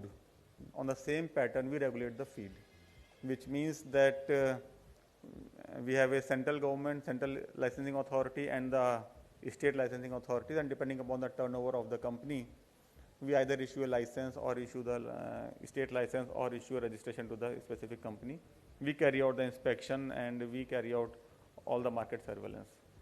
However, it was internally discussed that since Animal Husbandry Department is already having a sufficient infrastructure available with them at the state level, and they have a technical expertise available with them, so we may be notifying the State Animal Husbandry Director as a Feed Safety Commissioner once this regulation is notified. And this is just for the information that, as I said, that amendment in the Act is in process. And there were discussions in the past that some of the state governments are coming up with their own regulation. So what will happen to those regulations when the Food Safety Authority also comes up, because it will be difficult for a manufacturing establishment to comply to both state and the central regulation. So as per the section 89 of this Act, any other notification by any state government, that will be superseded by the FSS regulation.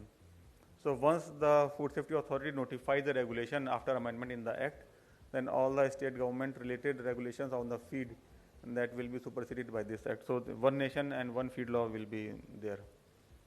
I think that's all which I want to say, but my submission to all of the August gathering over here, that when we are in the process of framing this regulation, we may require the support not only from the CLFMA or the INFA, but the technical experts available in the different institutions and the industry. Right now, we have opened up a online portal wherein we are requiring the technical experts on the different field. And previously, there was a mandate from the Supreme Court that we cannot hire the people from the industry. Now we have removed that requirement, and we can hire the experts from the private sector, private industry. And there is a leeway, there is a catch into it, that if an individual has worked in the industry, but now he has left, then he can apply for this position as a technical expert to the Food Safety Authority. But if someone is still working in some industry, then definitely there are issues that there may be some conflict of interest, so they are not generally empaneled. And to overcome this limitation with us, as per the directions, we are coming up with a working group. Now for the working group, there is no limitation that it should only be from the government, but we can have the experts from the private sector who are having expertise in the respective field. So there are three areas where we are requiring the support and need the technical expert. One is framing the regulations, which we will do, but we have to vet. Second is framing the standards. The standards shall be in such a way that they meet my requirement, but they should also be implementable. Third is the training and awareness of the entire sector, because as I can see that large sector is organized, but still we are left with a lot of unorganized sector. So defining the preparing of the training content and the curriculum, we are having a foster training portal, but we have to work with the industry so that we can have an online training portal. And then is the testing. So for the testing part, we have the food laboratories who can do the testing for the feed as well. Many of them are there. But then we have to map the state-specific primary food laboratories and the referral food laboratories, wherein we will, for the referral part, we may require the support from the different institutions and the industry and the universities. And for the primary laboratories, even if an individual is having their own laboratory which is accredited as per ISO 17025, so their facilities can also be utilized. So this is the area where we are requiring support from the industry, so that we come up with some regulation which is meeting my requirement to ensure that food is safe, as well as which are easily implementable. Thank you. Thank you. Thank you, Dr. Ahmed Sharma. So the alert is on yellow. जैसे बोला था ना, traffic में the alert now is on yellow. Red does not come, but they are put on green to yellow. We were all enjoying comfortably, but now FSSAI has come and said, no, we cannot go on having the green light, but now yellow light has come. So be prepared for the red light in the future. Okay, with this, may I now request Dr. Parminder Singh to throw some light on dairy sector and what is the issues concerned with regulations and the impact. Good afternoon, everybody.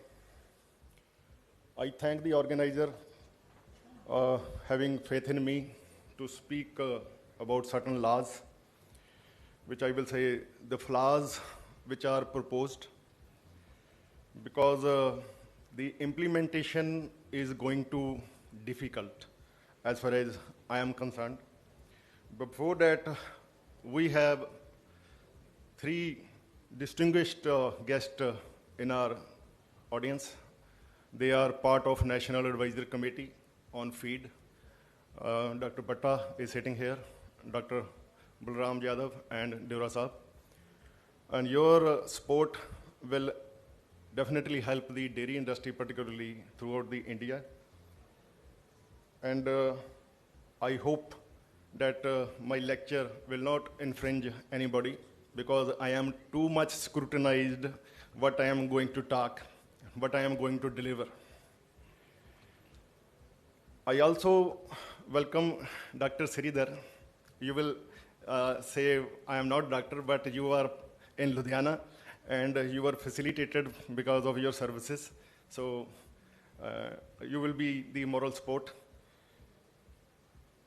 We, the people of India, are very health conscious people. The bird flu comes in Vietnam and we stopped eating chicken here.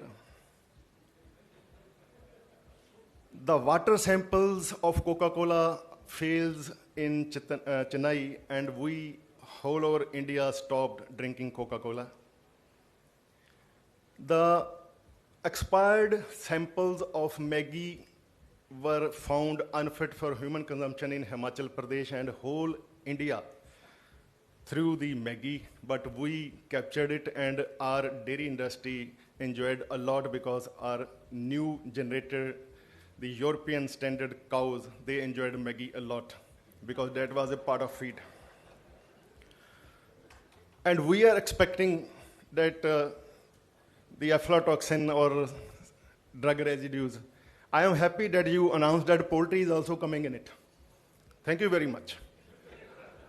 And morning, Madam Desai has said that from 22 CP, the broiler was offered 18, and the layer were offered from 18 to 8, and nobody is going to check. So now onwards, if there is an enforcement agency, definitely the spurious element should be vanished, but the genuine people should be encouraged. But the problem is the genuine people is orphan. The feed industry is orphan industry in India because we call it industry, but we do not come under industry ministry.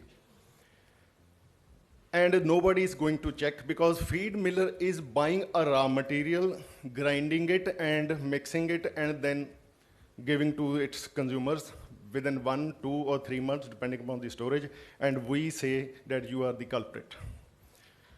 Ultimately, the level of toxins or anything problematic in the raw material starts from the farm itself, and we cannot touch that gentleman because they have the unity.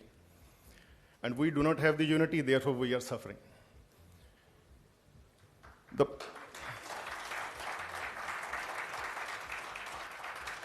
In July, the last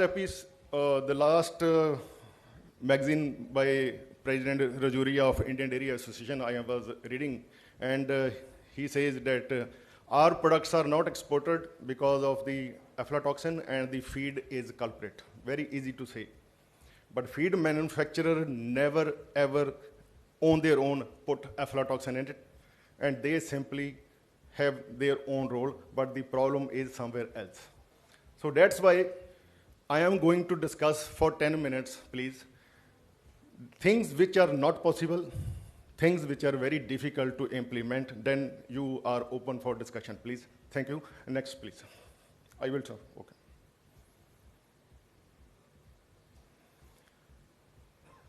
This is the law which was proposed 2009. And today we are sitting in 2022 and we are verge of implementing this law. Already 4th revision has taken place and it was said that type 3 is also coming.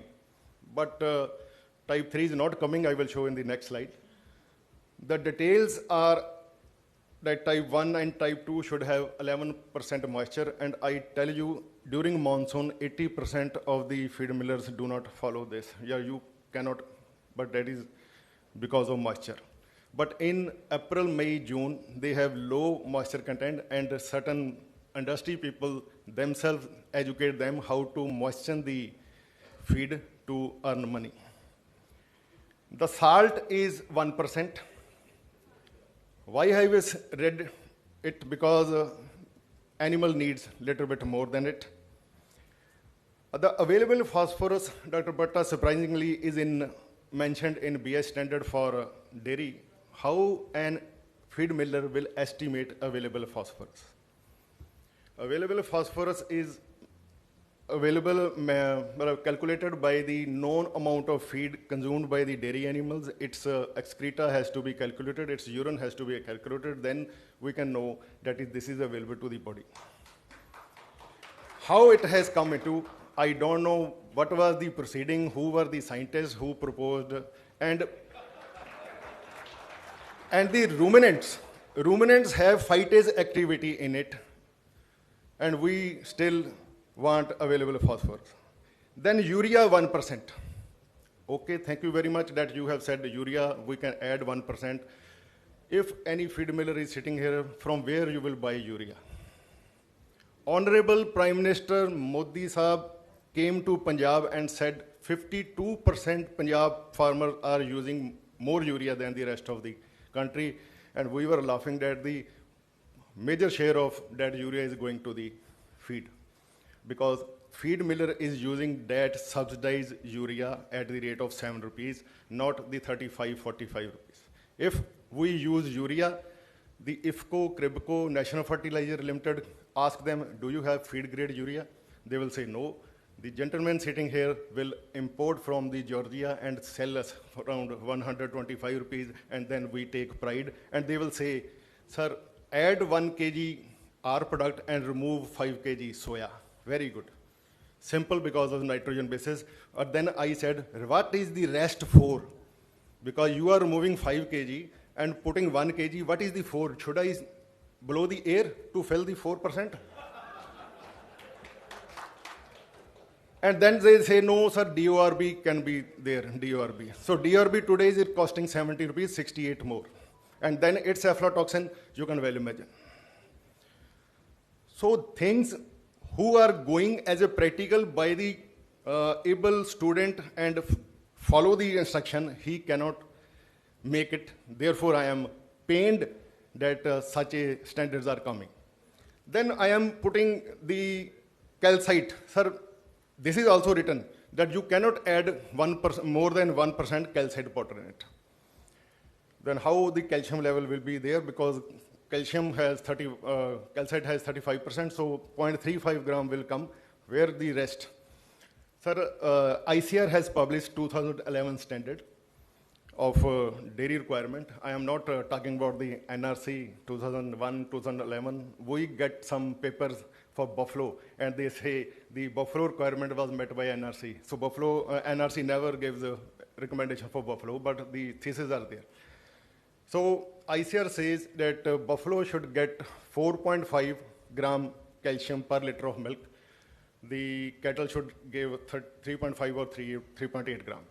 So I am, sir, from Punjab, and where I am talking about 20-30 liters of milk, and to get 100 gram of calcium, even 2 kg minimum mixture is not sufficient. So I have to add calcium powder. Again, calcium powder is from 500, 800 micron, this and that. So let's stop that. Vitamins level. Poultry BA specification is full of vitamins, not only AD3E, because riboflavin, pantothenic acid, niacin, so and so. Can anybody tell me from where I can estimate the pantothenic acid? From where I will get the vitamin A, D, E estimated in my dairy feed, because we are intimated by the certain agencies as a feed miller that you will be put behind bar if you are not maintaining those standards, and the vitamins also falls into the standards. Sir, overages you have to add. Okay, I am adding overages, and my feed comes to dealer. From dealer, it goes to farmers. Would the vitamin A will remain same? And the sampling 90% will be in the farm itself, where the vitamin will be deficient, and then the penalty will be on the. If I sample the feed for vitamin A, the sampling vitamin A level is different. It will go, when reach the destination, the sample will be different, and when the person will be estimating, this estimation will be different. So such a scenario of vitamin, and that too in dairy, and that too with the law, then this is very difficult. Dr. Parminder ji, 5 minutes. 5 minutes more than sufficient. 20 ppb aflatoxin. 0.05 Indian standard in milk, 0.5 ppb in Indian standard and 0.05 in European standard. We are the most educated people. Anybody who estimated any flaw in your milk, कोई किसी ने protein test कराई हो, किसी ने water test कराया हो, किसी ने एफ्लाटॉक्सिन टेस्ट कराया हो, किसी ने आप में से जो घर में दूध आता है, किसी ने नहीं कराया. Somatic cell count itself is a word, वो कभी कोई पूछ नहीं रहा. साल्मोनेला, ब्रूसिलोसिस, why don't you drink milk raw itself? Europe में, अमेरिका में तो कोई पीता ही नहीं. वो कहते हैं वो चाइल्ड को देते हैं थोड़ा सा गर्म करके, बाकी तो ऐसे फ्रिज से निकालते हैं, रा पीते हैं. हम यहाँ कितना कितना बॉयल करते हैं, हम तो लिक्विड कैल्शियम पीते हैं, दूध तो रहता ही. So such a scenario, we are focusing on milk because milk is a number one commodity and politics is there. Otherwise, egg, meat mein, a lot of work is going on poultry feed, but nothing on egg quality and meat quality, as everybody knows. And a lot of work is on milk quality, nothing is on dairy cattle feed. It is all like, जैसे करपान होती है ना, ऐसे opposite. Next slide, next please. 5 minutes. Amendment 4 has come up where it says 2 types of feed will be there. Amendment 5th August 21, net quantity when packed. A feed miller is packing 50 kg when packed, but when reaches its destination, it may lose weight. Then the problem will be there. Dr. R.S. Sodhi, the present IDA president in Pune, during the SOI meeting, said 85% share is of type 2. I put wrong either. Type 1 is not type 2. 85% share. Is there any binding that a particular feed miller will produce type 1 and particular will type 2? Then why you have type 1 and type 2? Salt, 1%, I said it needs more. Available phosphorus. And then nitrogen to sulfur ratio in new proposed law is 10:1. It means you have to add some mustard or rapeseed cake because they are good in sulfur. And it is surprisingly liquor rule 4.2.3, milk and milk products can be used in dairy ration. So milk is so cheap, the powder is so cheap that you can add. And it will not attract any aflatoxin. This is the major problem. It is written 4.24 para. I am not speaking from myself, you can check. Plant materials will be having only 20 ppb, but DORB, which is Indian standard, I have put number, rice polish, whole grains, they can contain 50 ppb. So 30 kg maize, 30 kg DORB, already 30 ppb to hui gaya. Rest you can have 0, then maybe. Then BIS has listed certain ingredients, and mind you, they have said maize should have 9% CP and 4% ether extract. I have here in the audience maize breeders might be sitting. I am lucky to have 9% CP from a maize. मिल नहीं रही, book में तो बहुत कुछ लिखा है. DORB 15% CP, 5% AIA. AIA 5% कभी नहीं आता. Soya DOC, they have said 45% CP. And cotton seed cake, mind you, I am challenging 22% crude fiber should be the maximum. I am yet to see a cotton seed cake sample less than 28% or 30% crude fiber for the last 4 years.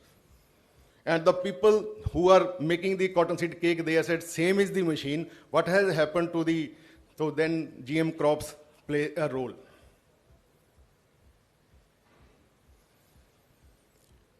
Formulas, BIS also in annexure D has given 4.2 where it has itself added 1.5% salt. Go to their site and they have said 1.5% salt you can add. But now in law they say don't add more than 1%. Groundnut extraction they say 15% you can use, then you yourself know what is the aflatoxin level. Mineral mixture, you must add 2%. 99% of feed millers do not add mineral mixture. 2006, since I started thinking something, we came into trace mineral concept in dairy industry, trace mineral, then you have DCP, then you have calcium, put in the mixture, put all the feed ingredients, mix it properly, everything is available. Separately, you are marketing mineral mixture and nobody, feed miller is following it. Then in Russian, molasses 10%. This is the UP market actually, 10% molasses, not all over India. And rice polish when added 50%, what is the rancidity level, etc. Nobody is going to check. So with this formulation, I didn't mention the grain part, itself has 50 ppb in it. Then if I am talking about the law, then there is a law, young stock, way back in 1970. And it says calf starter meal 8 weeks to 26 weeks. Calf grower meal 26 weeks. It was reformed in 1980, 2004, 2014, 2019. And still we say calf starter must be starter from 8 weeks onwards. Because the standards are such, 7% fiber is written. And we are in market, there are pre-starter also, like in broilers. And we have milk replacers also. And we are still sitting in 1970. Sir, 2 slides more, please. In poultry, the law reformed 2011-1621, Table 1, page 3, note 4. It says, law says, if you add amino acid like lysine, methionine, Cp can be reduced. Crude protein can be reduced. Everybody knows. Then what about dairy? If I want to add lysine, methionine, even histidine work is going on in dairy. If I want to add lysine, methionine, shouldn't I reduce the Cp content? But the law says no, 20%. Dr. Kulkarni, I said I will talk. I have a farmer having 14% Cp and getting 35 liters of milk. And we are talking about the 20. And all nitrogen is going waste, then it is causing pollution. Nobody bothers about the water pollution. More phosphorus we have, more nitrogen we have. Have anybody estimated what the phosphorus is leached and what is the nitrogen? Then we are not talking about the environment law. I mentioned Dr. Desai, what she said. So it means you can well imagine the slide is latest one. Like pet food also.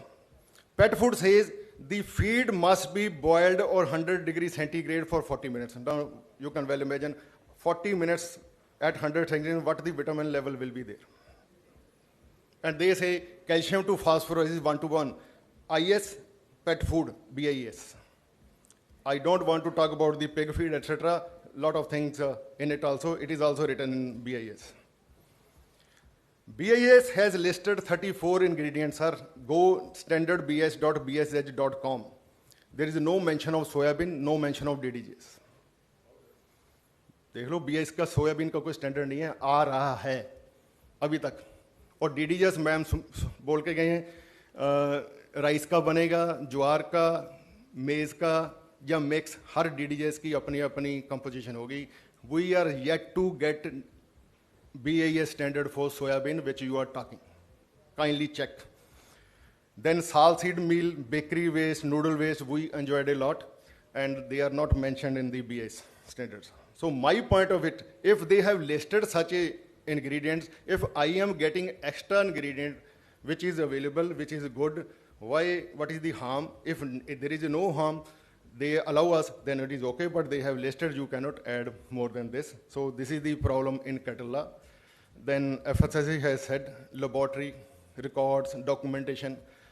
For a small feed miller to run a laboratory, it costs around 5 lakh rupees a month. His running cost will be 1 lakh. Let him produce 10,000 bags, then he may add. Then national level livestock mission, madam has said. So I want more application through this. All circulation has begun. Unfortunately, only 2 applications from Punjab. One is Tara, one is Tiwana. You have already listed. I don't know the other. Third one person I am having here. I am asking him just to apply, but some problem he has. Then last is silage bales are coming in the market. They are wrapped up. Shouldn't they fall under BI specification? Are they fodder now? If feed miller is making, grinding and mixing it, they are also buying fodder, grinding it and then adding it, and they are doing a lot of bad things in it. So bales should be under this law so that their quality can be judged, because a lot of aflatoxin are coming out from wheat straw and rice straw. Sir, last minute, Dr. Inderjit says, can't we use rice straw in cattle ration? I said, yes, replace wheat straw 1 to 2 kg. He says, little bit more. I said, 2 kg, maybe 3 kg rice straw. He says, can't we add 5-7 kg rice straw in their feed? I said, do you want cow dung or milk? That is your choice. Cow can't. So when the government says that this is the residue management program, then who will check the aflatoxin? Because every farmer knows the seed treatment, soil-borne fungus.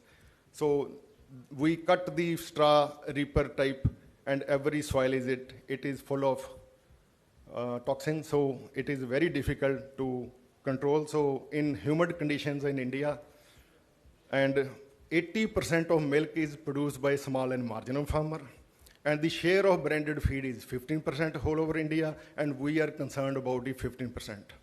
Let that other 80% you should touch, then you can see the blockage of Delhi, because the farmers are now united. Thanks for your patience. Thank you, Tom. Thank you so much, Parvinder.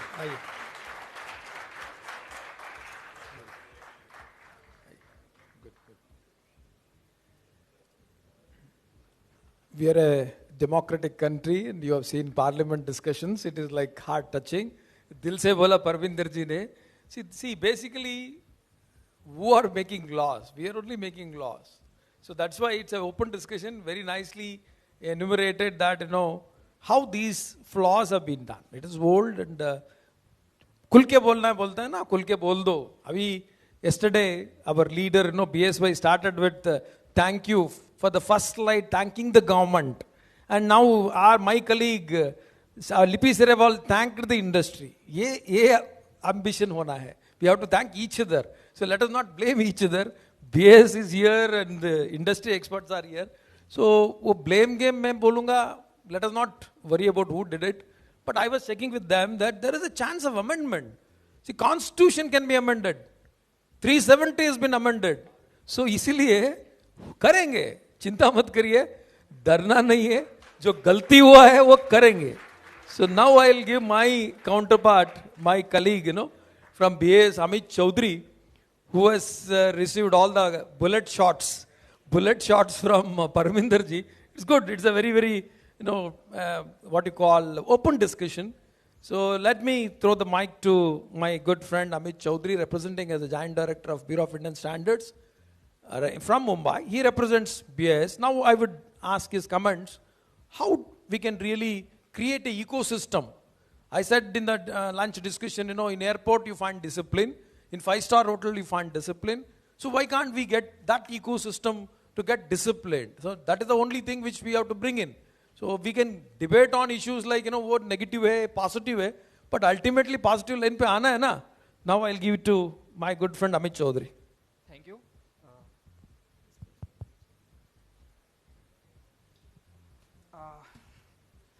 Thank you for giving this dais to speak in front of this audience. I'll really congratulate Mr. Bajaj, Mr. Preminder. So he actually really brought out some important issues. So I just wanted to have only one comment on that, these standards that Bureau of Indian Standard formulates, it is not a one-person job.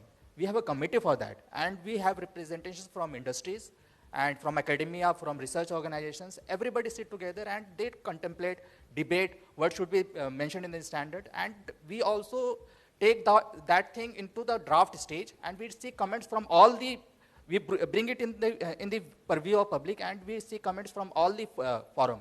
So at that time, any comment which is worth acceptable is also contemplated in the meeting before finalizing the document standards and publishing it through gazette notification. So these issues could be there. I do not say that, these issues are not there. this could be there, but my only suggestion would be you can be in touch with us, and for that matter with Bureau of Indian Standard also.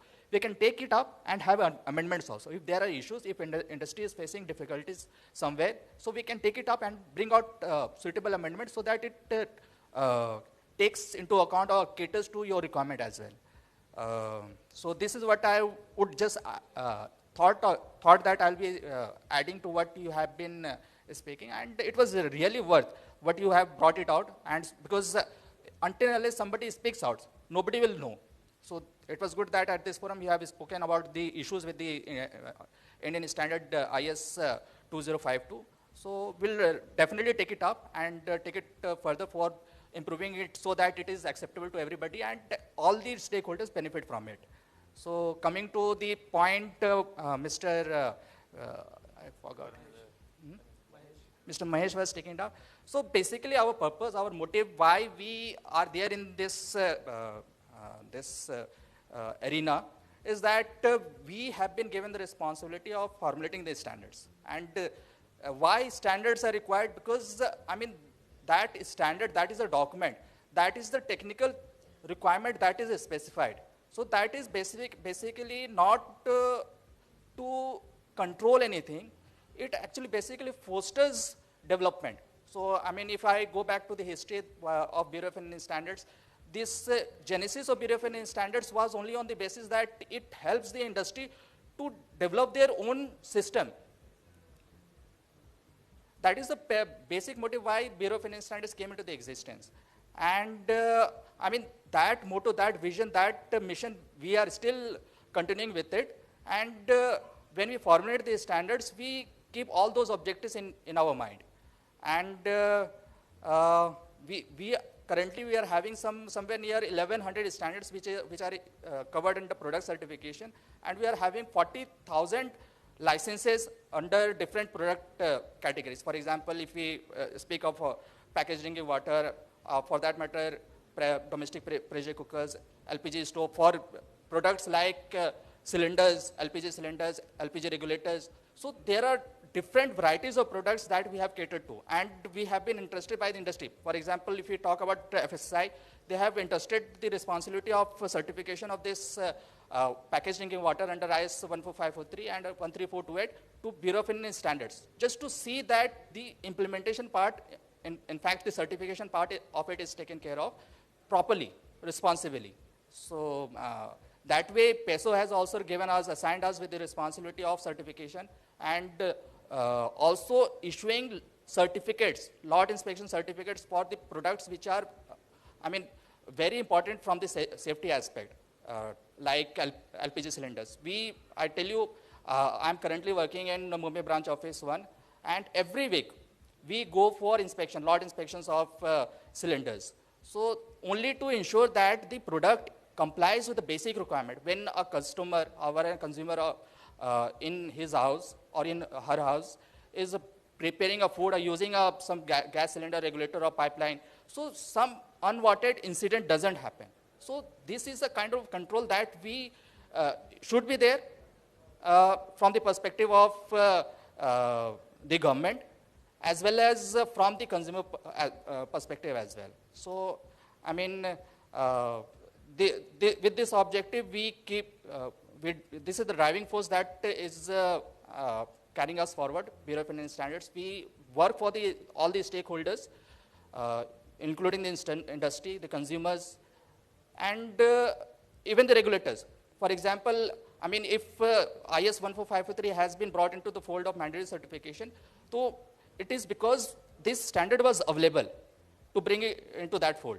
So that way we, I mean, help all the concerned stakeholders, all the concerned regulators also for that matter. So, I mean, how Bureau of Indian Standards can help in having a better quality culture in this sphere. So, in addition to the formulation of the standards, we do have our consumer awareness wing also.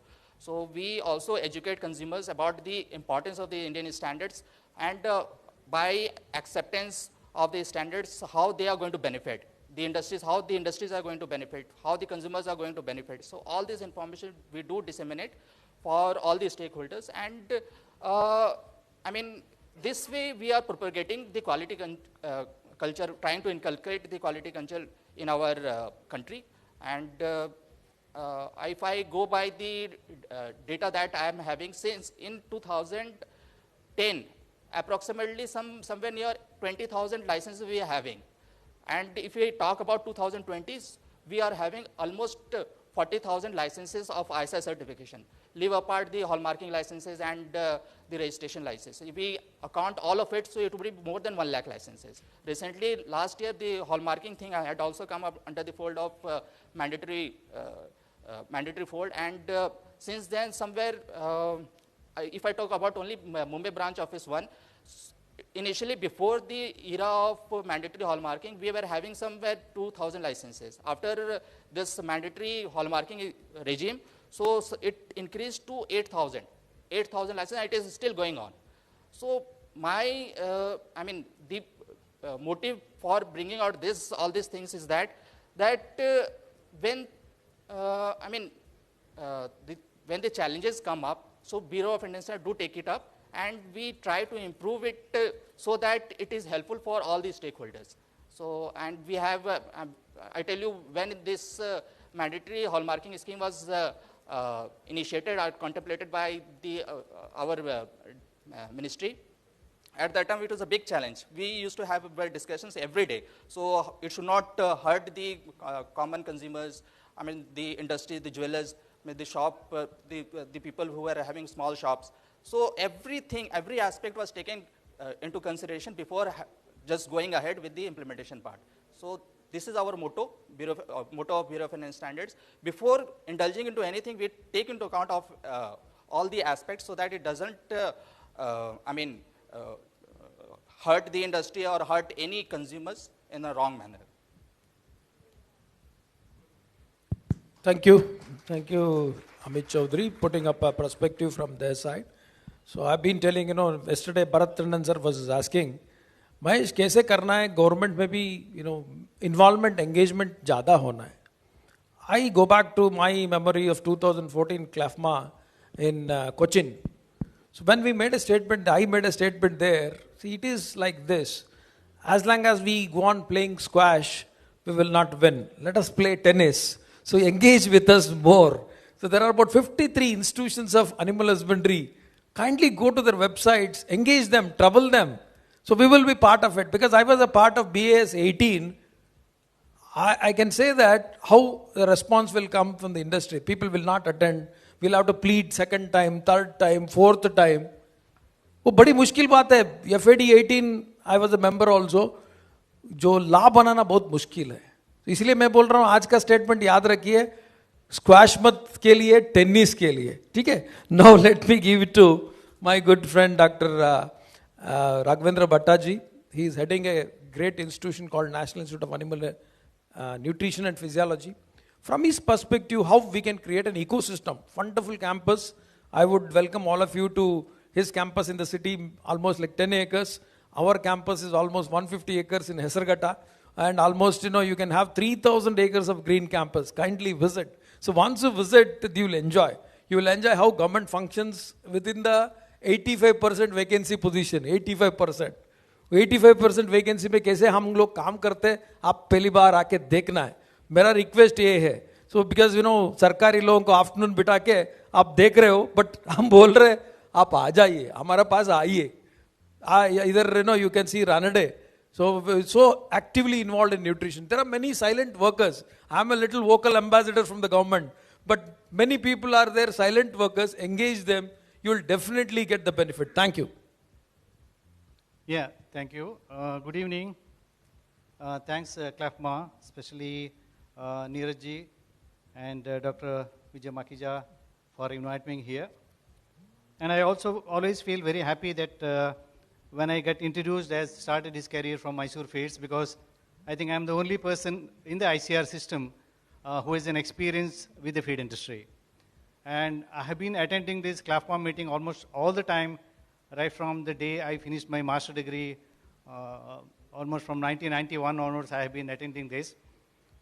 I would like to thank at the outset Dr. Amit Sharma for giving an overview, though a bit scary for the industry, and a nice rebuttal by Dr.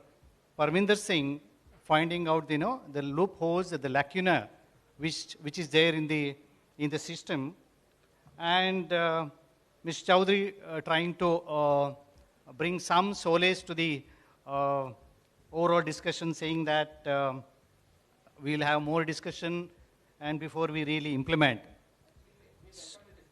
Yeah, so my job is in a way is very comfortable because already all the presentations are already over. And otherwise it's a bit tricky because I carry a legacy from the industry, which always I feel that I'm in a part of the feed industry. And right now I'm in the other side of the fence because I have been there in most of these committees in BIS, in FSSI, and recently Government of India constituted a new committee for the quality. I'm one of the experts in that. And I was asking Dr. Parminder ji, like, what is the punishment for the non-compliance? He said, Sasa jail. It is 7 years of jail for the non-compliance. So that means, once it comes into, like enforcement stage, then there is nothing like, you have an excuse. And all those points which, Dr. Parminder was mentioning, I fully agree with him that, when you take up this type of activities, we have to really have, a brainstorming session, talk to the people who are very much, involved in this. I'll give an example, the Government of India came out with the GEM, I think all of you must be doing, government e-marketing. And it started with GEM 1, and they said whatever the items you purchase in government organizations should be through GEM only. Then after that, it became GEM 2. There are very less people and we could buy some quality material through GEM. By the time people have realized that unless until you have a registration in GEM, it is very difficult to sell.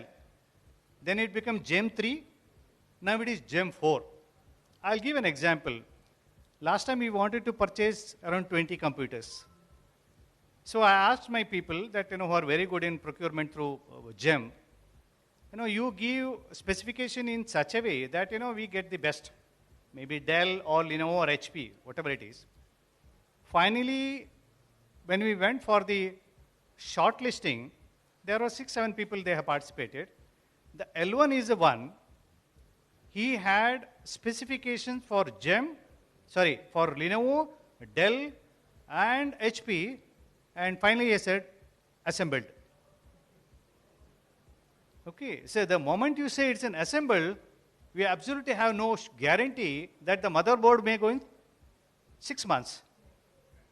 Okay, so the point which I'm trying to make over here is that, like when we are taking these decisions, what is the harm if it gets postponed for another 6 months? Another 1 year, why only 2021 January? Why not 2023 January or 2024 January?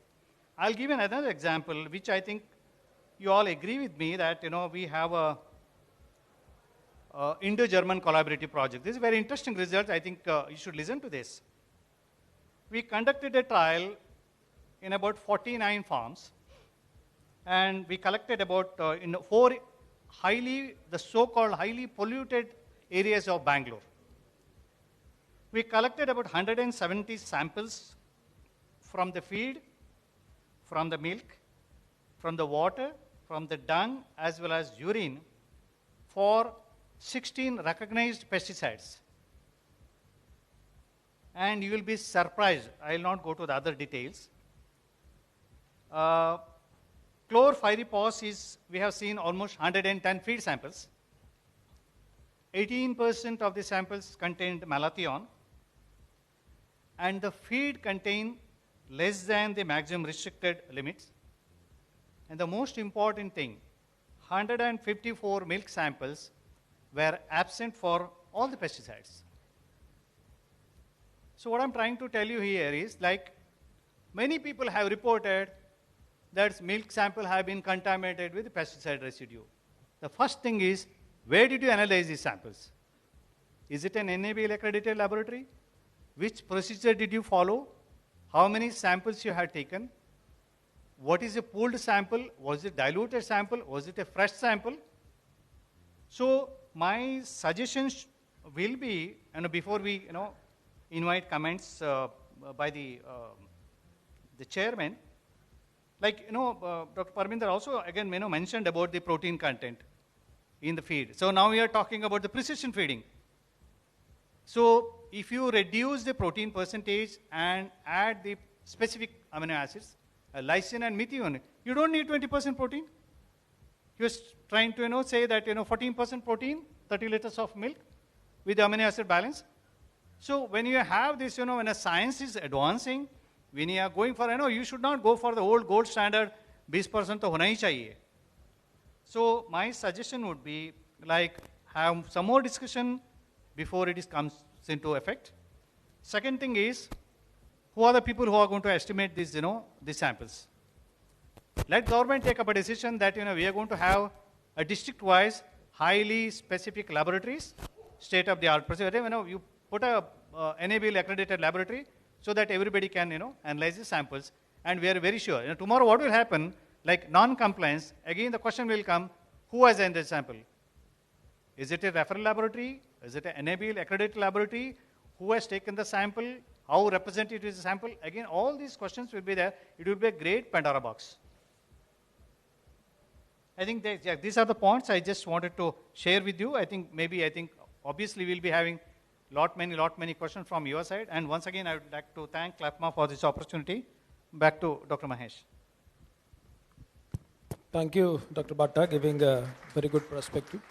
So I think, we'll take some few questions. Before that, the concluding remarks, what I can say is, it's wonderful to have people from FSSI, BIS, Academia, and an ICR institution. So let me give you one good story, having learnt all this. So futuristic thinking, who has done and how it has been done. It is giving an example from our own state, Karnataka, Lifeline Group. Yesterday I was checking with Mr. Kishore Hegde. So he's like, we wanted to invite him here to speak on behalf of the industry, how he has taken up certifications and things which he has done to go to that level, commanding almost 90% market share in the high-end quality product in Karnataka. Because he is not funded by any free money, like venture capitals or anything. He is being funded by himself. I was checking with him. He said, ISO 9001-2015 QMS, that is Quality Management System certified. ISO 14001-2015 environmental standards. Because he is running his farms with solar, 2 farms completely run by solar, entire rainwater harvesting done, recharging the bore wells, biogas production. So these are the futuristic thinking. Silently he has done that certification also. The other one in ISO is ISO 45001-2018, that is health and safety workplace. He is thinking about workplace environment also. This is an example how an institution which is built by self has done that. The second certification is Export Import Council certification. He has a certification. The FSSI certifications, I was asking him, FSSI ISO 22000-2008, ISO 22002, 12009, FSSC 22000, food safety. So these are the certifications he could manage it, and he has proved it that can be done. The last one to quote is FSSI 5-star hygiene rating. I was searching in the net that what is this FSSI 5-star rating. It has been given to IRCTC. It has been given to many hotels and restaurants for that food safety model. So what I want to illustrate here is it is doable.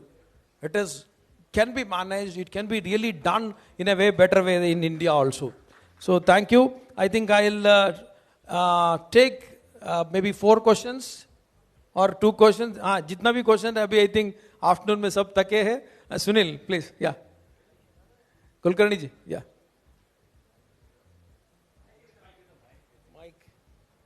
Many mics are here.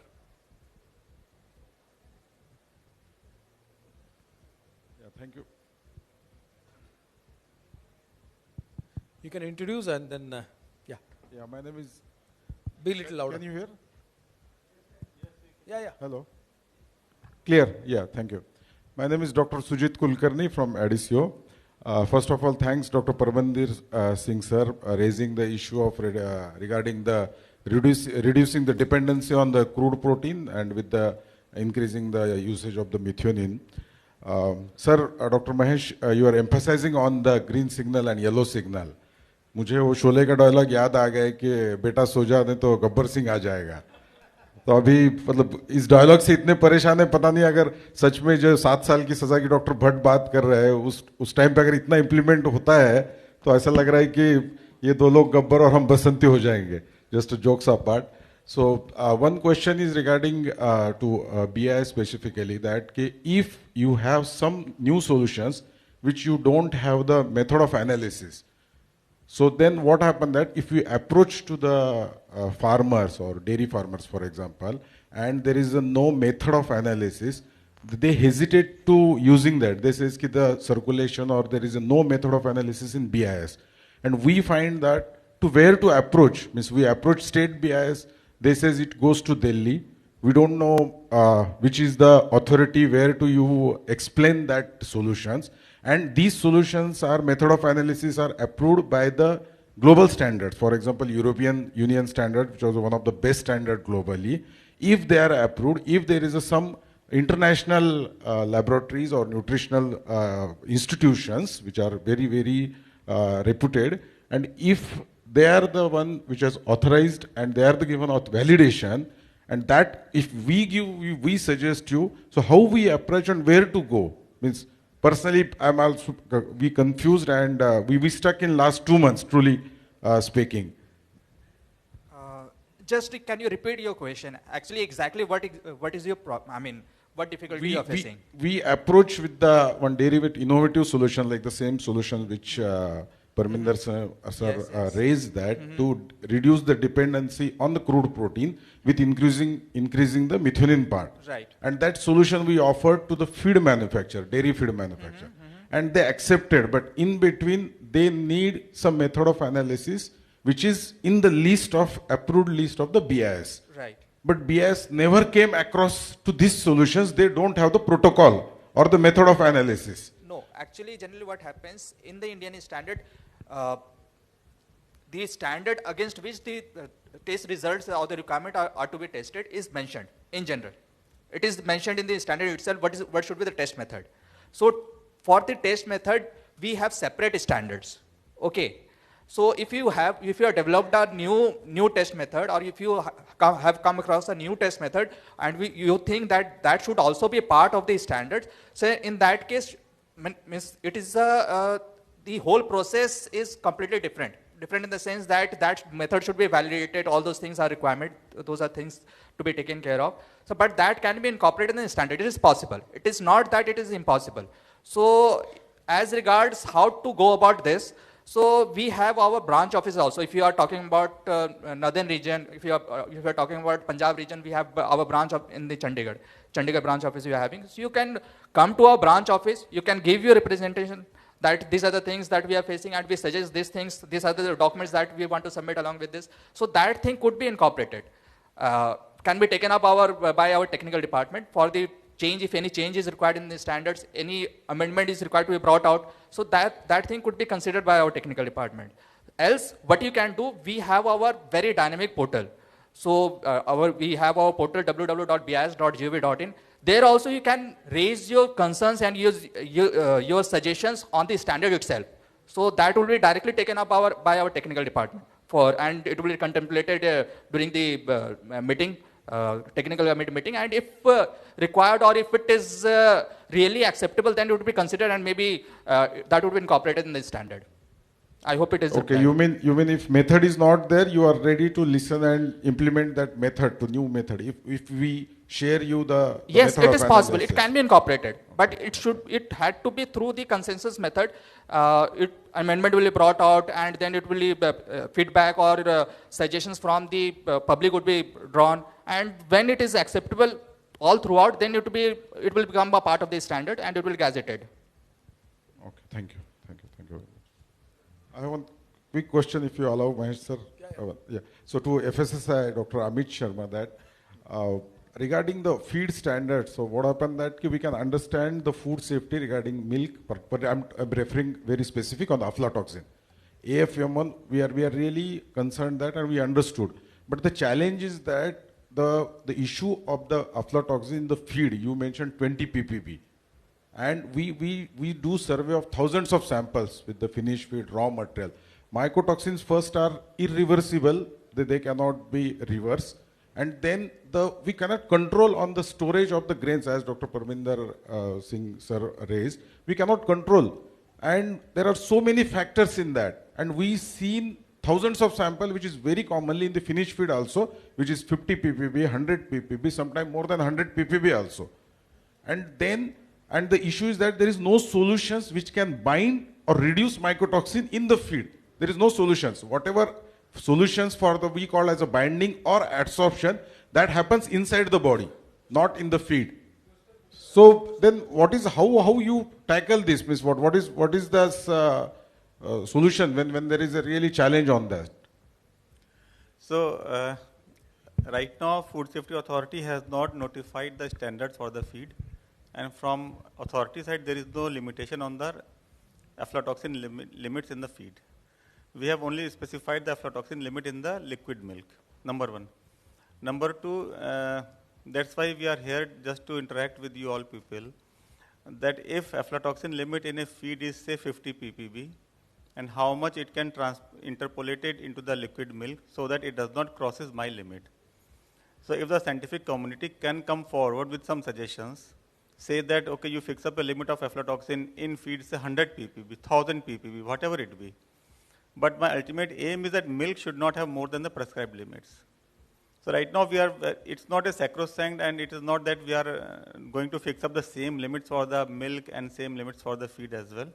So you have to tell me some scientific justification that how much limit can be fixed up for the feed so that it may meet my requirement in the milk. That's it. Sir, I am Abir Mukherjee from Glamac.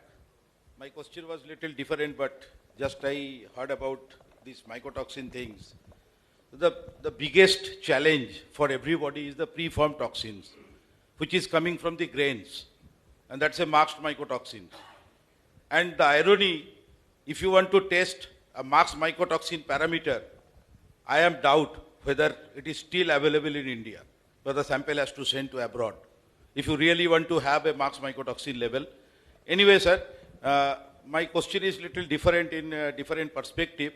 As you rightly said, that everything is possible because you are bringing certain standard to start with cattle feed and then comes to the poultry feed. We must honor your view, and you are absolutely right. But I have one question, sir, because the parameter which you are bringing, that is an industrial parameter. We are still functioning as an husbandry. So are you uplifting both dairy, poultry, everything to an industry? Are you giving an industry status? Or still you want to run it as an husbandry and want to implement industrial norms? Because those cannot run together. If you're really giving poultry and dairy an industrial status, then the industry deserves so many facilities and opportunities to live up to your industrial status certification. Believe me, sir, I am here for last 2 days. With this regulation, I have seen many people, some cattle feed manufacturer also here. I passed almost 36 years in the industry. 70% of the people, they are still running it as a husbandry. They don't have any knowledge about industrial needs and requirement. Poultry definitely uplifted, but still poultry has to go a lot. There are few big players, those who can capable, those who can manage, those who are financially stable to meet up those industrial status and recognition or the certification. But a cattle feed fraternity, if you look very closely, some people started a feed mill. There are hundreds, thousands of people's families are involved. Kindly concise your question. Okay, so I would like to finish, sir. You are bringing, we all also would like to have. Every mother, they feel that their children should have a better milk, pure milk, clean milk. But sir, to reach that level, please create certain infrastructure. Even the small people, those who are running their cattle feed mill or even poultry feed mill, consciously they also want to uplift their standard. They don't want to give bad products. But please create certain infrastructure. First, let them get educated or graduated through that process, and then they will be qualified to your standard. So my humble request, please create infrastructure so that they also believe we are not husbandry, we are industry. Thank you, sir. Thank you, well noted. To give a just quick comments on the sector-wise, I think, as I understand, it's a state subject and union government has recommended that it should be declared as an agriculture. So, many states have declared it as an agriculture. That's why we are demanding a lot of benefits under the agriculture. So, each state has to think on that regulations part. Any other questions? We well noted. Yeah. Good afternoon, sir. Yeah. Myself, G.S. Sodi. Last question. Yeah. मैं cattle feed manufacturer निर्माता हूं पंजाब से और यहाँ पे मैं एफमा को represent कर रहा हूँ. एफमा है जो पंजाब में more than 500 cattle feed manufacturers को रिप्रेजेंट करती है और हम पिछले 2-3 साल से काफ़ी टेक्निकल वर्कशॉप ऑर्गेनाइज कर रहे हैं. वैसे जितनी भी मेरी क्वेरीज थी, मैं बहुत थैंकफुल हूँ यहाँ पे जो टेक्निकल पैनलिस्ट बैठे हैं, उन्होंने मोर देन 99% जो मेरी क्वेरीज थी जो मैं अपनी ऑर्गेनाइजेशन की तरफ से लेके आया था, उन्होंने काफ़ी हद तक वही मुद्दे उठाए हैं. आप स्पेसिफिक बता दीजिए टाइम. मेरा यही है कि क्या जो रॉ मटेरियल लॉबी है, लाइक जैसे DORB है या कल को जैसे मक्का के ट्रेडर हैं, क्या कोई BIS में हम इन फ्यूचर ऐसा भी कोई लॉ एक्सपेक्ट कर सकते हैं कि हमें BIS या गवर्नमेंट की तरफ से कुछ गाइडलाइंस मिले कि जे मक्का के मेन ट्रेडर हैं, जे अफ्लाटॉक्सिन फ्री जो मेज सेल करते हैं, जब अफ्लाटॉक्सिन फ्री मेज प्रोड्यूस करते हैं, आप इनसे लो, और DORB जो है जे सॉल्वेक्स लॉबीज के लिए ये नॉर्म्स आप इनसे परचेज कर सकते हो. क्या BIS ऐसा भी कुछ आगे हम BIS से एक्सपेक्ट कर सकते हैं? जैसा सर ने अभी बोला, स्पेशली इन मेज सर, हमारे पास डिफरेंट वैरायटीज हैं. हमें कौन सी मेज यूज करनी चाहिए, किसके अंदर अफ्लाटॉक्सिन लेवल ज़्यादा है, किसके अंदर कम है, हमारे पास ऐसा कोई भी नॉलेज नहीं है. हमारे पास मार्केट में चीज़ आ रहा है, हम उसको प्रोक्योर कर रहे हैं. गवर्नमेंट की तरफ से हमें ये हेल्प चाहिए कि कौन सी मेज हमने परचेज करनी है, कौन सी वैरायटी परचेज करनी है, उसकी सोइंग ज़्यादा हो ताकि कुछ हो हमारे लिए. इसमें मैं इतना यही कहना चाहूँगा, जो हमारी जो ब्यूरो ऑफ इंडियन स्टैंडर्ड्स है, national standards body of India है, तो हम लोग जो स्टैंडर्ड्स बनाते हैं उसके रिक्वायरमेंट डिफाइन करते हैं कि स्टैंडर्ड में क्या क्या होनी चाहिए. हम लोग किसी ब्रांड को प्रमोट नहीं करते और उसमें मेंशन भी नहीं करते हैं. तो ये स्टैंडर्ड में कभी आ नहीं सकता है कि आप इस ब्रांड का कोई जो रॉ मटेरियल आप इस्तेमाल करें. वो आज तक हुआ नहीं है, इन फ्यूचर में पॉसिबल नहीं है. इसके लिए फिर आप मतलब गवर्नमेंट ऑफ इंडिया कुछ लेकर आए तो that is different, but from talking from BIS that can not be a part of any Indian standard. यार इसमें ये था कि जो ट्रेडर हैं जिनसे हम लोग परचेज करते हैं, क्या वो ट्रेडर भी BIS के अंडर आएंगे? बिल्कुल. नंबर 2, जो सरकार टेंडर निकालती है जैसे वीट के या मेज के, जो थोड़ा सा तो नहीं, देखिए ये गवर्नमेंट ऑफ इंडिया डिसाइड करेगी किसको क्या सर्टिफिकेशन या रजिस्ट्रेशन लेना है. तो वो जब तक ये रेगुलेशंस नहीं आएगी तो इस पर कहना मुश्किल है कि ट्रेडर को लेना होगा या मैन्युफैक्चरर को लेना होगा, ये कहना बहुत मुश्किल है. जनरली जब हम ISMR की बात करते हैं, हम लोग मैन्युफैक्चरर को ही देते हैं, ट्रेडर को लाइसेंस लेने की जरूरत नहीं पड़ती है BIS से इन जनरल. लेकिन अभी रेगुलेशन देखने के बाद ही हम कह सकते हैं कि ट्रेडर को क्या जरूरत पड़ेगी, रजिस्ट्रेशन की जरूरत पड़ेगी या लाइसेंस की जरूरत पड़ेगी. We can not comment at this point. Sir क्या BIS जो है अभी कब तक, जैसे पंजाब जैसी स्टेट में है, यहाँ सबसे ज़्यादा डेयरी इन्फ्लुएंस रहती है, डेयरी का न्यूट्रिशन इंडस्ट्री इन्फ्लुएंस रहती है, ये कब तक इम्प्लीमेंट होगा भी कि नहीं होगा? आप किसके बारे में बात कर रहे हैं? BIS specific to which word? Cattle feed. ये देखिए ये इम्प्लीमेंट हो गया है, ये 1 जनवरी से 2022 से इम्प्लीमेंट हो गया है. And we are having some 159 licences also all over India. 159 जो मैन्युफैक्चरर्स ने लाइसेंस भी ले रखा है ऑल ओवर इंडिया में कैटल फीड का, IS 2005-2009 का. तो इट इज इम्प्लीमेंटेड.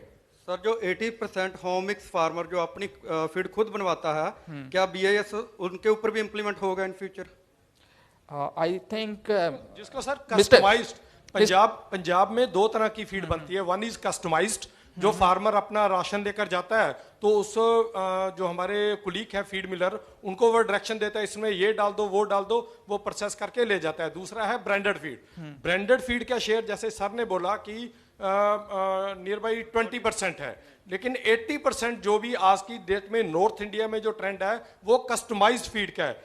कुछ फार्मर अपने घर से अपना राशन लाते हैं, कुछ फीड मिल मिक्स करता है, क्या ये लॉ उनके ऊपर भी इंप्लीमेंट होगा? I think Mr. Sharma would be the right person to comment on this. पहली चीज ये है कि जो कंपाउंड कैटल फीड की सेल के लिए BIS की रजिस्ट्रेशन की रिक्वायरमेंट थी वो ऑलरेडी इंप्लीमेंटेड है। दूसरा ये केवल अगर आप कंपाउंड कैटल फीड को सेल कर रहे हैं जी तो एप्लीकेबल है। अगर आप अपना राशन खुद बनवा करके अपने ही फार्म पे इस्तेमाल करेंगे नहीं सर, मतलब कि हमारे फीड मिलर जो है 80% फीड मिल के ऊपर कस्टमाइज्ड काम है। फार्मर गांव से आता है, मक्का ले आया, खल उससे पलवाई, DOC उससे पलवा कर उसको वहीं उसके प्लांट में मिक्स करा के अपनी ट्रॉली पर वापस ले गया। अगर मार्केट में वाइट बैग में, अगर मार्केट में पैकिंग करके नहीं बेच रहे हैं तो एप्लीकेबल नहीं है। अगर मार्केट में पैकिंग करके बेचेंगे तो एप्लीकेबल है। ठीक है, thank you sir. Sir, thank you. I think I'll have to stop. Sir, They'll all be there for the tea. Sir, last question. No, please. They'll be there. Don't worry, बैठिए। FSSAI जब नया norms ला रही है तो फिर BIS की क्या जरूरत है सर? नहीं, both are together. मतलब दोनों के चक्कर में फंसा दिया हमको। मैं जबरदस्त कंफ्यूजन है जिसकी हद नहीं। मैं एक लाइन में क्लियर कर देता हूं। आज की डेट में FSI के एम्बिट में फीड नहीं था, लेकिन चूंकि रिक्वायरमेंट आई थी इसलिए हमने BIS को नोटिफाई किया, क्योंकि BIS के अपने वॉलंटरी स्टैंडर्ड्स ऑलरेडी मार्केट में अवेलेबल थे। जिस दिन FSI का रेगुलेशन नोटिफाई हो जाएगा उस दिन केवल FSI का रेगुलेशन ही एप्लीकेबल और इम्प्लीमेंटेबल होगा। एक कंपनी को दो जगह पे रजिस्ट्रेशन करवाने की या लाइसेंस लेने की जरूरत नहीं पड़ेगी। तो सर FSI अभी BIS को तो रोक दीजिए, हमारा कितना खर्चा लग रहा है सर अभी से, मतलब रजिस्ट्रेशन लेना, लैब बनाना, ये आपका जो भी आएगा उसको फॉलो कर लेंगे जो फाइनली होगा। अभी तो हमारे डबल हो रहा है ना, पहले BIS लो, फिर BIS को छोड़ के FSI लो।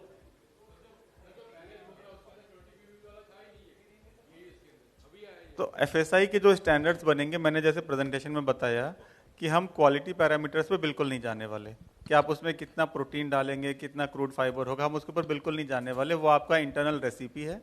हम केवल सेफ्टी पैरामीटर्स पे जाएंगे कि उसमें अगर पेस्टिसाइड्स कितना आ रहा है या हैवी मेटल्स कितने आ रहे हैं या फिर एफ्लाटॉक्सिन कितना आ रहा है, केवल हम वही हॉरिजॉन्टल स्टैंडर्ड्स को ही नोटिफाई करने वाले हैं। क्वालिटी स्टैंडर्ड्स या वर्टिकल स्टैंडर्ड्स को हम नहीं नोटिफाई करेंगे। सर ये पॉइंट अफ्लाटॉक्सिन वाला हमने चंडीगढ़ में भी रखा BIS के आगे। अभी इससे बेस्ट प्लेटफॉर्म हमें कहीं नहीं मिल सकता। हम यहाँ पे भी रख सकते हैं, रखा है सर। थैंक यू, आपका सब एक्सपेक्ट करते हैं फेवरेबल आएगा, हमारी डिबेट चलती रहेगी। Thank you so much. Thank you. To concludingly I thank doctor Raghavendra Bhatta ji, doctor Paraminder Singh and my good friend Amit Sharma and then Chaudhary ji. For all the audience having listened so carefully, the debate can go on. It's a little contentious topic. So only thing what Amit Sharma said is, final product, दो आपका डोसा है, इडली है, जो खाने वाला है, वो चीज़ में इतना अफ्लोटॉक्सिन नहीं होना, दूध में नहीं होना, जूस में नहीं होना। कैसा खिलाएगी, that is a back end. मतलब मूवी रिलीज करना है, आप मूवी देख रहे हैं, बस पीछे कैसे करोगे वो मान नहीं रहे। मूवी हिट होगा नहीं होगा, आप उसी में डिसाइड करना पड़ेगा। Thank you very much. I hand over to Vijay Sharma. Yeah, so big round of applause to all the panelists and moderator. So I request Neeraj to please felicitate the moderator of the session, Dr. P.S. Mahesh. So Dr. Mahesh, thank you so much.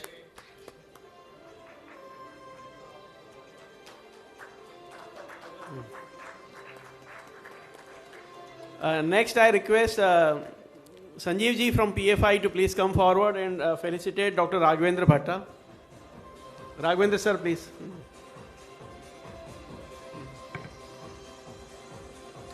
A round of applause for Dr. Raghvendra Bhatta, please.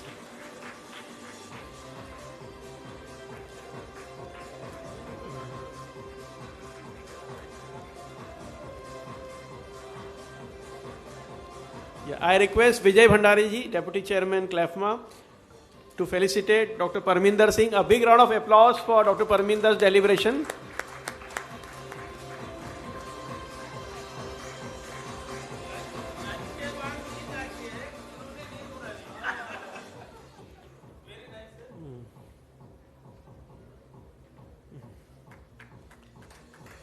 Next, I request Divya Gulati, Deputy Chairman CLFMA, to felicitate Dr. Amish Sharma, Director for FSSAI. Yeah. Dr. Amish Sharma, thank you so much for making it possible, sir. A big round of applause.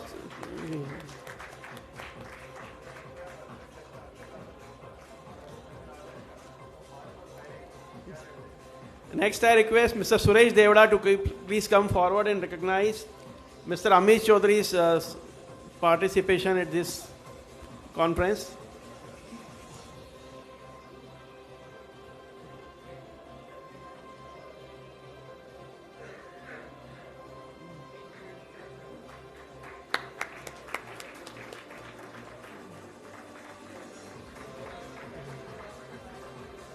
So thank you, Dr. Mahesh, and all the panelists for your active participation and having this wonderful dialogue. So ladies and gentlemen, we are running little behind schedule. So we move to the next agenda. Yes, so this is good for the memory.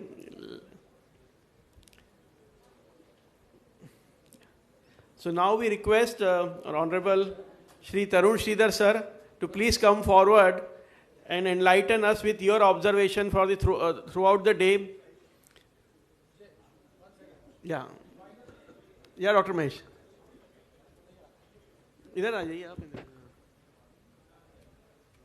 The final offer made by Amit Sharma, FSSAI, is to make Parminder Singh as a member for both FSSAI and BAS. जो problem बताया उन्हीं वो ही member बन जाएगा, so that solution आपको मिल जाएगा. So thank you, Sridhar sir, for being patient, listening throughout the day. So we wanted to learn from you your 360-degree feedback to us and to all the participants. And I request Mr. Suresh Devda, Honorable Secretary, to also come on the dais. Mr. Neeraj, please join us on the stage.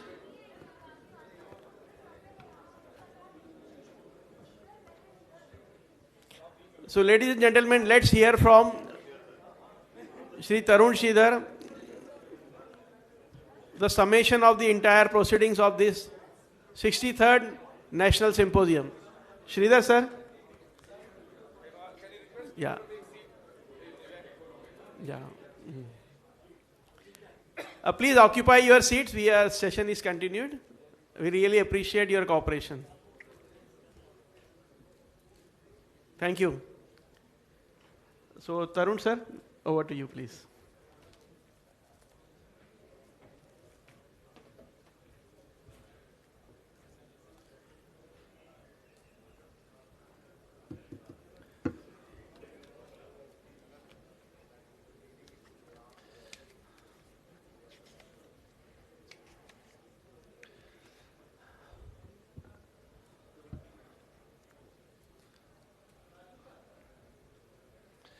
Good afternoon, ladies and gentlemen.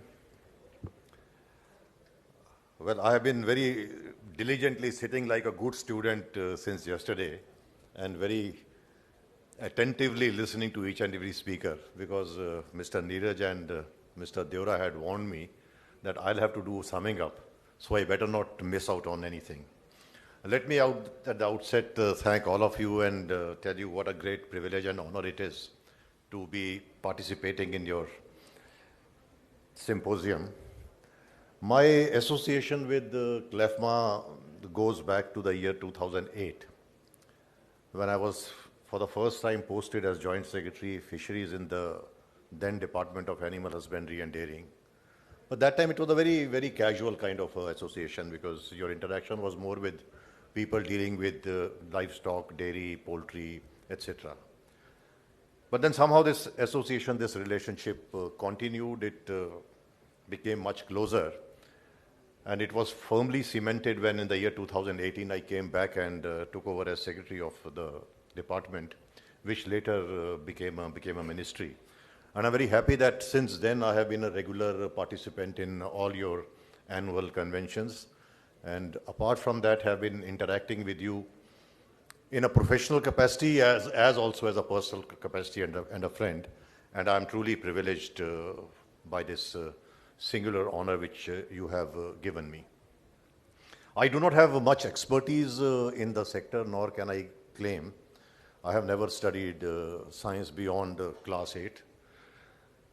I can say I am a farmer, but I am a, what you say, armchair farmer, like typical urban dweller who, out of some romanticism, buys some agricultural land and then tries to call himself farmer. So I don't claim any knowledge. But I have tried to be a good student, and I have tried to listen very carefully to each and every one of you. All of you sitting in front of me are either professionals in the field of livestock or agriculture, or hardcore practitioners who know the nuts and bolts of the industry. I cannot claim to know that. The symposium this year, I find, is different from the previous years. So we had a very good interaction last year in Hyderabad also, but it is very different. How it is different is, yesterday in the opening session, after Mr. Neeraj Kumar had given a very detailed overview of the sector, Mr. Balram Singh Yadav, when he started addressing, and he was the moderator and also chairing the session, his opening statement was that it's a time for optimism. So we started with a highly optimistic, positive note. And the last session, the moderator was my dear friend, Dr. Mahesh. And he was also reinforcing optimism. So one very good thing is that we began with optimism and we are concluding with optimism. And that is the spirit, and that is the perspective we should take from here. But there is a disclaimer to this. While it is good to be optimistic, it is very good to be pragmatic. So we thank Dr. Parminder Singh for tempering this optimism with practical issues and pragmatism. And our friends in the last session, and I'm very happy that it generated a lot of lively debate. So instead of just only summing up, let me give you my perspective as a person who has just been interacting with you and observing with you. Whatever little knowledge I have of this sector is what I have learned from each and every one of you.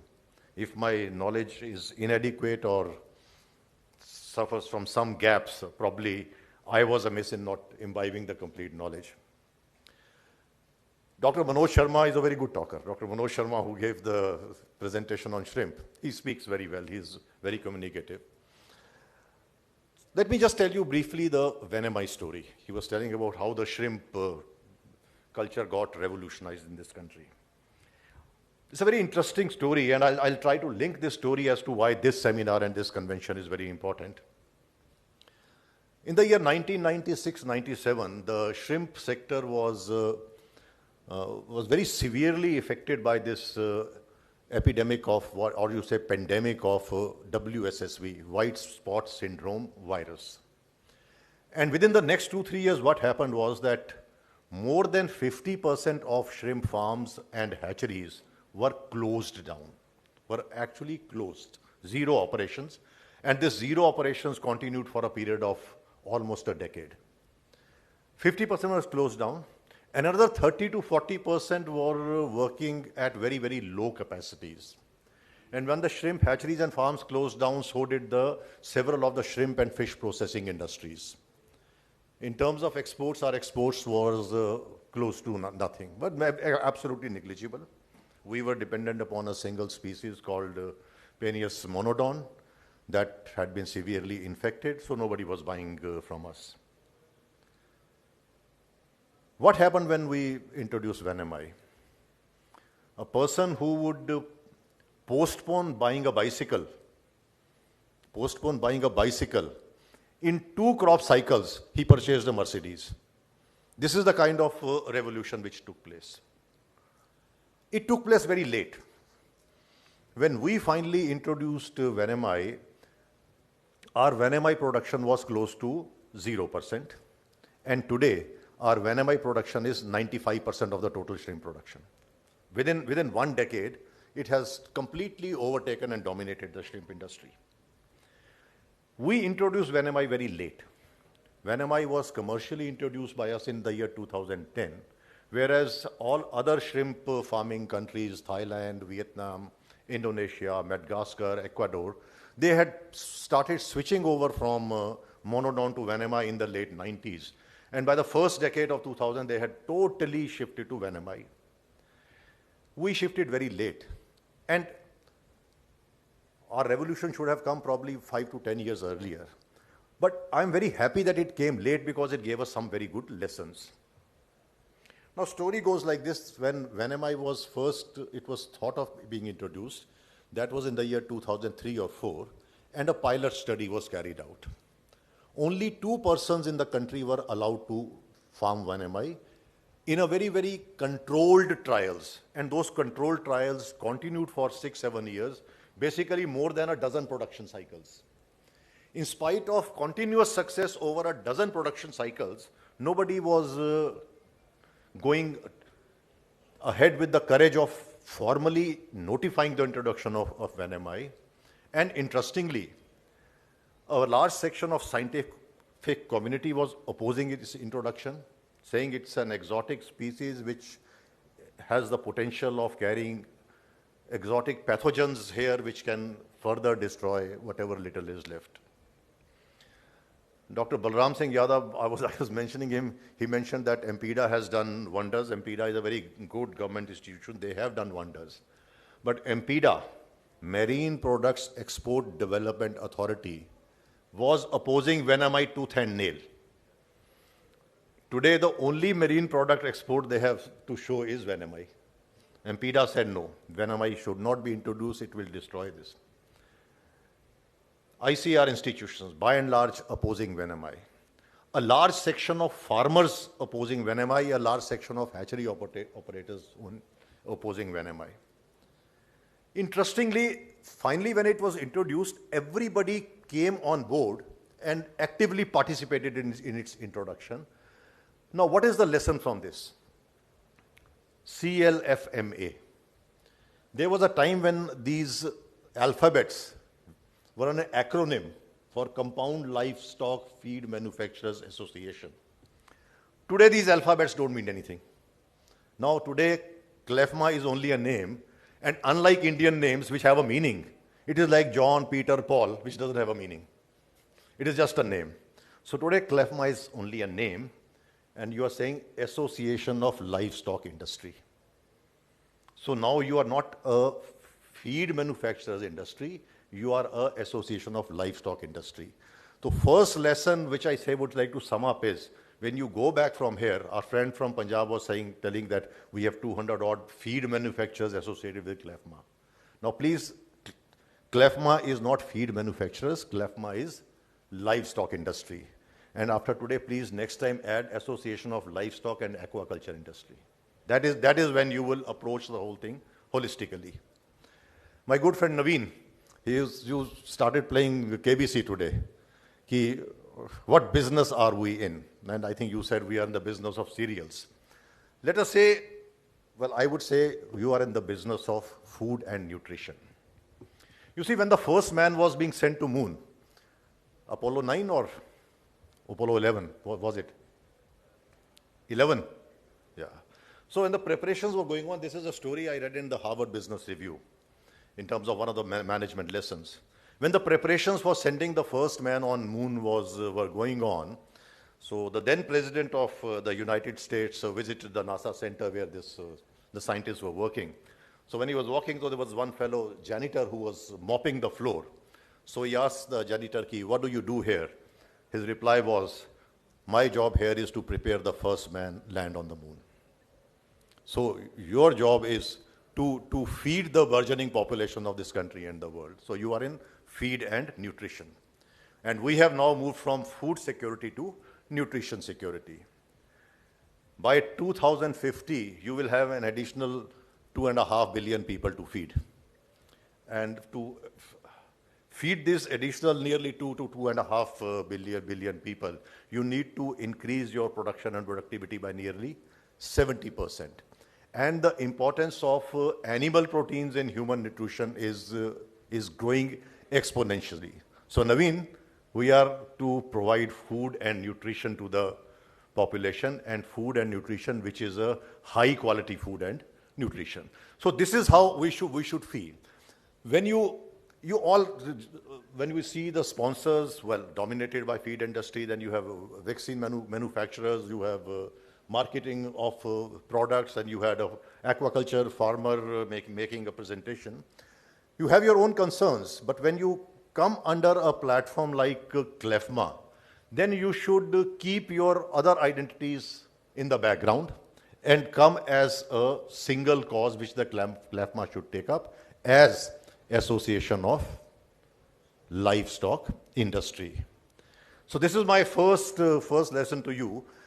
Why I'm saying that, why I linked it to my story is, as long as everyone was blowing his or her own trumpet when MI was getting stalled, it is only when we brought everybody on a single platform and told them that for the purpose of taking a decision on this issue, you please keep your identity as ICAR, as MPDA, as NFDB, as this in the background, and think only what is the best for the country in terms of revival of its ship. So it's a real fairy tale that 66,000 or 67,000 tons was the production in 2008-9 of shrimp in this country. Now it is 1 million. It is 1 million. How much? I think 700 to 800%, 900% growth within a decade. Why did it happen? It did not happen because we introduced VNMI. It happened because we were united. A disunited lot was brought into one distinct. So that's why MPDA, which was the biggest opponent of VNMI, is running one of the most beautiful aquatic quarantine centers in Chennai. So this is what lesson which CLFMA should take from here is that when we come under the banner of CLFMA, I am not a feed manufacturer, I am not a veterinary medicine or manufacturer, I am not a supplement manufacturer, I am not a dealer, I am not a shopkeeper, I am all CLFMA working for the livestock industry. I think lack of unity is also something which somebody had mentioned, and I'm glad this issue has been flagged. Yesterday, Minister gave a very categorical insurance in terms of an advisory council. Now, this whole concept that we are moving towards advisory council, because I have also, I don't know, informally, I was also asked to suggest certain people who could be in the advisory council. And the ministry is working in the direction of having a very, very strong, structured, institutionalized consultative process involving all the stakeholders. In fact, Dr. Parminder would bear me out. I think recently Dr. Inderjeet has also been nominated to one of this dairy committee, because I was informally asked to suggest certain names. What I mean to say is there is a very, very clear thinking in the government and a paradigm shift in the decision-making process. So, Dr. Parminder, जो आप कह रहे थे in terms of what the aberrations which are there in the standards is because इससे पहले जो ज़्यादा से ज़्यादा काम कर रहा है, Dr. Lipi Seriwal is here. In the ministry, the ministries and the government organizations, the tendency was, and tendency especially in bureaucrats like me, कि हमें सब मालूम है, हमें सब आता है, we are God's gift to this country, so whatever we have decided is final. We were not listening to experts and professionals like you and the practitioners who are sitting here.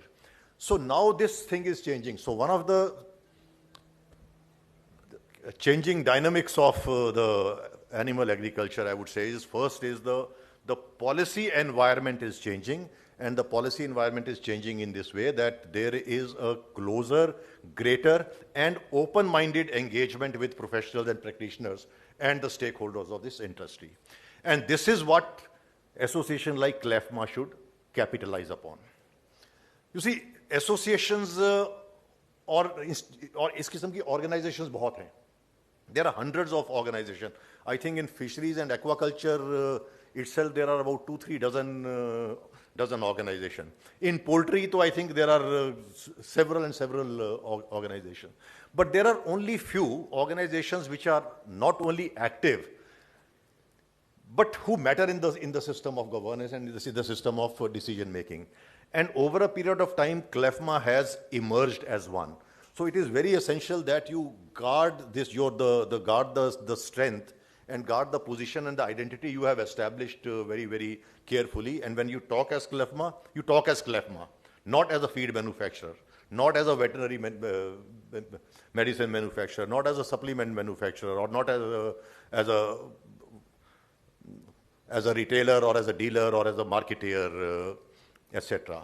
And this is what the minister had very, very clearly said and repeated a couple of times, that we are going to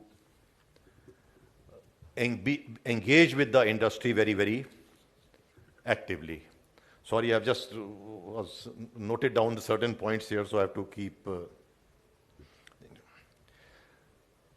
Dr. Yadav also mentioned one thing, that industry and government are on the same page.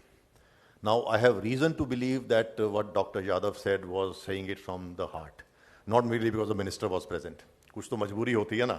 If the minister of the government is present, so you have to say good things about the government, and especially when he is your guest. But when Dr. Yadav and when Dr. B.S. Yadav speaks, everyone takes him very, very seriously. I'm glad you are on the same page. If on certain issues you are not on the same page, please ensure that you either bring the government on your page or you go on government's page, so that these small irritants which generate unnecessary conflict, these are ironed out. Another dynamic change which has happened over the last years in terms of the entire policy environment and the governance of this sector, which was repeatedly highlighted by the minister yesterday, by the secretary yesterday, and today Dr. Lipi Seriwal has made the presentation. You see, first change which took place was in the mindset of the government. Previously, you see, whether it's a political leader like Mr. Rupala or a bureaucratic leader like me,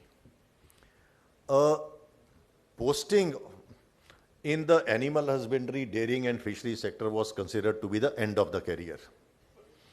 If somebody was when the portfolios to the ministers are allocated, somebody is made home minister, Tali, defense minister, Shabash, and power minister, tourism minister, blah, blah, blah. And congratulations, congratulations, celebrations. Animal husbandry minister, condolences. कि चलो at least गाड़ी मिल जाएगी, minister हो, बाकी शायद time आने पे अच्छा महकमा मिल जाए. So the generally apprehension was that probably the prime minister or chief minister is not very, very enamored or happy with me. For us people like us, it was much worse. You see, first time when I was posted in the animal husbandry as secretary animal husbandry and fisheries in my state, it was to teach me a lesson. You were thinking too much of yourself. Second time also the same thing happened. But there has been a radical change in the thinking. And please don't think as a boastful statement. I have also been slightly responsible for this change. When I was Joint Secretary Fisheries, after 3 or 4 years of my tenure in Joint Secretary Fisheries, suddenly a lot of IAS officers wanted to become Joint Secretary Fisheries. They suddenly realized that it was actually a very important post. But at a political level, at the political and the policy level, this thing has started changing. The first and change which was demonstrated was that in the year 2019, I was suddenly summoned in the Prime Minister's office without telling me that what is the agenda, why am I being called.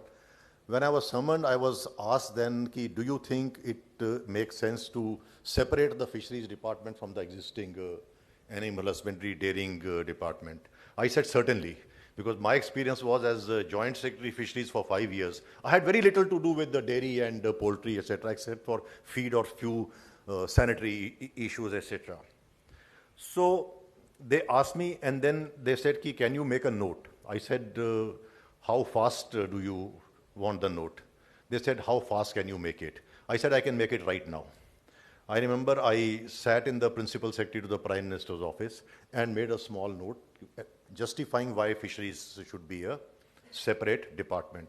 And lo and behold, within 1 week, a separate department of fisheries was created.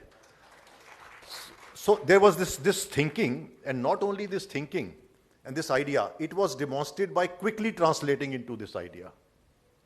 This, I think, happened in the month of probably March, February, or March, or whatever it is. And within the next 2 months, a separate ministry was created, Ministry of Fisheries, Animal Husbandry and Dairying. And interestingly, ministry was created later, but minister was appointed earlier. Then, first cabinet meeting of the government which took over in 2019, the first cabinet meeting, I think it was again month of May, last week of May, first cabinet meeting agenda item number 1 was this ambitious disease, FMD and brucellosis eradication program. I don't know how the program is functioning now or whatever. What I mean to say is that all of a sudden things started changing, and the sector which had been pushed to the margin was suddenly not. So this is what means by saying the changing dynamics of the sector. And I remember your 2019, immediately after this ministry was formed, your annual meeting and the AGM and your national symposium in Delhi, the union minister attended it? Today, this time also again the union minister is attending it, because there is also a dedicated union minister for this sector. Previously there was always an agriculture minister, and for an agriculture minister this was again very low on the priority. And I remember when I went as joint secretary, that time, honestly speaking, it is a cynical thing to say, whenever there was a crisis like avian influenza or large-scale FMD issues, etc., and could come in the newspapers, officers of the ministry used to be happy. Ki ab hame koi puchega. Now at least we will be in the limelight. Like they used to. So, but now because of this dedication and this focus, suddenly this sector has come up. So the challenge before CLFMA and organizations like this is again capitalize on it. Now that it is on within the eyesight of the government, it is the focused attention of the government. Now please don't slow down your pace. And now raise these issues. You raised several issues today. You had the officer from BIS, you had Mr. Amit Sharma from FSSAI. They were responding. They did not react. Ki Dr. Parminder Singh, kaisi baat kar di aapne hai? Aapko kya malum? Hame malum hai. There was a positive this thing. They took it, and it's a ever evolving thing. So you should be part of this process of evolution which is taking place. Some of the other issues which I think very important, which were raised yesterday by the secretary and the minister, was there are any number of resources lying around which probably we are not capitalizing on. Just as an example, minister referred to these vast wastelands of government departments like railways, just like nobody knows anything about them. Large productivity issues which you can address, the changing consumer demands and other things.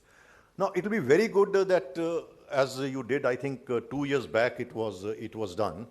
At the end of the day, you picked up 4 or 5 most critical aspects and brought them out as very, very well organized recommendations for the government to translate into policy. And this is how policy is made. I'm sure once Mr. Amit Sharma and Amit Chaudhary, they go back to this thing, whatever feedback has come and what Dr. Parminder Singh said and what our friends from the audience, when they interacted and asked questions, they will definitely, and they should do it, and they will do it, go back and give this feedback and revisit their standards and revisit their policies. So, you see, policy is made or a standard is made, it is not a holy scripture. Ki ek baar likh diya, to now that holy scripture will remain. As Dr. Mahesh said, it's an ever evolving dynamic process. And that is what should be the biggest takeaway from here. And this is what Mr. Neeraj, Mr. Deora should be doing, that. Now putting it in black and white. But not such a big book. Just 1, 2, 3. This is to be done, and this is how we think could be done. Engage with Dr. Alipi, she is here. Dr. Khanna is here.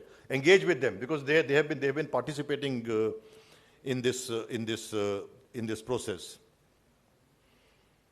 Dr. Bhave mentioned a very important this thing in terms of linkages.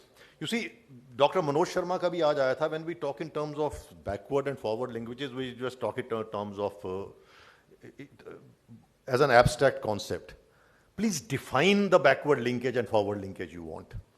Now, repeatedly, one or two people were asking this question, an issue which was coming up in the morning session in terms of domestic market for shrimp versus the export market. And I did not want to intervene. Dr. Sharma said that we were all going towards focusing on the backward linkage only. Hatchery bana rahe, bana rahe. But we did not even focus on backward linkage. You see, the biggest danger of our venomized success story is, while it is a real fairy tale, matlab, even nobody could dream that people would become so rich overnight. But it will take only seconds for them to become paupers again. Because what has happened was that the entire brood stock we are getting is imported from outside. And 90% brood stock is imported from America. And 40-50% our end product is going from America. One point morning, if the brood stock stops coming, though your whole industry collapses and shuts down. So market तो बाद में बंद होगी, आपका पहले दुकान ही बंद हो जाएगी. ग्राहक होगा भी तो आपकी दुकान बंद हो चुकी होगी. So these are the linkages we have to define. What do we mean by backward linkage? What do we mean by forward linkage? Very valid question was asked. Now, if you can send your shrimp from Visakhapatnam to Boston or New York, why can't you choose to send it from Visakhapatnam to Ludhiana? You all have smartphones. Please just Google for a minute retail price of shrimp in New York and retail price of shrimp in New Delhi. Delhi में 4 रुपए ज़्यादा होगी. Delhi में it will be much more. So there was one slide which was shown also, big basket. वो 300 रुपए की 200 ग्राम shrimp थी. अब 300 रुपए की अगर 200 ग्राम shrimp है तो आप देख लो 1 किलो कितने की होगी. Now this is an area that domestic market नहीं develop हुई, so there is no forward linkage. But what do we mean by forward linkage? Well, shrimp harvested in Bhimavaram, then packed here, then taken to Ludhiana or here. All this thing is you need to define it and how to do it. And this is again something which CLFMA is a body which is well equipped to answer these questions. One thing very good which has emerged from this symposium today is realizing the importance of good, robust, sound data. There were a lot of figures being used here. This much percentage is this, itna hectare hai, utna hectare hai. So I think I was asking one of my friends here as to what is the source of this data. Most of them were avoiding mentioning the source. While data is very, very critical to sound policy and decision making, more important than that is reliable and authentic data. Unfortunately, especially in government, we are doing a lot of data manipulation. I have no hesitation in saying that. And many times we also work on data which can be termed as downright bogus. I think it was year 2012 or 13.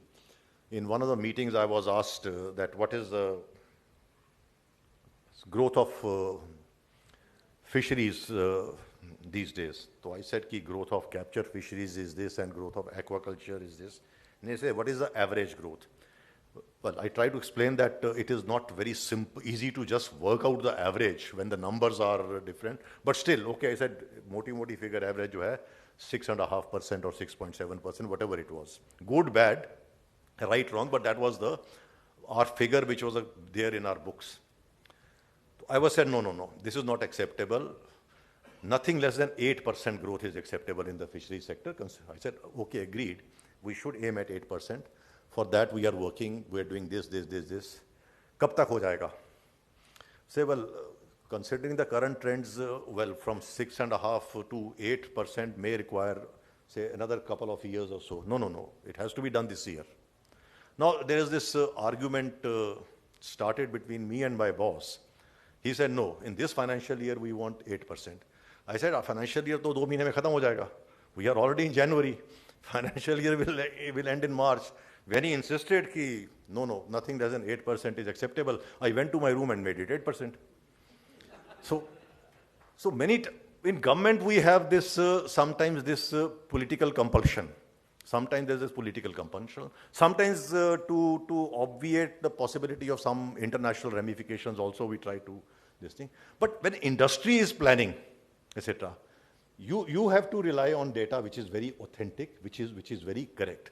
So you should also have, I think one of the speakers, I'm forgetting the name, he also mentioned that they had themselves sent their teams to do some sampling in terms of the areas and in terms of the projections. Then you had also the technology-enabled data collection. So this, why data is very important, and then digitalization process is very important. That can really assist the sector, the industry, each and every individual industry in terms of very sound decision making.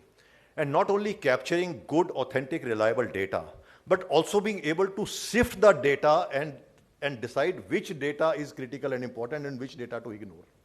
You see, because I was also a bit concerned that many times we're jumping to conclusion in terms of, when we're talking in terms of meat consumption, we're comparing China and India, we're comparing Sri Lanka and other things. And on the basis of data, we are extrapolating that we have a possibility to from 4 kg to 12 kg to 30 kg, without realizing that we have to understand that consuming meat or non-vegetarian items or this thing is not only a question of nutrition or food with us. It is also a question of our culture and social norms and beliefs. I have met a few foreign investors who are very keen in investing in the livestock sector, and inevitably they would say that the biggest challenge is to try to find out as to, if we say this much population and somebody comes with the figure 60% population eats meat, so still would be the biggest market ever in the world, etc. But they don't realize that 60% population which eats meat doesn't eat meat every day. आजकल तो दिल्ली में you go to Pandara Road, all the non-veg restaurants, Gulati, where everybody is closed. Nobody is serving meat these days. नवरात्रे हैं. You see, Western world में तो different है ना. Western world में Christmas would mean that you cut turkey, you drink wine, etc. Here, festival में की शराब नहीं पीनी, meat नहीं खाना, अंडा नहीं खाना. So we have to, when we base our planning and policies on the basis of data, it also has to be a data which is sound, reliable, and what we call ground truthing of the data, trying to study and understand the strength of the data against the background of other issues also. One theme which was again which was the underlying theme of every this thing is productivity. Very important. Now, all of you who know the sector inside out would know what are the factors which are required for enhancing and increasing productivity. But when we talk in terms of enhancing or increasing productivity and taking it from level X to X plus something, we have to have our plan ready as to how would we manage and handle the increased productivity. Now, if the productivity increases, today you're saying 209 million tons. The Pradhan Mantri Matsya Sampada Yojana says that by 2025, from present level of 15 million tons fish, will take it to 25 million tons. But you machli jayegi kahan? You have to have that plan as to handle that enhanced productivity also. One other perspective which I would like to draw here is that when you're talking in terms of our milk production, 209 million tons. We never say what is the value of our milk. You're all into the business of livestock, etc. For farmer, it is 30 liters of milk. Why not try my buffalo is giving me 30 liters of milk? My buffalo is giving me this much money every day. That is what would be. That is how productivity and value can be linked. And there, the feed, etc., the inputs which go, that also start becoming more critical, and you start seeing them with a closer eye and with a fine tooth comb. A lot of things were talked about brand building. And it's very interesting. What is Coca-Cola? What is, anybody can define what is Coca-Cola. Milk, you can within 5 minutes, everybody can say milk is 70% this, 5% this, 2% this, etc. But Coca-Cola is just a brand. Product is zero. When we talk in terms of brand, building brand, CLFMA as a livestock industry, livestock sector representative has to be very, very clear that here we are dealing with human food and nutrition. Brand should not become bigger than the product. Here it is the product which is very important. That is why I think, while we may have our concerns, we must give due respect and recognition to organizations like FSSAI and BIS. If you feel that there are greater expectations, tell them the expectations. But having standards for the safety and the quality of the food and nutrition is very important. Unfortunately, what is happening is, Naveen, don't mind my saying it, when we are building brand, we are not building the product. Today, I generally buy my daily provision items from Big Basket Daily. You know, in Big Basket Daily, you don't get normal eggs. Every egg they say is antibiotic residue free, high protein egg, egg from corn-fed egg, and you just take a Big Basket Daily, they'll say eggs fed with haldi, herbs, tulsi, etc. Who are you fooling?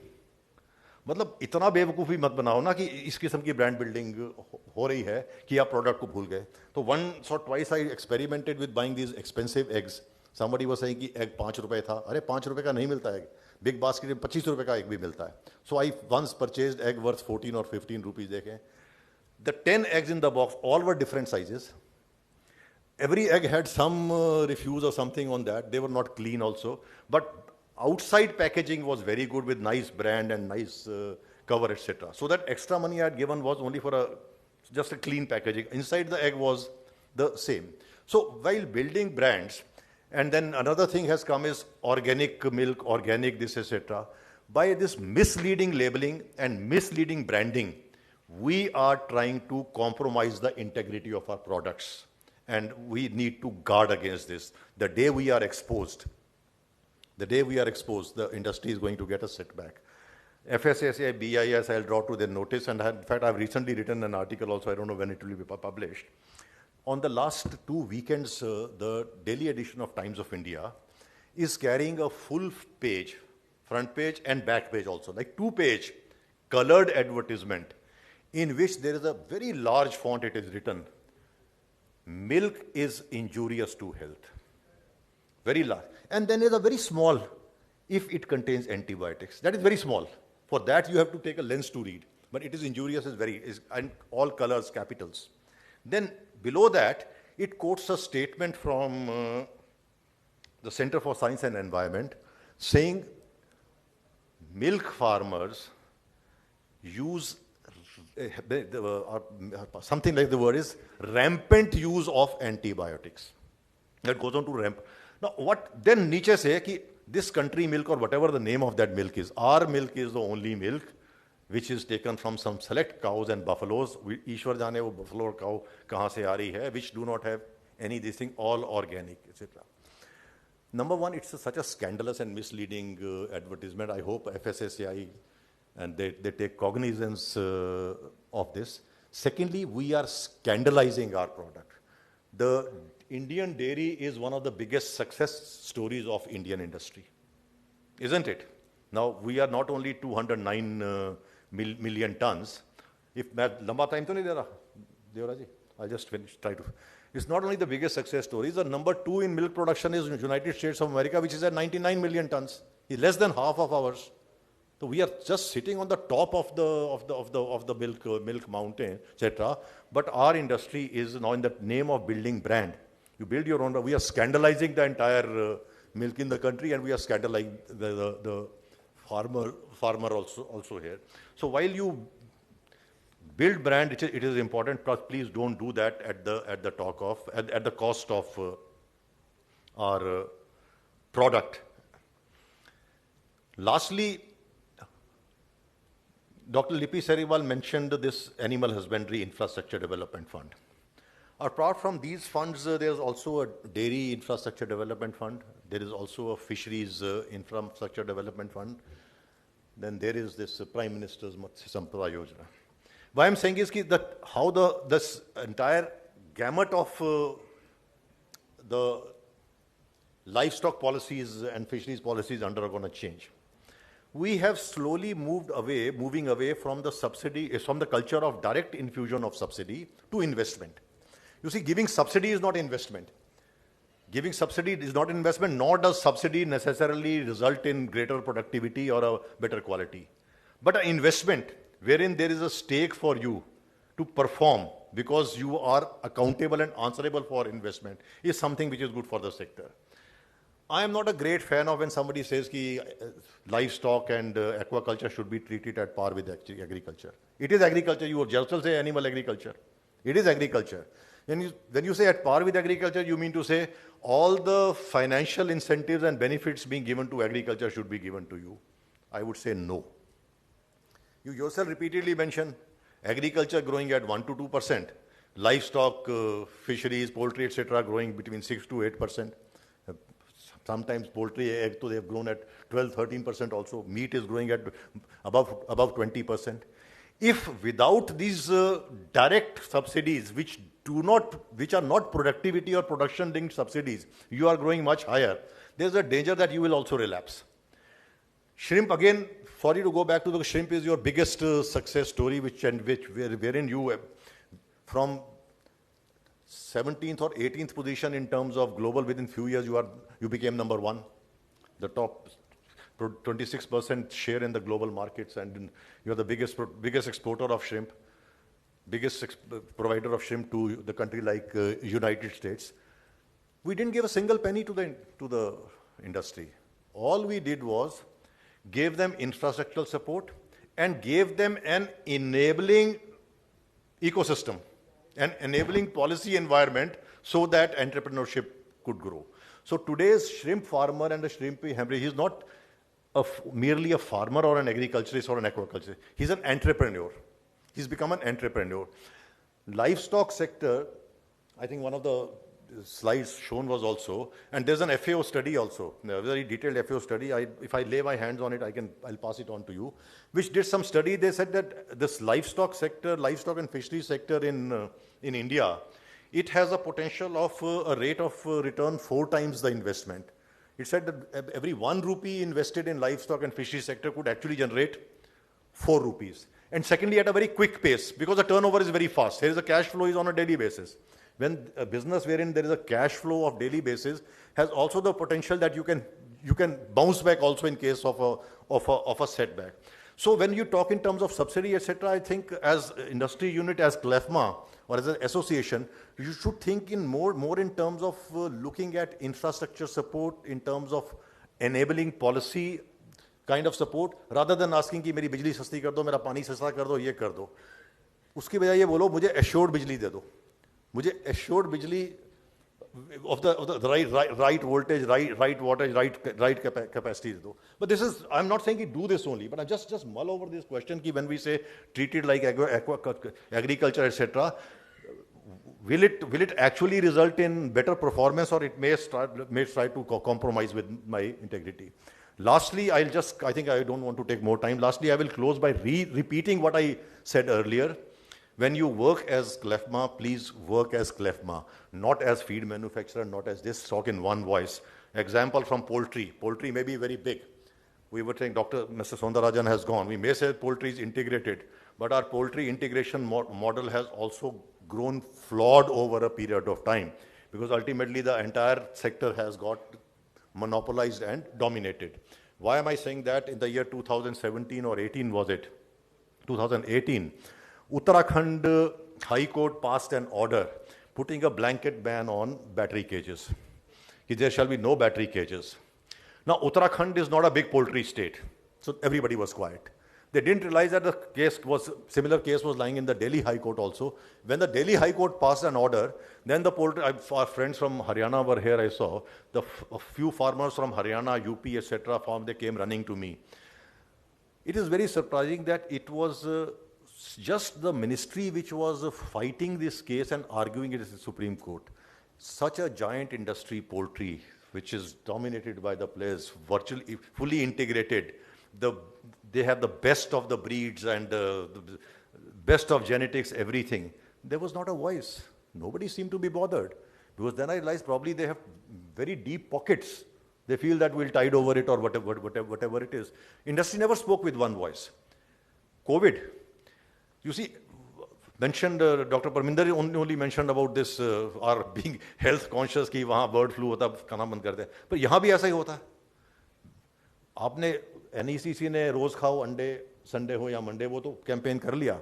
But when bird flu आता और state governments by notification and directions ban the movement of birds, ban the movement of eggs, ban the sale of eggs and things like that, industry keeps quiet. I never heard a word from the industry at least launching this campaign, generating consumer awareness, educating the consumer about these things. So why? Because you may be very big, but you are disjointed. So please avoid this thing as far as CLFMA is concerned. Why am I saying is that because somehow, not only professionally now, I somehow personally got attached to CLFMA, not only to CLFMA, each and every individual also of CLFMA. So I would be the happiest person if I see CLFMA flourishing and growing. Thank you so much, ladies and gentlemen. Sorry for having taken so much of your time.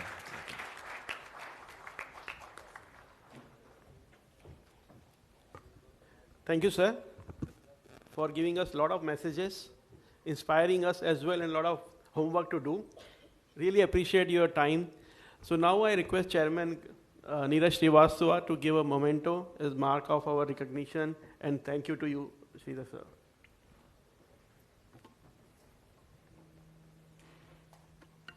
A big round of applause from Mr. Sridhar, please.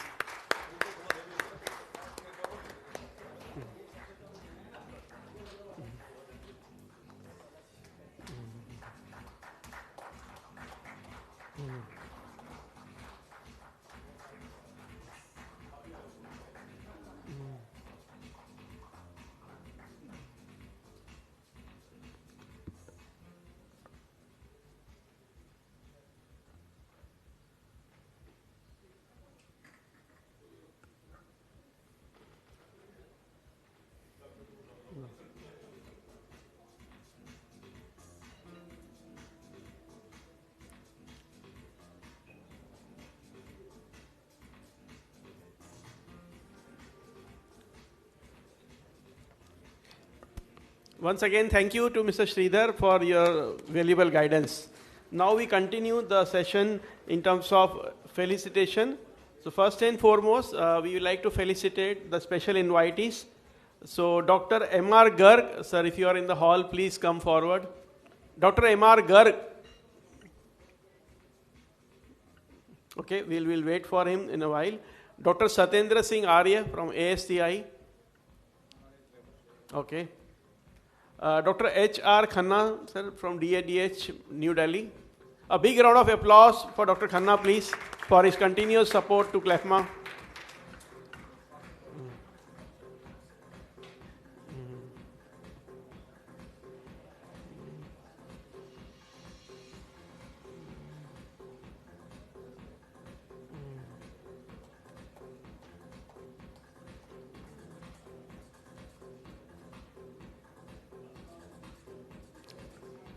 Next, we invite Professor Dr. Ajit Ranade, sir.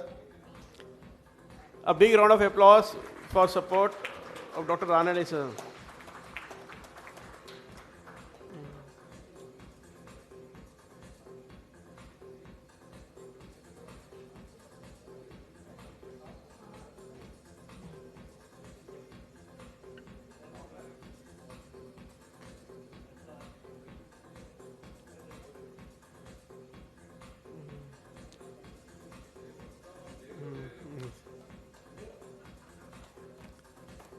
Thank you, Dr. Ranade, sir. Next, we invite Professor Dr. S.V. Rama Rao from PDR, Hyderabad. A big round of applause to Dr. Rama Rao.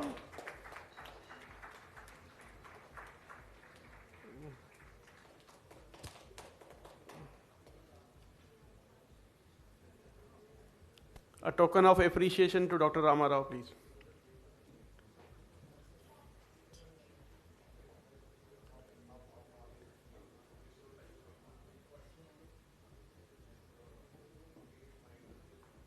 A round of applause, please. Next, we move to Dr. K.U. Methekar, Deputy Director, Food Safety Standard Authority of India.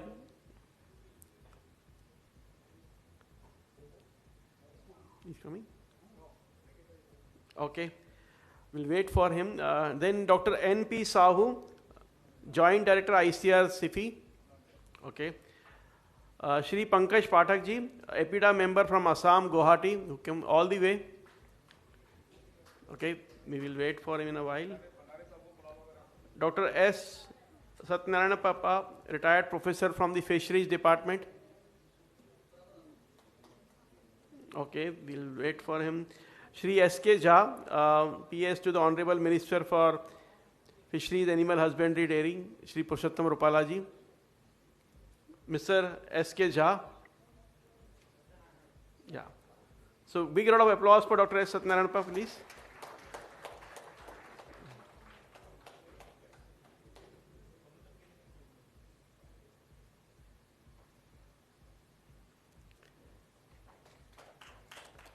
So, next we invite Dr. Arpita Sharma, Principal Scientist, ICR CIFI. So, Dr. Arpita, if you are here. Next, we go to Dr. Dipashri Desai, Section Head of Poultry Science Department, Mumbai Veterinary College. A big round of applause to Dr. Dipashri Desai, please.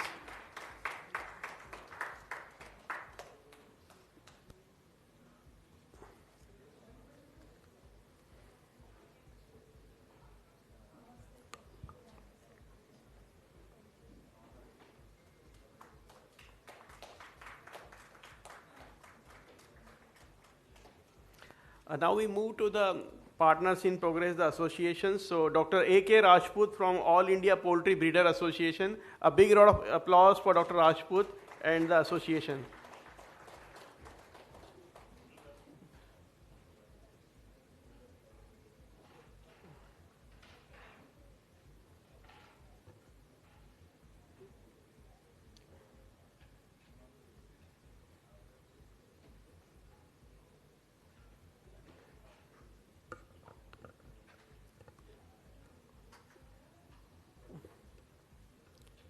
A clap for Dr. Rajput, please.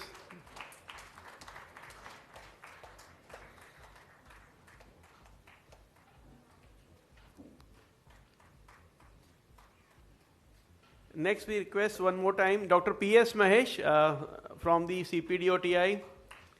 Dr. Mahesh, if you are here, we can call him again.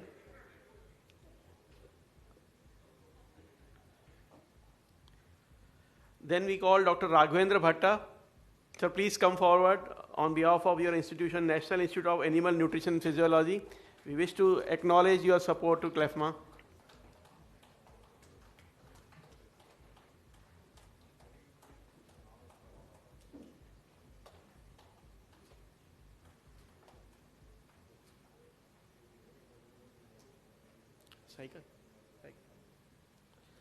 Next, from the team PFI, Shri Ranpal Dhanda ji, Ramesh Khatri ji, Sanjeev ji, if you are here, please come forward and we wish to recognize your support.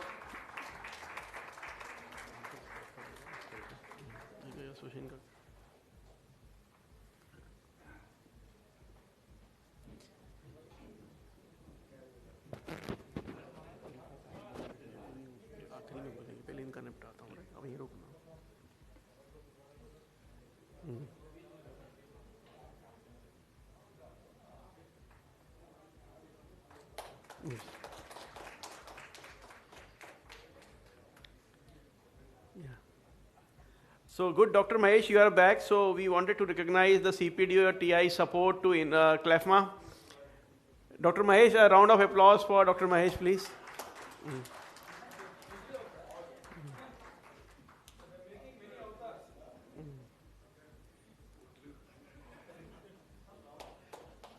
Yeah. Yeah. So we have Shri Pankaj Pathak ji back in the hall. Pankaj ji, please come forward. And I request Bhandari Sahib also to join him for the felicitation of Shri Pankaj Pathak ji. He is a member of EPIDA in Assam, Guwahati.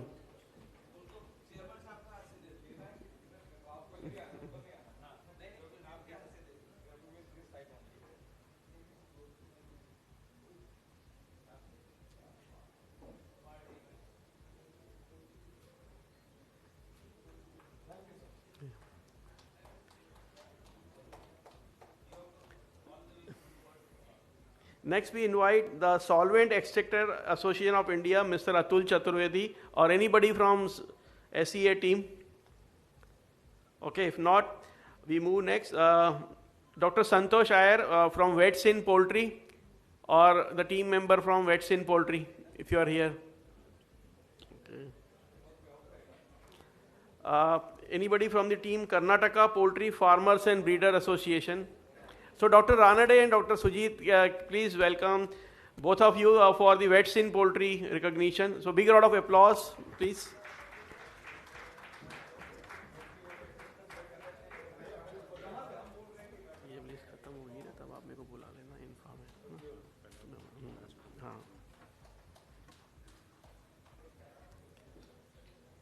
Next is Karnataka Poultry Farmers and Breeder Association, Dr. Sushant or anybody from the team.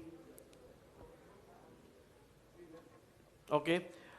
Yeah, we have somebody from the team of Karnataka Poultry Farmer and Breeder Association. Big round of applause.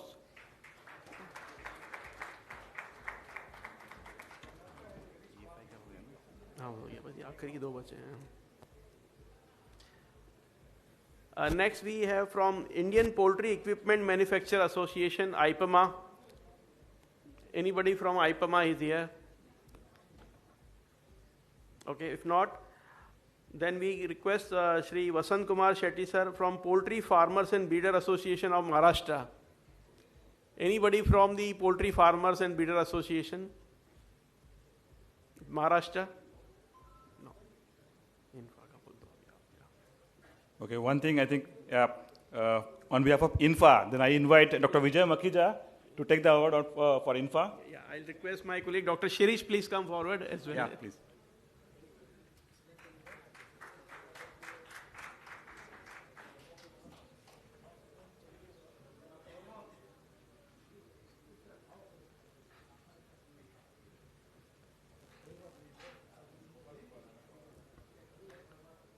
Yeah, thanks Dr. Ranade for informing us. Just for the audience, yeah, PFI function will be in December 22nd at Chandigarh. So requesting all the delegates to be there.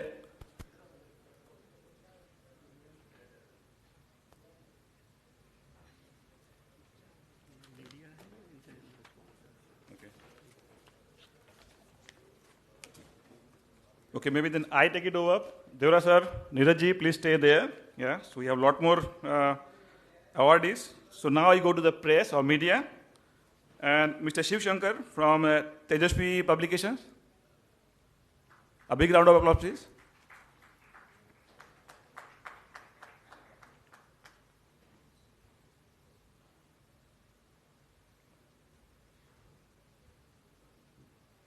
Thank you to all delegates from media for covering this event.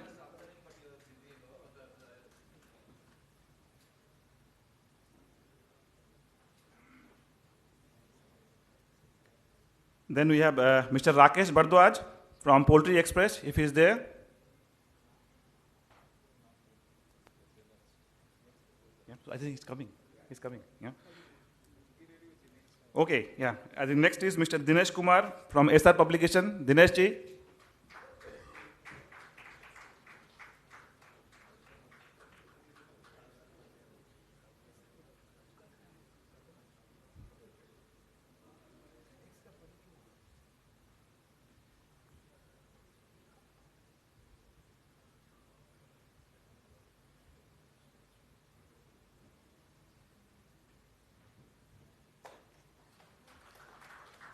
Thank you, Mr. Bardwaj. Dinesh ji, if you can come forward. I think, yeah, next is Benison Media, Mr. Gaurav Chanda, or anybody from Benison.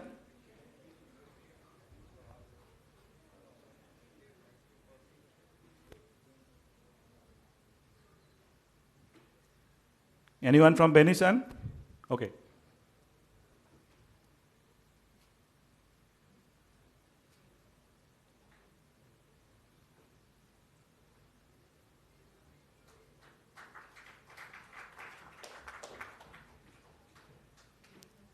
Then next we have Mr. M.N. Rao from Poultry Voice of India. Mr. Rao.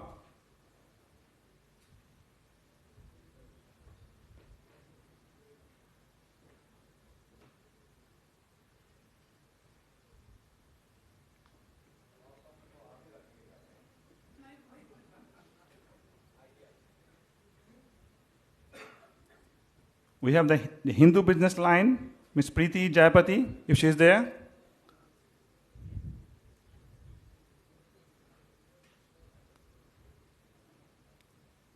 If not, then maybe we can move on. For anybody from the HyBiz also is there? Anybody from the HyBiz Business TV?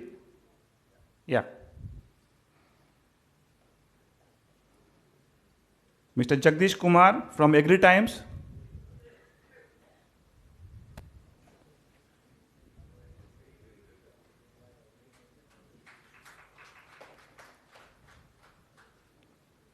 Mr. Jagdish Kumar. If it's not there, then Mr. Nazir from Poultry Fortune. Mr. Nazir.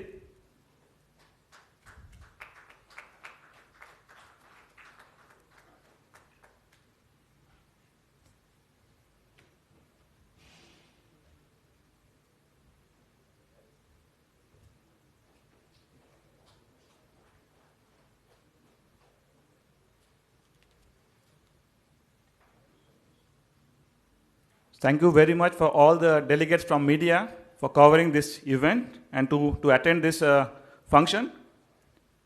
I think we also have this hotel, Leela, Mr. Pujit Shetty.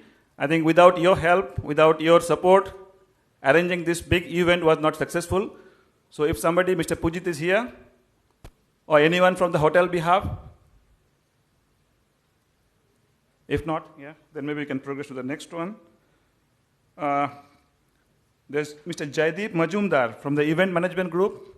Thank you very much for arranging this beautiful event, all the audio, visuals, everything. Mr. Majumdar.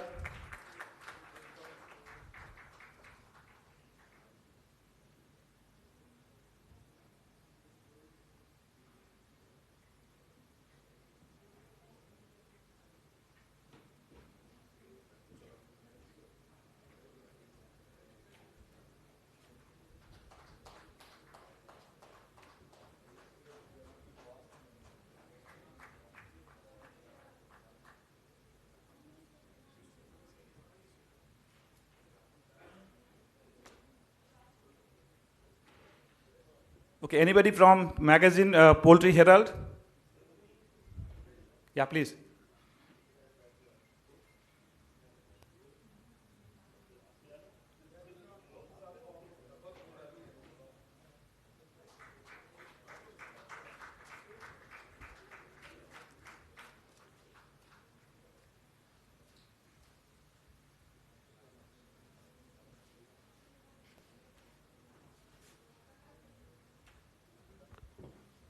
Okay, yeah. Then the most important part is for our sponsors. I think for all these events, without the support of sponsors, it will be most difficult to arrange. So we are highly thankful to all our sponsors. And yeah, I will go by the sequence. So maybe I request Neeraj to be on the stage. And we go by first all the platinum sponsors. First one is Godrej Agrovet, Mr. Sandeep Kumar Singh, or anybody from your team. Yeah, please, the entire Godrej team, please come here. Thanks for your support. Yeah.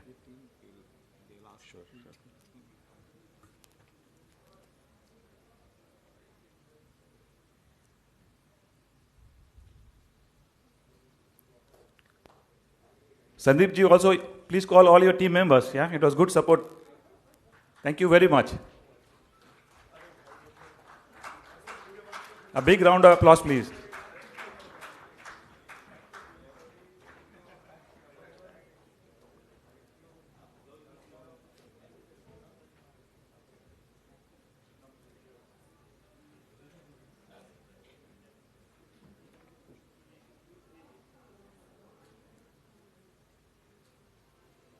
Thank you. Okay, I think Hindu Business Line is already here. So maybe may I request the person from Hindu Business Line to come forward?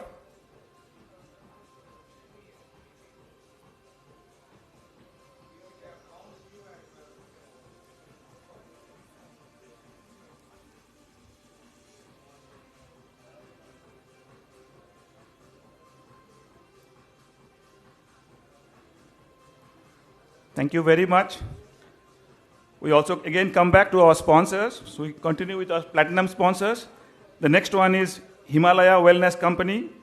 Mr. Nethi Patel or entire the team from the Himalaya, please come forward. Thank you very much for your support.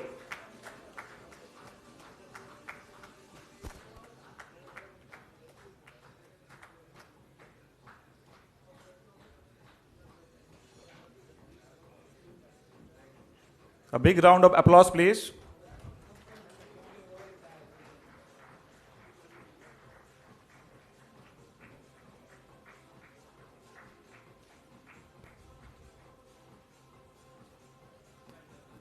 Thank you very much.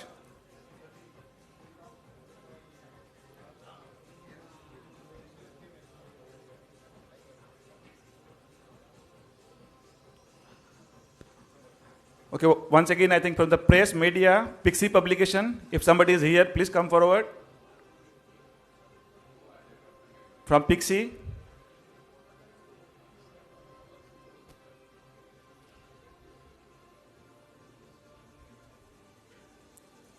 Yeah, thank you.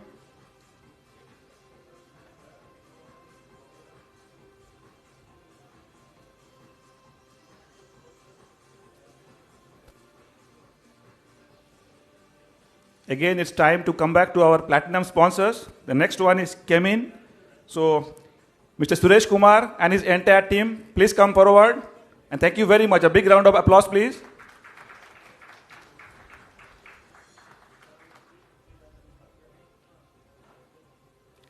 Anybody from Kemin team? I think they're not there. Maybe then we can progress to the next one. Novel Tech Feeds, Karkhani Saab, or anyone from your team, please come forward. Novel Tech.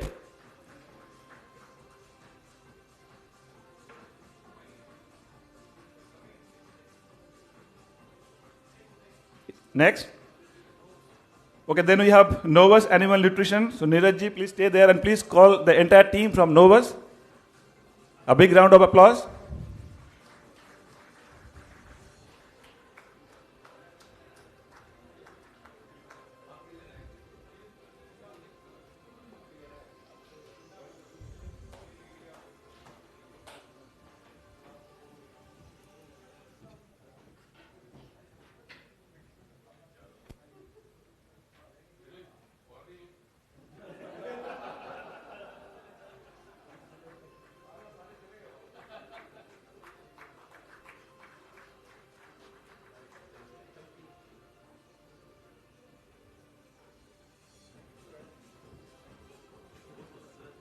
Thank you very much for all the platinum sponsors.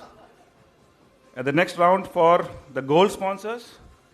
And I request our deputy chairmen, Divya Gulati, Suresh Devra ji, please stay on the stage. Mr. Bhandari ji, please come forward. Bhandari ji, please. Mr. Sumit Sureka, if you are there. Sumit ji.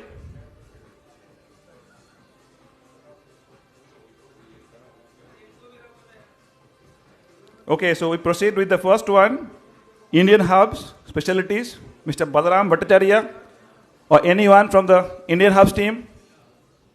The entire team, please come forward. Abhidha, you are not Indian Hubs? Sure.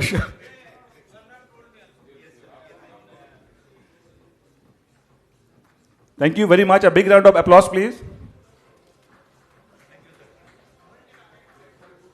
Novel Tech is here. Yeah, since the Novel Tech team is here, so I request all of you to please come forward. Novel Tech from the Patel section.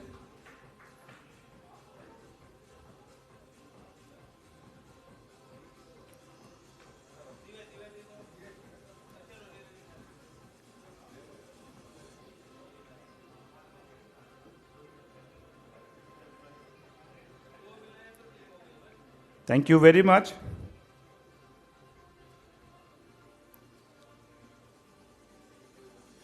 Once again, we are back to our gold sponsors. High Tech Energy Feeds, Bhabe Saab. Oh, left? Okay, then we proceed to the next one. Yeah, Dhardeji, please come forward. A big round of applause, please. Yeah. We see little less energy. Yeah. So all our sponsors, they are very supportive. Without them, this program is not complete. Thank you.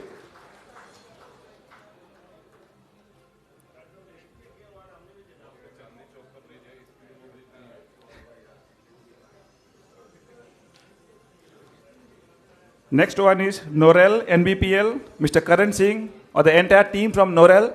Please come forward. The Norel team.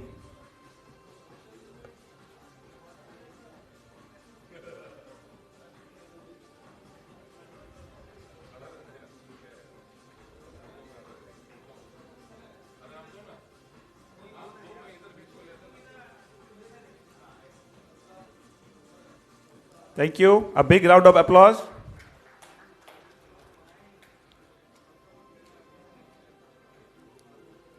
Next one, Provimi Animal Nutrition, Captain Ravi, or any with the entire team of Provimi, please come forward.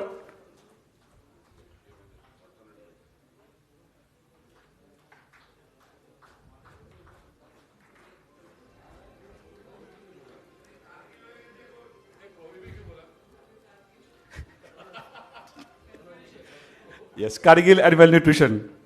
Thanks for the correction.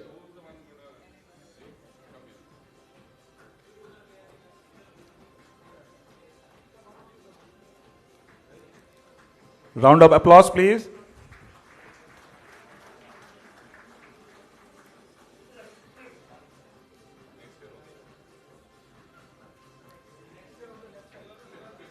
Thank you very much. Next one is Shiv Shakti Agro, Sumit ji, or anyone from the team. Yes, please. Mr. ji, please come forward.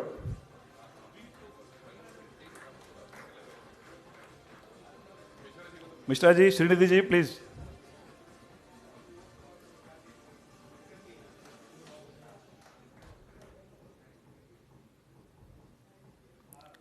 Round of applause, please.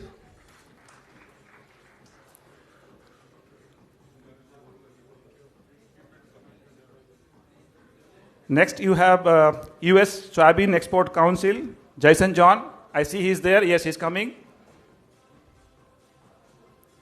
A round of applause, please, for US Grain Council, Soybean Export Council, sorry.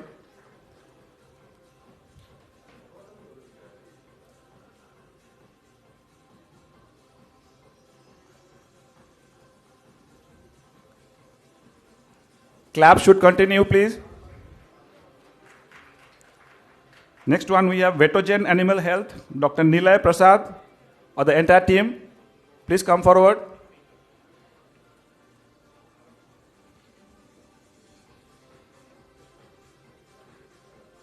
Round of applause. Vetogen Animal Health.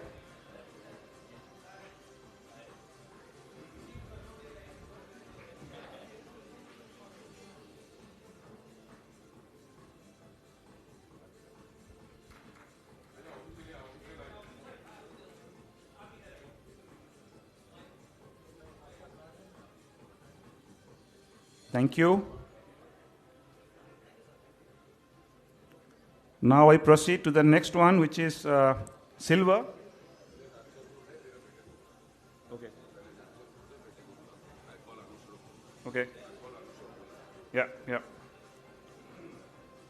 So I think within silver category, so we call nurture. So I call Anushrab if he's here. Devraji, please come. Mr. Junior Gulati. Yes. A big round of applause.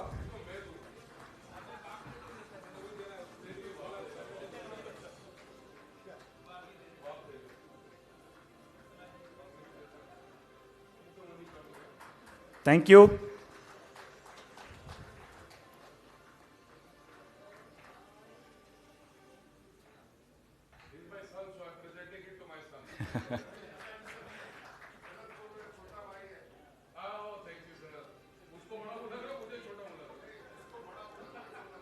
Okay, Divya, I continue. The next one is DSM Nutritional Products.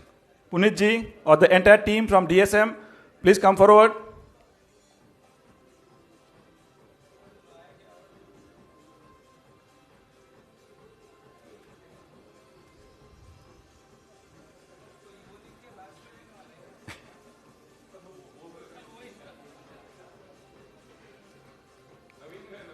A big round of applause, please, for the team DSM.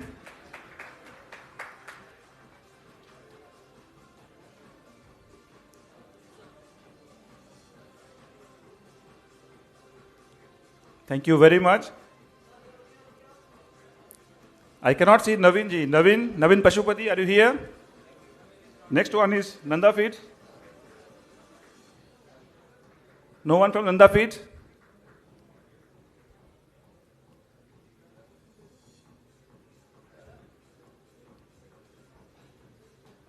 Round of applause, please.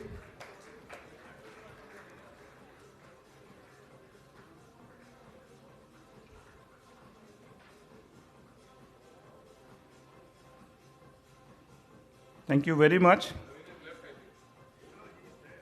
Next one is NutriCode Trau Nutritional Products.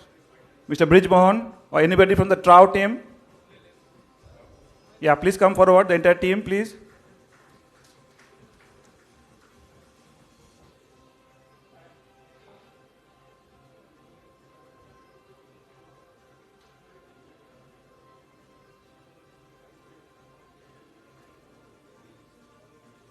Thank you very much. I think the last one in this category is for myself, Evonik India Private Limited. So I call my team, please come forward. And myself. And myself.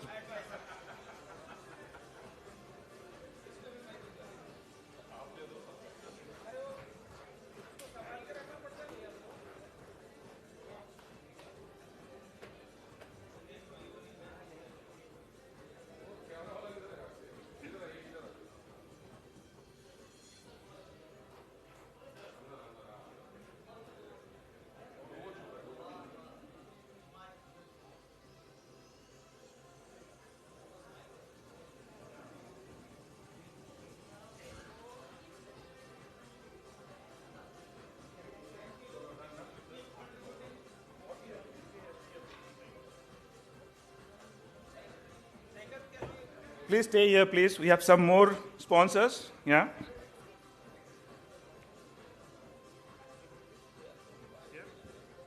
So, natural remedies, if the team is here.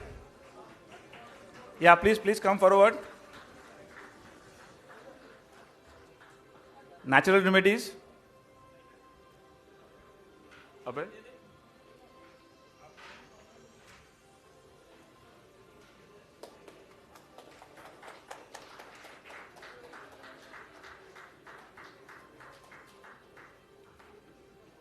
Divya ji, I can call my MC colleague Avay to come forward. Yeah, for the next couple of categories for the sponsors.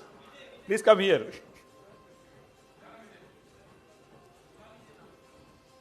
Vijay ji, आप यहाँ पे आ जाइए, please. Okay, yeah. The next category, I think it's a Symposium lunch. Alltech Biotechnology, Dr. Aman, and the entire team from Alltech. Yeah, please come forward. A big round of applause for Team Alltech.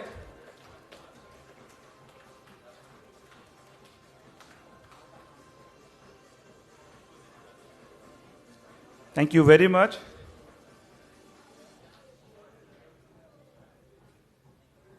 Next one for the Symposium lunch, BASF India.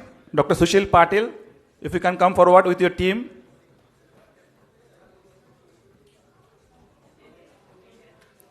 Round of applause, please, for Team BASF India.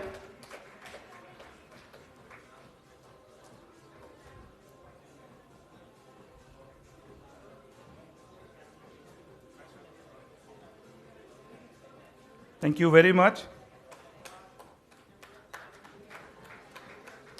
Next one is Komarla Group for the Symposium lunch. Sujit ji, or anybody from Komarla group? If not, then maybe we can proceed to the next one, which is AGM dinner. Shanti Feeds, Mr. Lakshmanan, or anyone from Shanti group? If not, Mr. Ramkutti? I think they're not here. Go to the next one, which is AGM dinner, Adisio Animal Nutrition, Dr. Sujit Kulkarni. I saw him here. Dr. Sujit? Oh.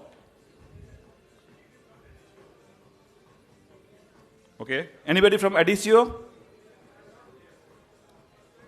Okay, maybe we can proceed to the next one.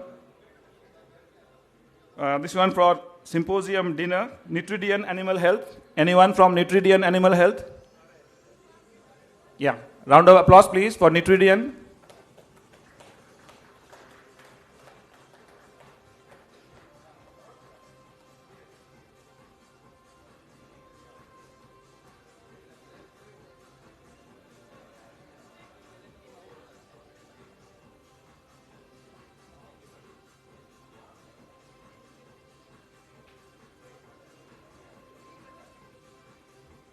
Thank you very much.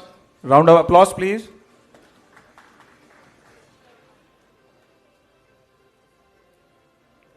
Next, we have Bentoli, India, Dr. Saha, Dr. Sushant Saha, and the team. Please come forward. A big round of applause, please, for Bentoli, India.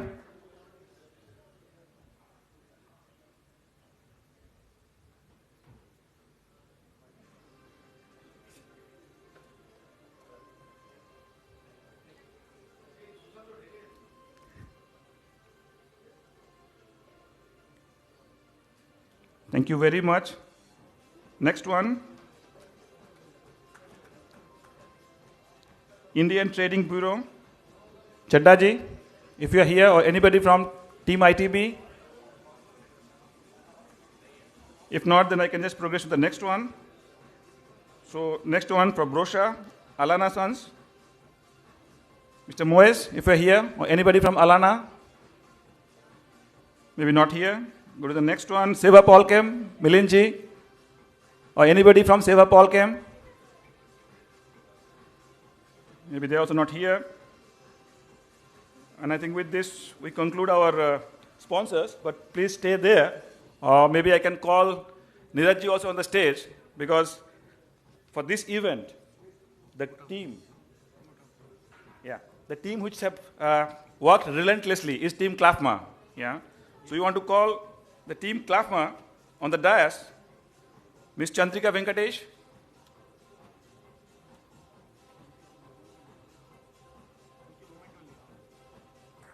Chandrika ji, please come forward. I think this kind of mega scale event is not possible, without, with the help of the team. Yeah, relentlessly they are working. Thank you very much. Ms. Shilpa Uteka. Shilpa ji, please come forward.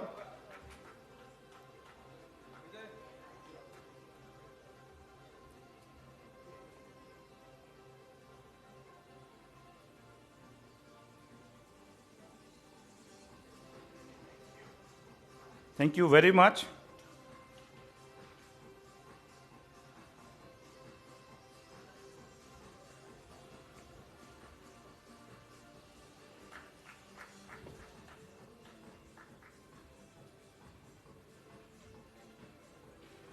Thank you. I think Shanti Feeds, somebody is already here. So if you are there, please come forward for the memento. Shanti Feeds, please.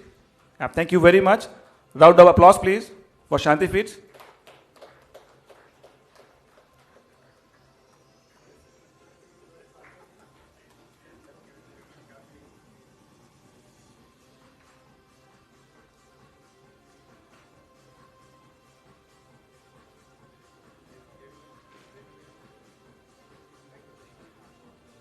Thank you. I think we come back to the Team CLFMA again. Shraddha Kadam.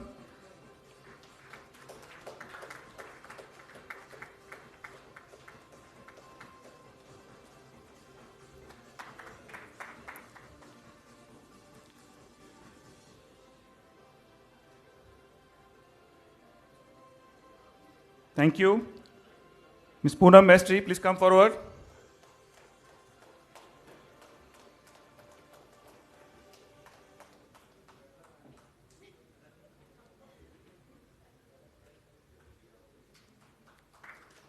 Claps, please. Yes. And Mr. Dondi Raj, please come forward. Thank you for all members of CLFMA team.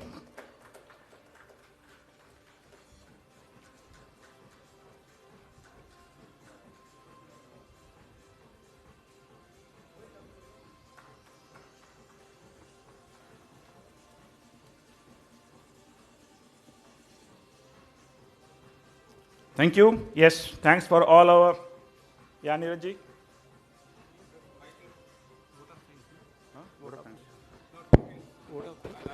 Okay, do it from there. So, before we end, I think for today's event, there was a team behind that who really worked relentlessly, and I got a lot of appreciative messages from so many members that one of the best symposium arranged and organized. So I would like to recognize the efforts of the people behind that. And can I have some memento, please? So I request Dr. Vijay Makhija, okay, to be the first one.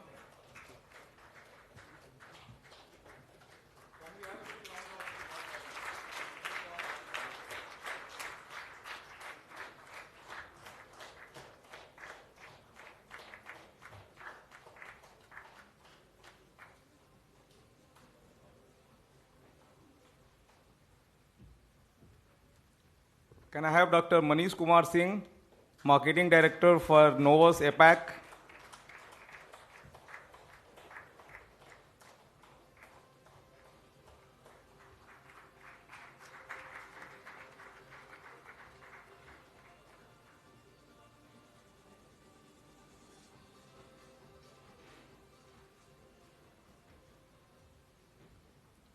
Can I have Dr. Sakat? Yeah, Dr. Sakat Saha.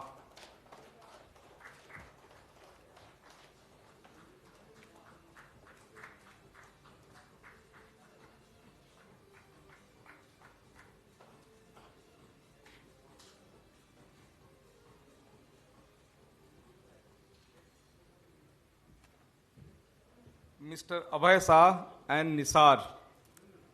Is Nisar there in the hall? I think this was the team behind today's event. Okay.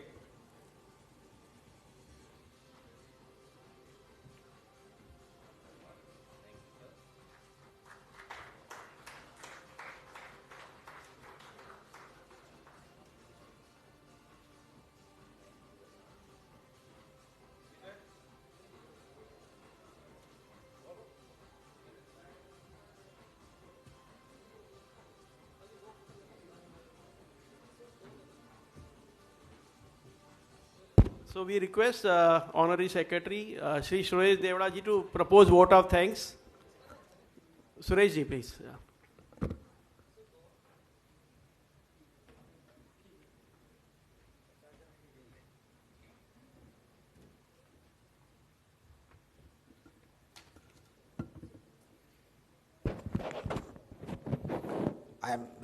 Good evening, everyone.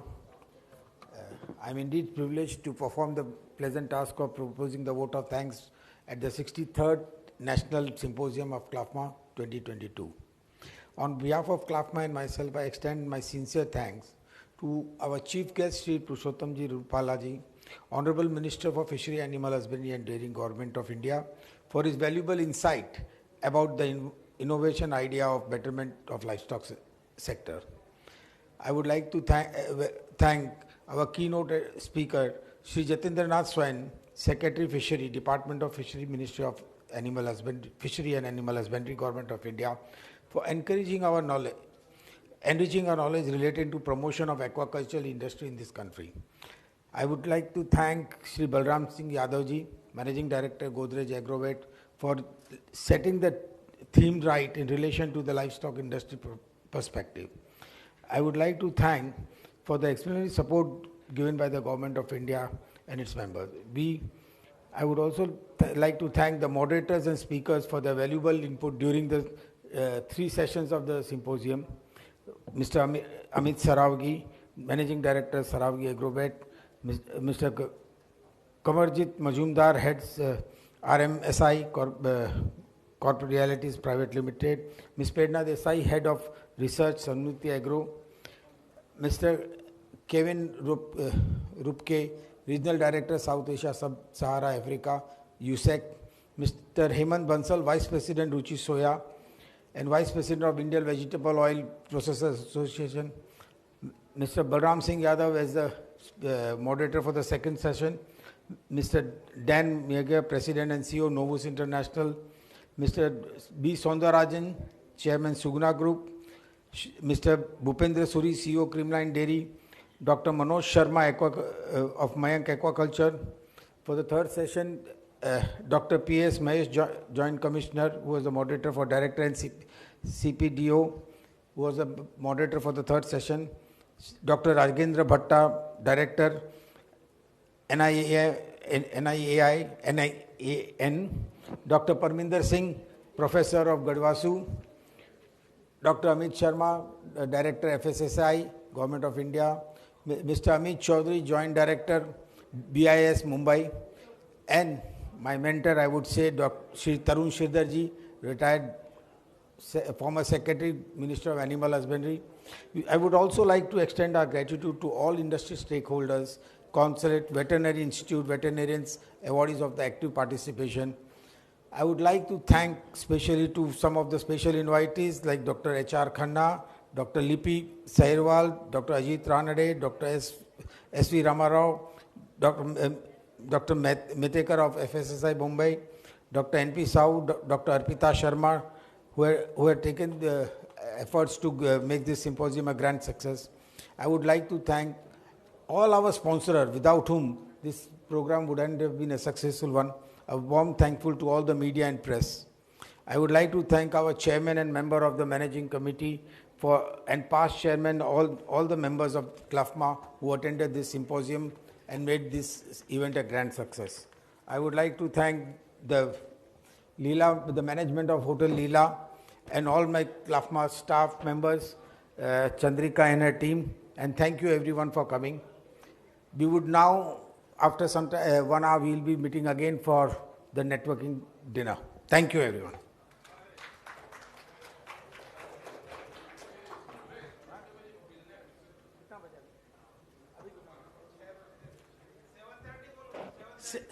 We meet here again at 7:15. Thank you.